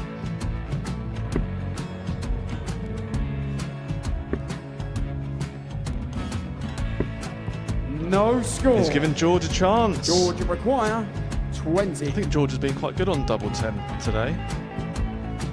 So many opportunities for Charlie Murphy. Go Couldn't get the job Shot done. and the match! And the Red Dragon George Modus Scaife. Super Series Influencers Champion, George Scaife!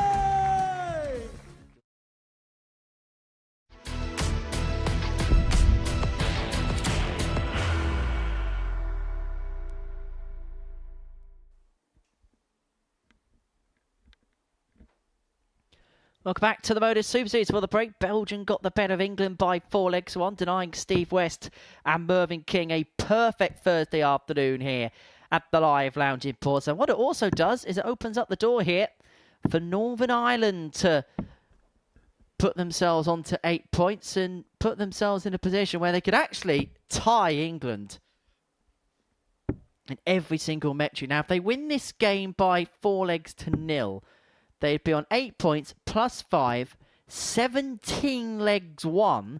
And it would mean that the only determining factor between the pair would be the head-to-head over the course of the day, which England won 4-1, which would see Steve West and Mervyn King top the pile overnight. But for them, the most important thing is just getting the points on the board and just keeping themselves in and around the mix. For Poland, they win this one, they'll move on to 4 points. They will leapfrog Gibraltar in the group ahead of their meeting with France at the end of the day.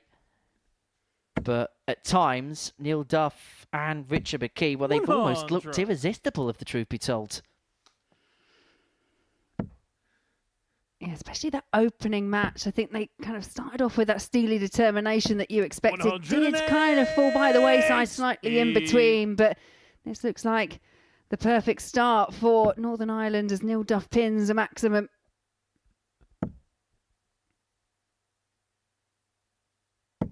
$108. 180 apiece at the beginning of this leg and the beginning of this match.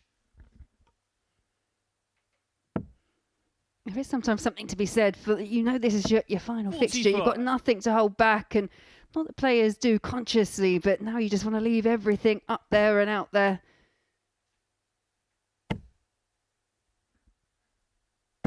$108. Back-to-back maximums for the Polish pair.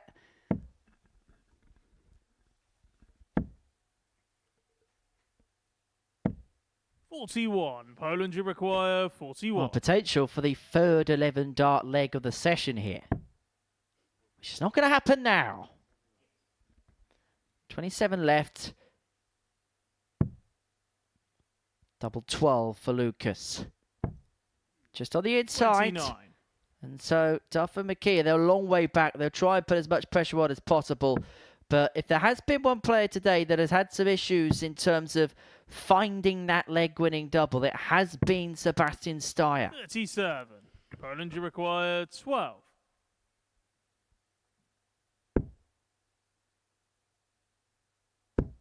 Game shot on the first No leg. issue Team this Poland. time, and it's 1-0 in favour of Poland. Second leg, it's Northern Ireland to throw first. Game on.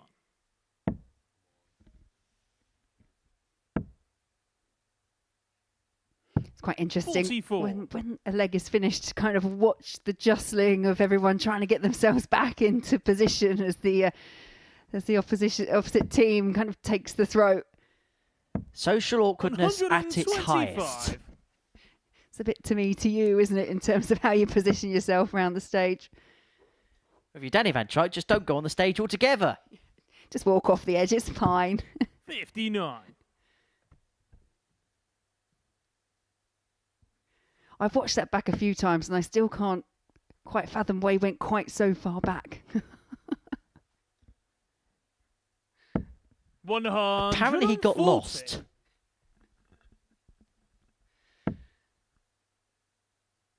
Although I am a little bit worried about Danny because he's a little bit clumsy, bless him. 85. Because he fell off stage yesterday and then he hit his head on the TV on Tuesday. Well, they say it comes in 3, so I'm looking forward to what he does tonight. 134. Just make sure your shoelaces are tied up, Danny. And I know he's watching this, by the way. Hi, Danny. See you tonight. 99. Poland, you require 102. Poland once again in a really strong position here in leg 2. And ball is found, so double 16 for a 102 and a 2-0 lead, and Game it's shot on the converted second leg. beautifully Team Poland. by Wisworski. Well, that was a Third finish leg, that it's Neil Duff Poland to took go out first. earlier on today. One Game which on. is found by Poland. They lead 2-0. And a shake of the head from Neil Duff. Now, they did find themselves in a spot of bother in their game against Gibraltar 60. earlier on in the session. And they have been able to dig themselves out of various holes when they've had to. 140. And it looks like they're going to have to do so here against a Poland side who today have been Jekyll and Hyde, because they're averaging 109.86 right now on the back of a previous performance where they averaged 66.5. 135.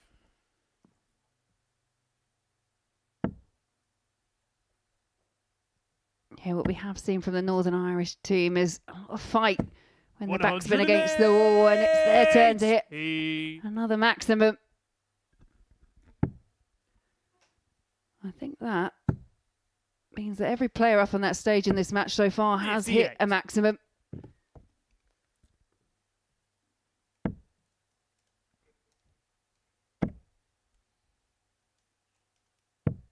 $57.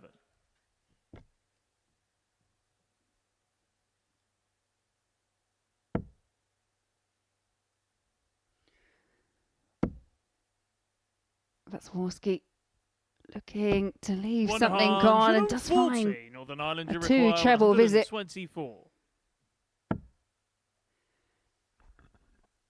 Yeah, and you can see in the background there, Neil Duff knows by way of that 5, no way of finishing 82. on that visit. Poland, you require 108. We've already seen the 102 from Poland. They're going to back it up with another. Double 14 says yes. Leg. Team Poland.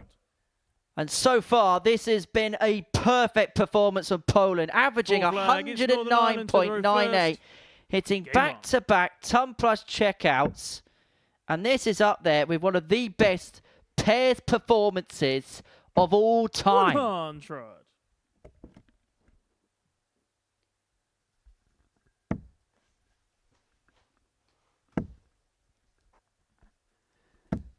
I think the highest record in pairs at the World Cup off the top of my head, without looking, did that not come by way of Poland?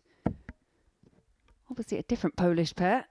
Yeah, Kachuk and Wachajski in a 4-1 win against Darius Labanauskas and Mendauskas Barauskas.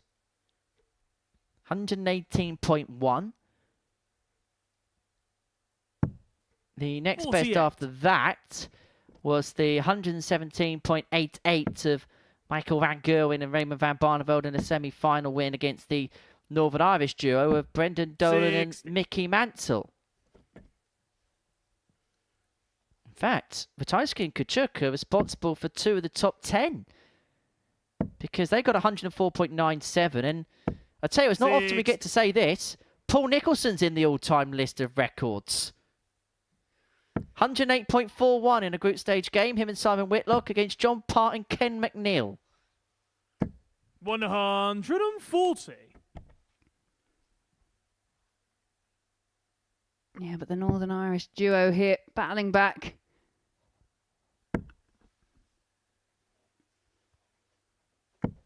$99. Northern Ireland, you require 101. It looks like Poland are going to be forced to serve this particular contest out because Neil Duff's look at double 16 and that would have been for 3rd consecutive ton plus checkout in this game.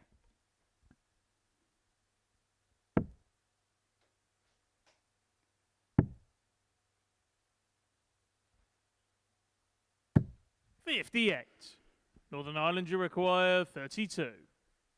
So McKee to chalk one up on the board for Northern Ireland.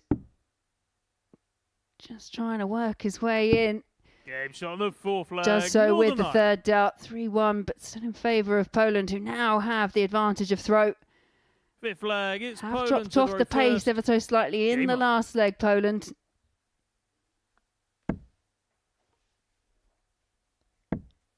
I mean, we know Paul Nicholson had a good record at the World Cup, 6. obviously made it through to the final, lost to England, but him and Simon are actually one of only 5 pairs in their history of the World Cup of darts to have multiple ton plus at match averages in a doubles 122.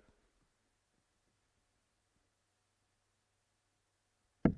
Wachajski and Kachuk, the Highbridge brothers, Price and Clayton, and MVG and RVB, who had a total of 6. 60.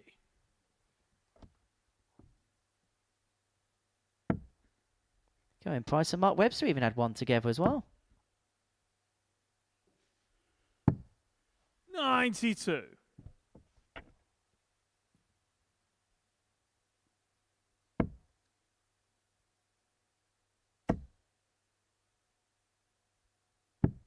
$59.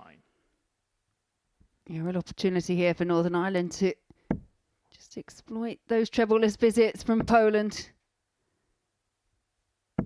121.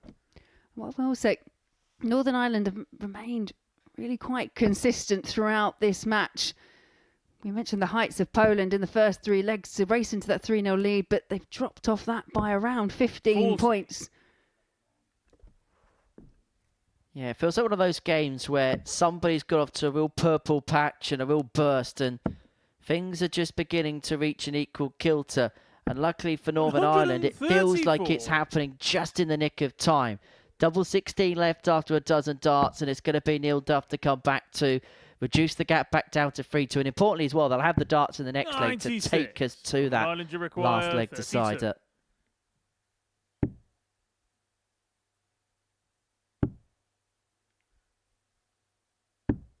16. Well, not too much damage done there, despite the miss from Neil Duff. Poland on throw, still not down to a finish. 77. Northern Ireland requires 16. And so 2 8s for Richard On the McKee 5th leg, Northern to Ireland. keep Northern Ireland an interested party in this contest. 6th flag, it's Northern Ireland to throw first. Game on. And they have the darts now to take us all the way to a last leg decider. 66.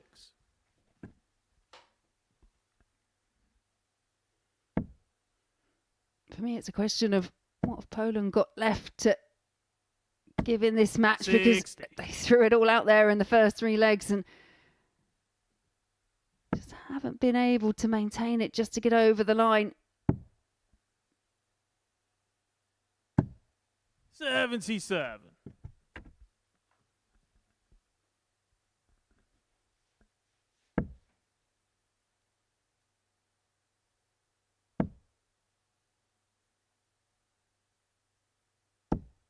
$24. This game is beginning to seesaw now into the direction of Northern Ireland. Well, it's been a massive swing. A massive change in the trajectory on the momentumometer. Yeah, do you have one of those? A momentumometer. 60.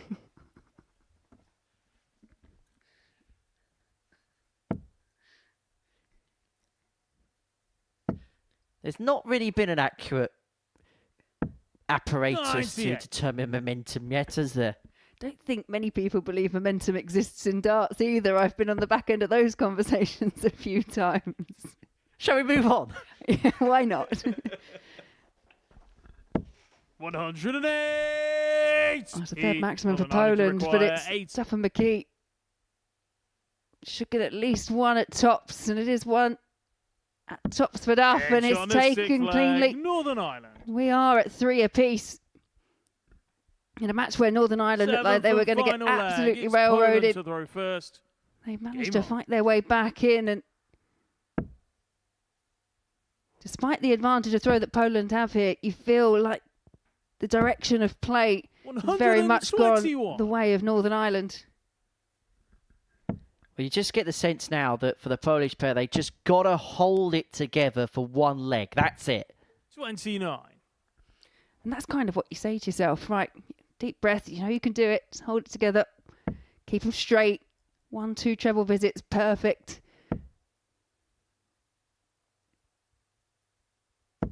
100. And that could prove to be a really important dart, because Northern Ireland kicked off with just 29 points. Yeah, great pick off with the last there. 44.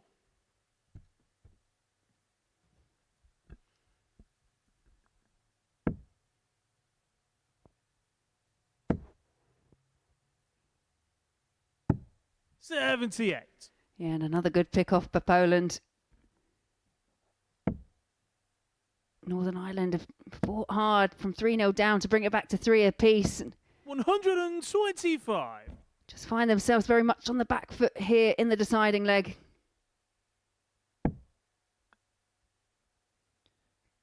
Well, that's the worst time to have a wild dart for Lucas. But covers it with the 81. last to leave his opponent, or leave his partner on 1-2-1.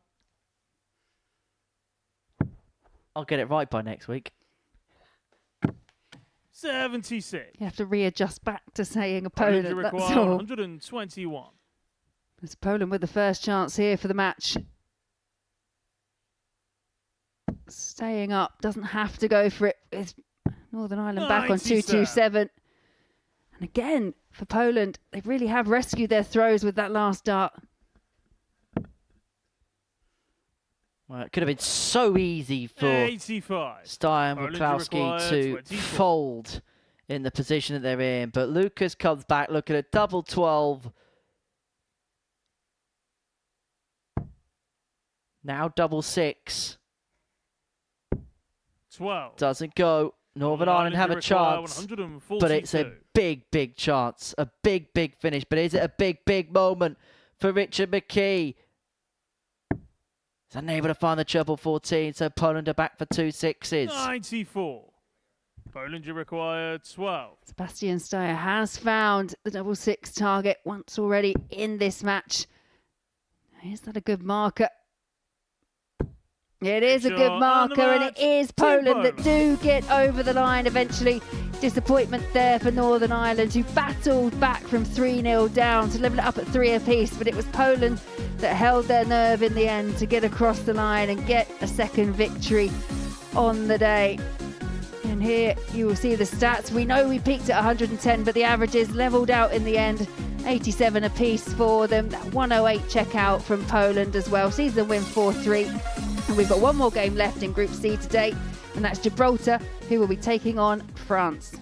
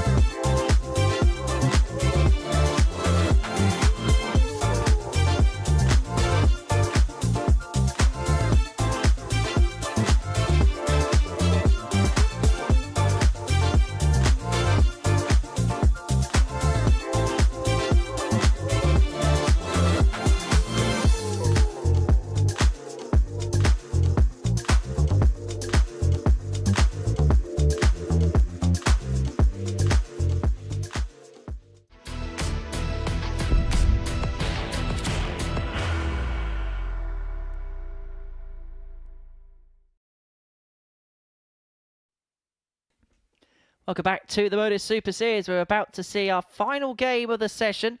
A meeting between Gibraltar and France here at the Live Lounge in Portsmouth. Now, if Gibraltar win this game, the group becomes very interested going into Friday's action, because it would mean that the Gib pair of Craig Galliano and Justin Hewitt would be on 4 points, as would France, Poland and Belgium, and they'd all be only a couple of points off Northern Ireland of Neil Duff and Richard McKee, who lost 4-3 to Poland in the previous match. Poland raced into a 3-0 lead. They're averaging 110 at a time.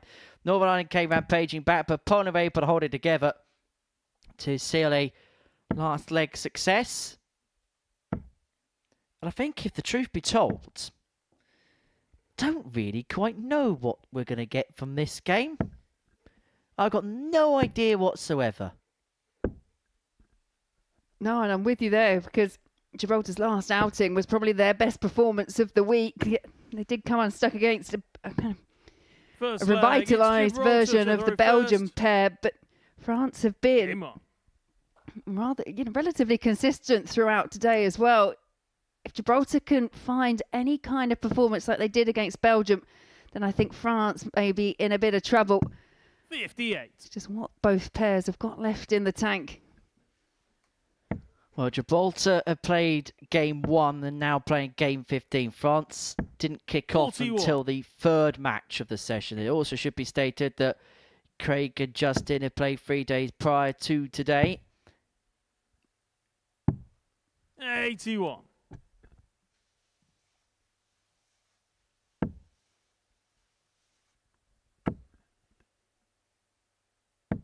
$85.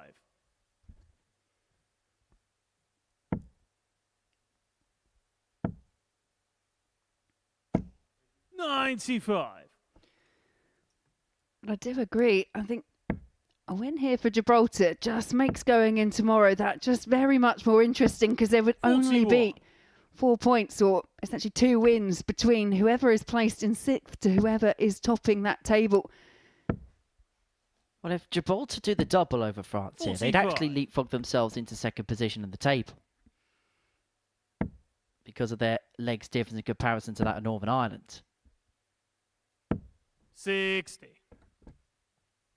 But it's who can push themselves towards the line.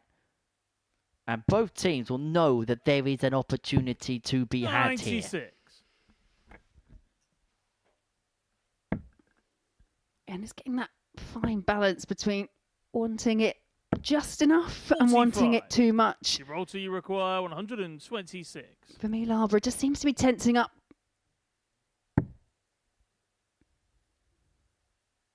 And that grimace makes me think that was awkward, and it was. So 88 left. Just getting that confirmed with the referee, Jack Garwood. 58.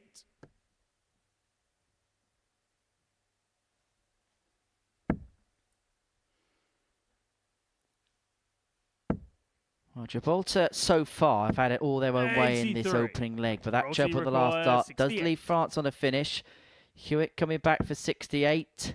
Slip with the first dart. There's been a couple of tired darts from Justin in this opening leg. 51 remaining. He will leave 28. Galliano tops if France, you require 146. Jacques Larbre cannot find 146. 100. Gibraltar, you require 40. Good last start from Larbre. But it's Galliano here with the first shot and a double. 20.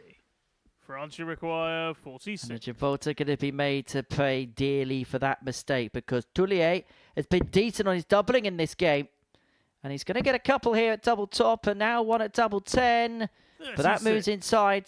Gibraltar, And you so require Hewitt comes 20. back to give Gibraltar the impetus in this contest. He's now chasing double 5. One left. Cannot 15. get. France, you require 10. Double 5 now the target. Larbre's gone inside as Good well. score. And now bust it. Gibraltar, you require 5. Well, this is a cagey opener. Double two. Game shot on the first Well, not often leg, do you Team kick a game Gibraltar. off with a 29 dart holder throw, but Gibraltar are able to do so there. You haven't seen me play, have you? Second leg, it's France to throw first. Game on. We did last week. Yeah. I didn't get the opportunity for a 29 dart hold of anything in that. 100. Wow, that was some group. Still feel stitched up. Slightly. I'm not holding it against anyone, honest. 30.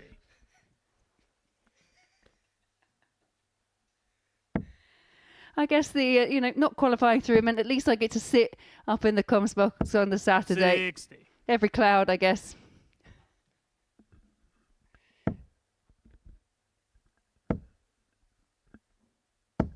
$95.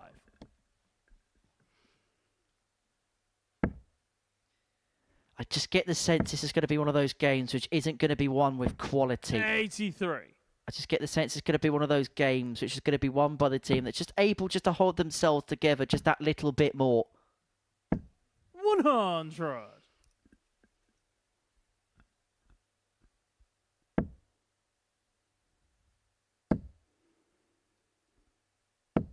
$100. Yeah, it's a really edgy match. There's there's more riding on it, I think, than sometimes people realise, because this could put France 60. on 6 France points and require 158. level on points with Northern Ireland and leave Gibraltar floundering at the bottom of the table, or it could really put Gibraltar back in and amongst 45. the mix. Well, you get the sense that this could be a game which either puts Gibraltar right in play in terms of qualifying through, or it puts them out of kilter in 46. terms of qualifying through. France You get the require sense this is 113. huge for Galliano and Hewitt. Yeah, and an opportunity really to maybe kind of bookend the day. They 41. started off with that win. Gibraltar require Had some good matches 170. in between, but no more victories. Well, there would have been an irony after the previous leg if Craig Galliano found the big fish there. 40. France require But he'll be 72. hoping that France give away the gilt-edged chances that they did in the previous leg. It's tots for Jacques Labre. 32. Couldn't Gibraltar scare it. require 130. It's gone from big fish, now it's little fish, and it's gone in the one. And just seem to have lost 80. their line slightly. France require 40. So Tullier looking at tops. Now down for tens. Chasing double five. Here we go again. 30. And Gibraltar Gibraltar here require have got a chance 50. to break. Jacques Labre in the background couldn't even look at the last start as his partner was chasing it round. And tens now for Galliano, and they're 40. doing the same. France require 10. It's like pass the parcel, but where's the music going to stop? Game shot on the second leg. It's going to Team stop France. with Jacques Labre. Third leg, it's Gibraltar to throw first. Game on.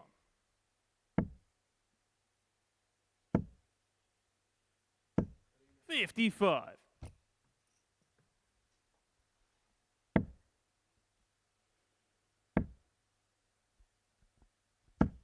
$100.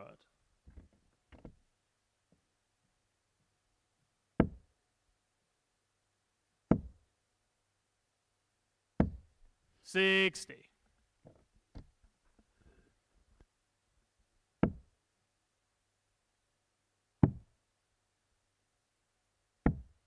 $57. Yeah, Tullier not able to find a treble. 58. But that kind of, that fresh, the fresh-faced Gibraltars that kind of wandered in this 43. morning, just looking maybe slightly disappointed about how the results have panned out throughout the rest of the afternoon, because they've had a couple of victories, just 4-3 ones just go the wrong way for them.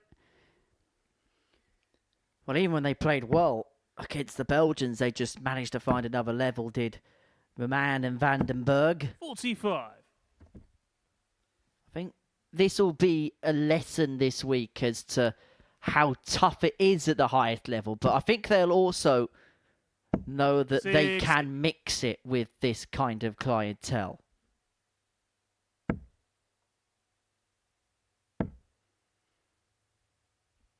We saw Craig 41. play in the main Super Series, put up a good account of himself. Didn't quite make it through to the Saturday, but there were also mitigating circumstances over that first visit here, i.e. a 60. power cut.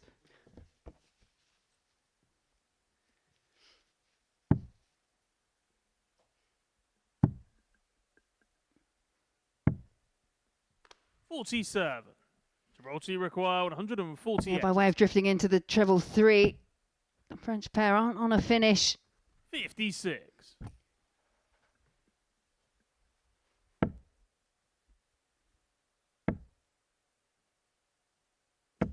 $100.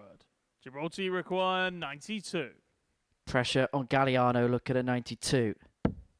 He's going to get two in his hand at double 16. And these have been the kind of combinations which he's been good at this week. Finds it on the there. third leg, Team Gibraltar. And that 24 darters, the best of the match so far. Fourth leg, it's France to throw first. Game on.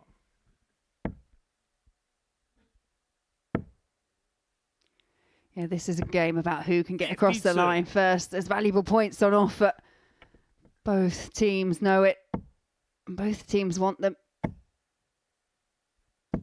140. But that's more like it from Hewitt. It's going to be one of those games where one just springs the rest in. So that good score from 100. Justice. That's just going to wake the others up.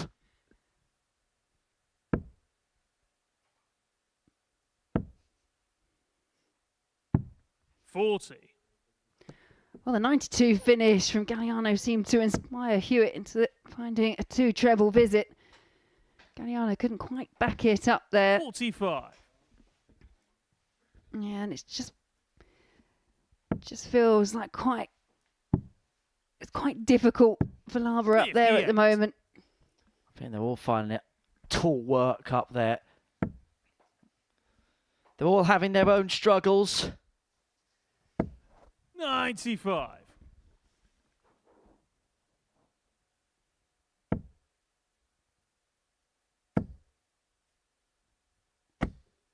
$140. When he gets that full extension, Craig, he can really power score like anybody else in this group. 41. Gibraltar you require 123.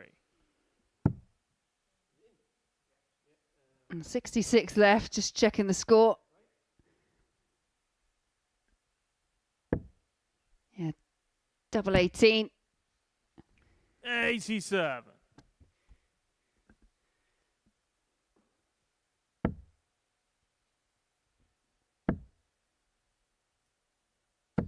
$123. Decent pressure applied. Gibraltar you require But this 56. for the break and a 3-1 lead. Galliano looks at double 18. Gets Game shot double on the fourth 18. leg, Team Gibraltar. Yeah, so it's all about timing with these two. Fifth leg, it's Very Gibraltar to throw rhythmical in first. terms of how they throw, Game just on. catching that rhythm right. 56. These two are inspiring me for another idea for a specials week, you know, Laura. Oh, go on then, I'll take the bait. 80. Double in pairs. Double in pairs. Because it'd be an interesting dynamic, because then the scorer 41. will have to be placed in the middle of the leg and the doubler would probably have to begin the leg. Yeah, you can work that week.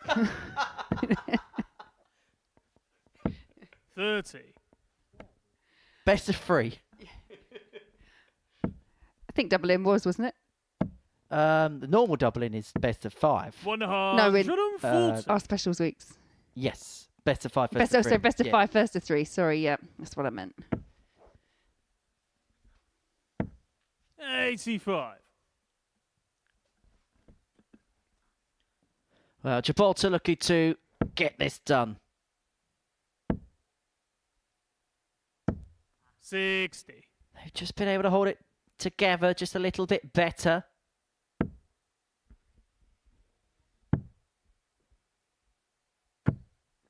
$86.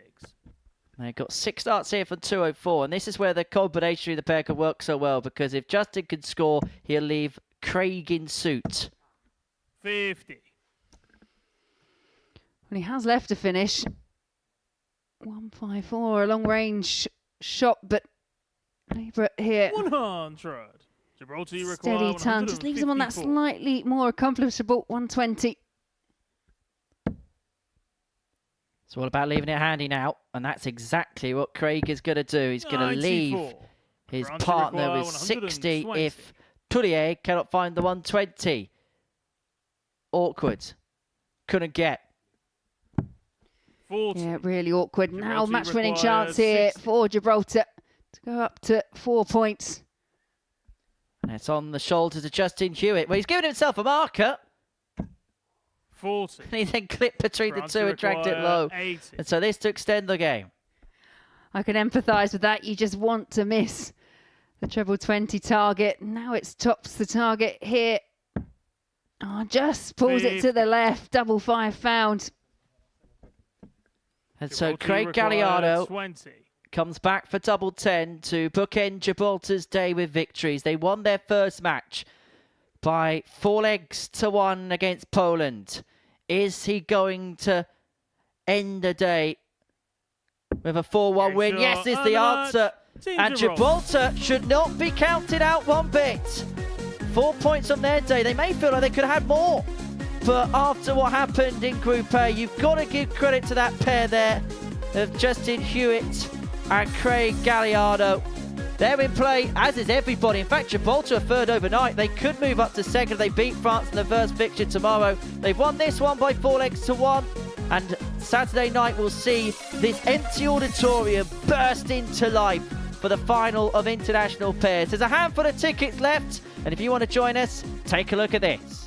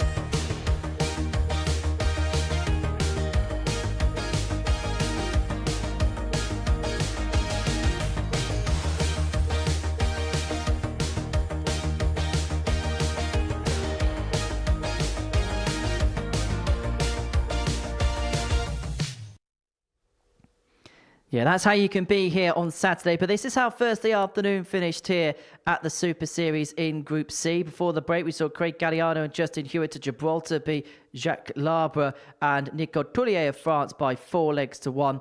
Elsewhere, well, Northern Ireland won their first 3, lost their last 2 to England and Poland respectively. In fact, it is England that are top of the table, despite losing that last game there against Brian Oman and Janty Vandenberg. So this is how the table looks. England top of the pile, 8 points to their name, having won 4 out of 5. They're in a very comfortable position, 4 points clear overnight from the third place team. That is Gibraltar. Northern Ireland on 6 points, having picked up 3 wins from their 5 matches on Thursday. Work to do for them on Friday, that is for sure. But everybody is still within play going into tomorrow. Laura Turner has been in commentary. She's alongside me again here in the studio to talk about all the day's action. Look, let's begin with England. They're top of the table, 8 points to their day. Job done as far as they're concerned. Yeah, I think if you said to them before you're going to win 4 out of 5, then they probably would have bitten your hand off for it. But going into that last match, you could see how much they really wanted to go through the card today, but were just denied by Belgium in the end. And to be fair, it was the performance of the day actually from Belgium.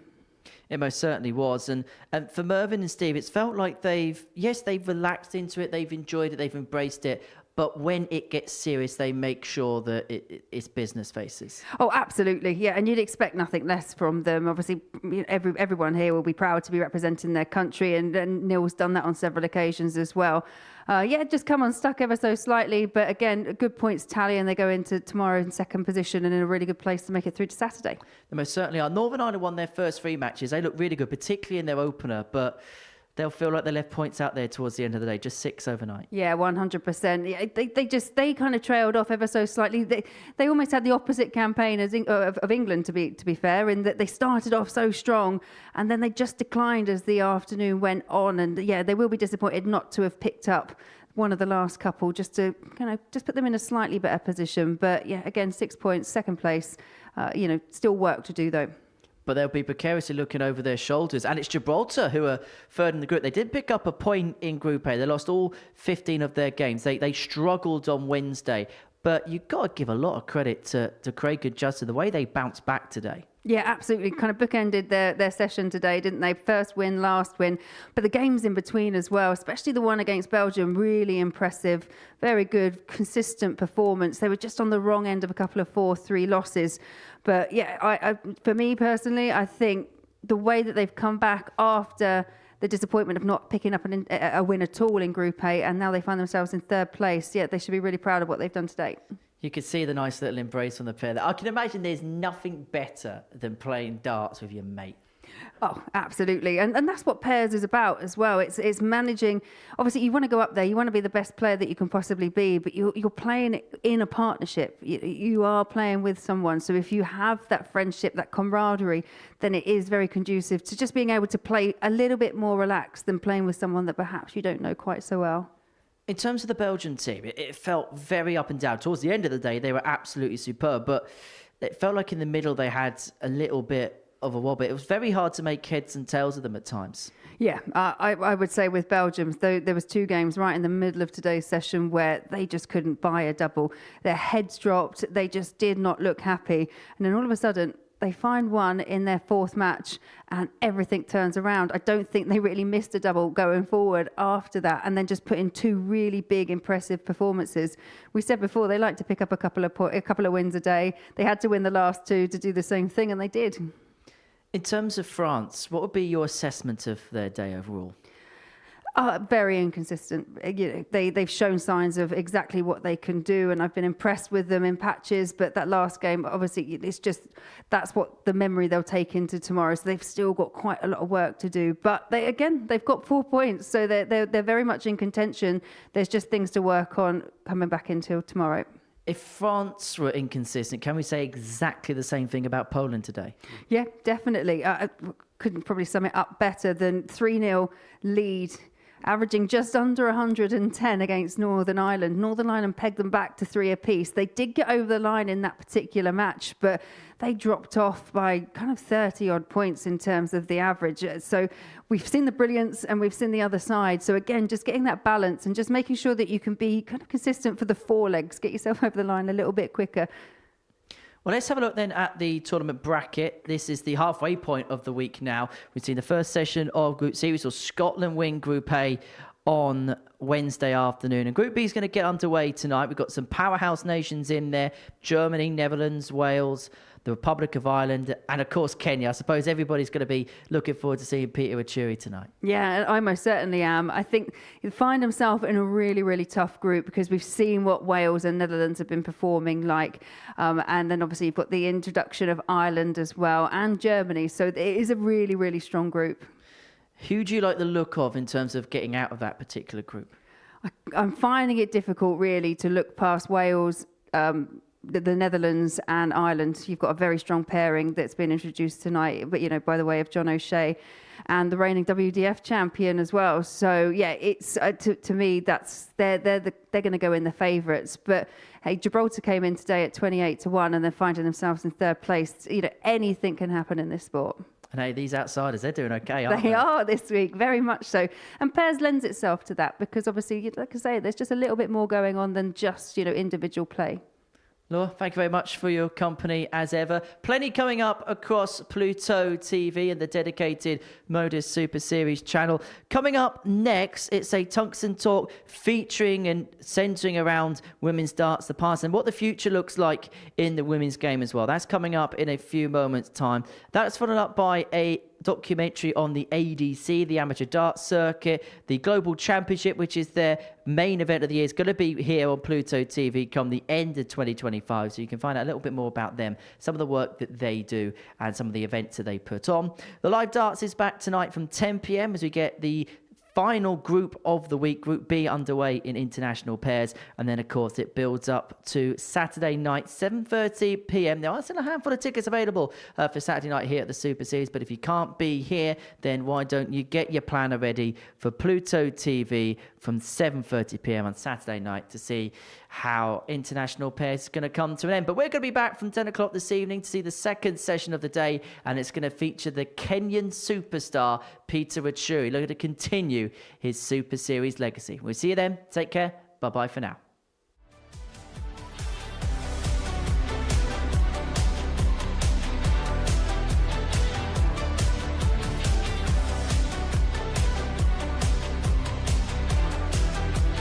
Crowd will go wild. Double 16. What a finish!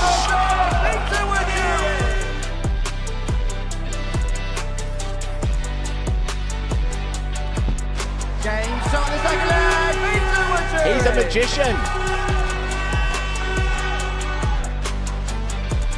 The drama. Peter Wachuri is a finalist.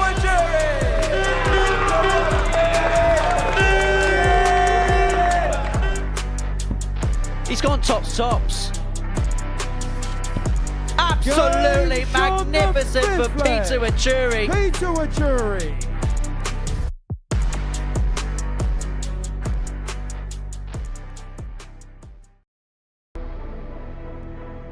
What a finish!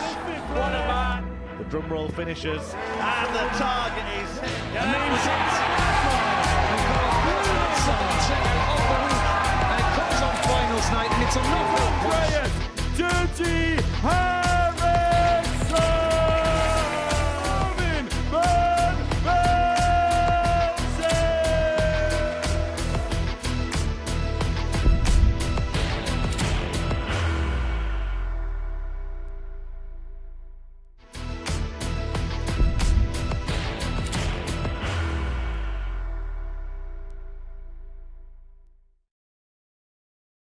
Are you ready to lift that trophy, Darius? Yes. Let's do it then. Ladies and gentlemen, your Modus Super Series 9 champion is Lucky D, Darius Labanowski!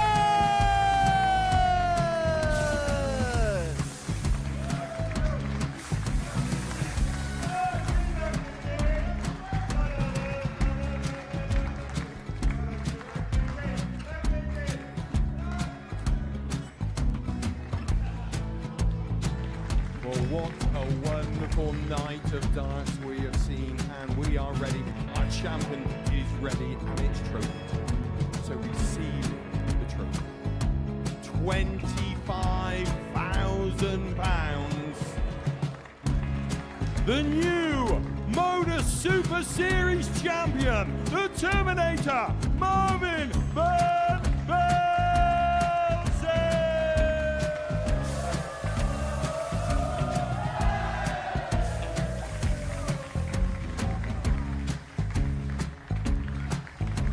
And one more time, the 8th Modus Super Series champion, the Terminator, Marvin Van Velzen. And the new Modus Super Series champion is Andreas Dirty Harrison.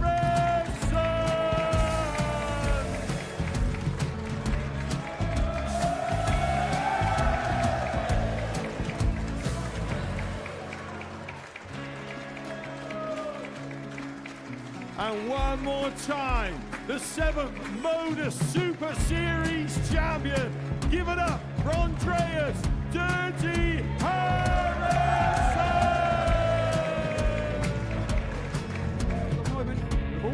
waiting for? Would you please show your appreciation for your Series 6 Modus Super Series champion, Scott Taylor?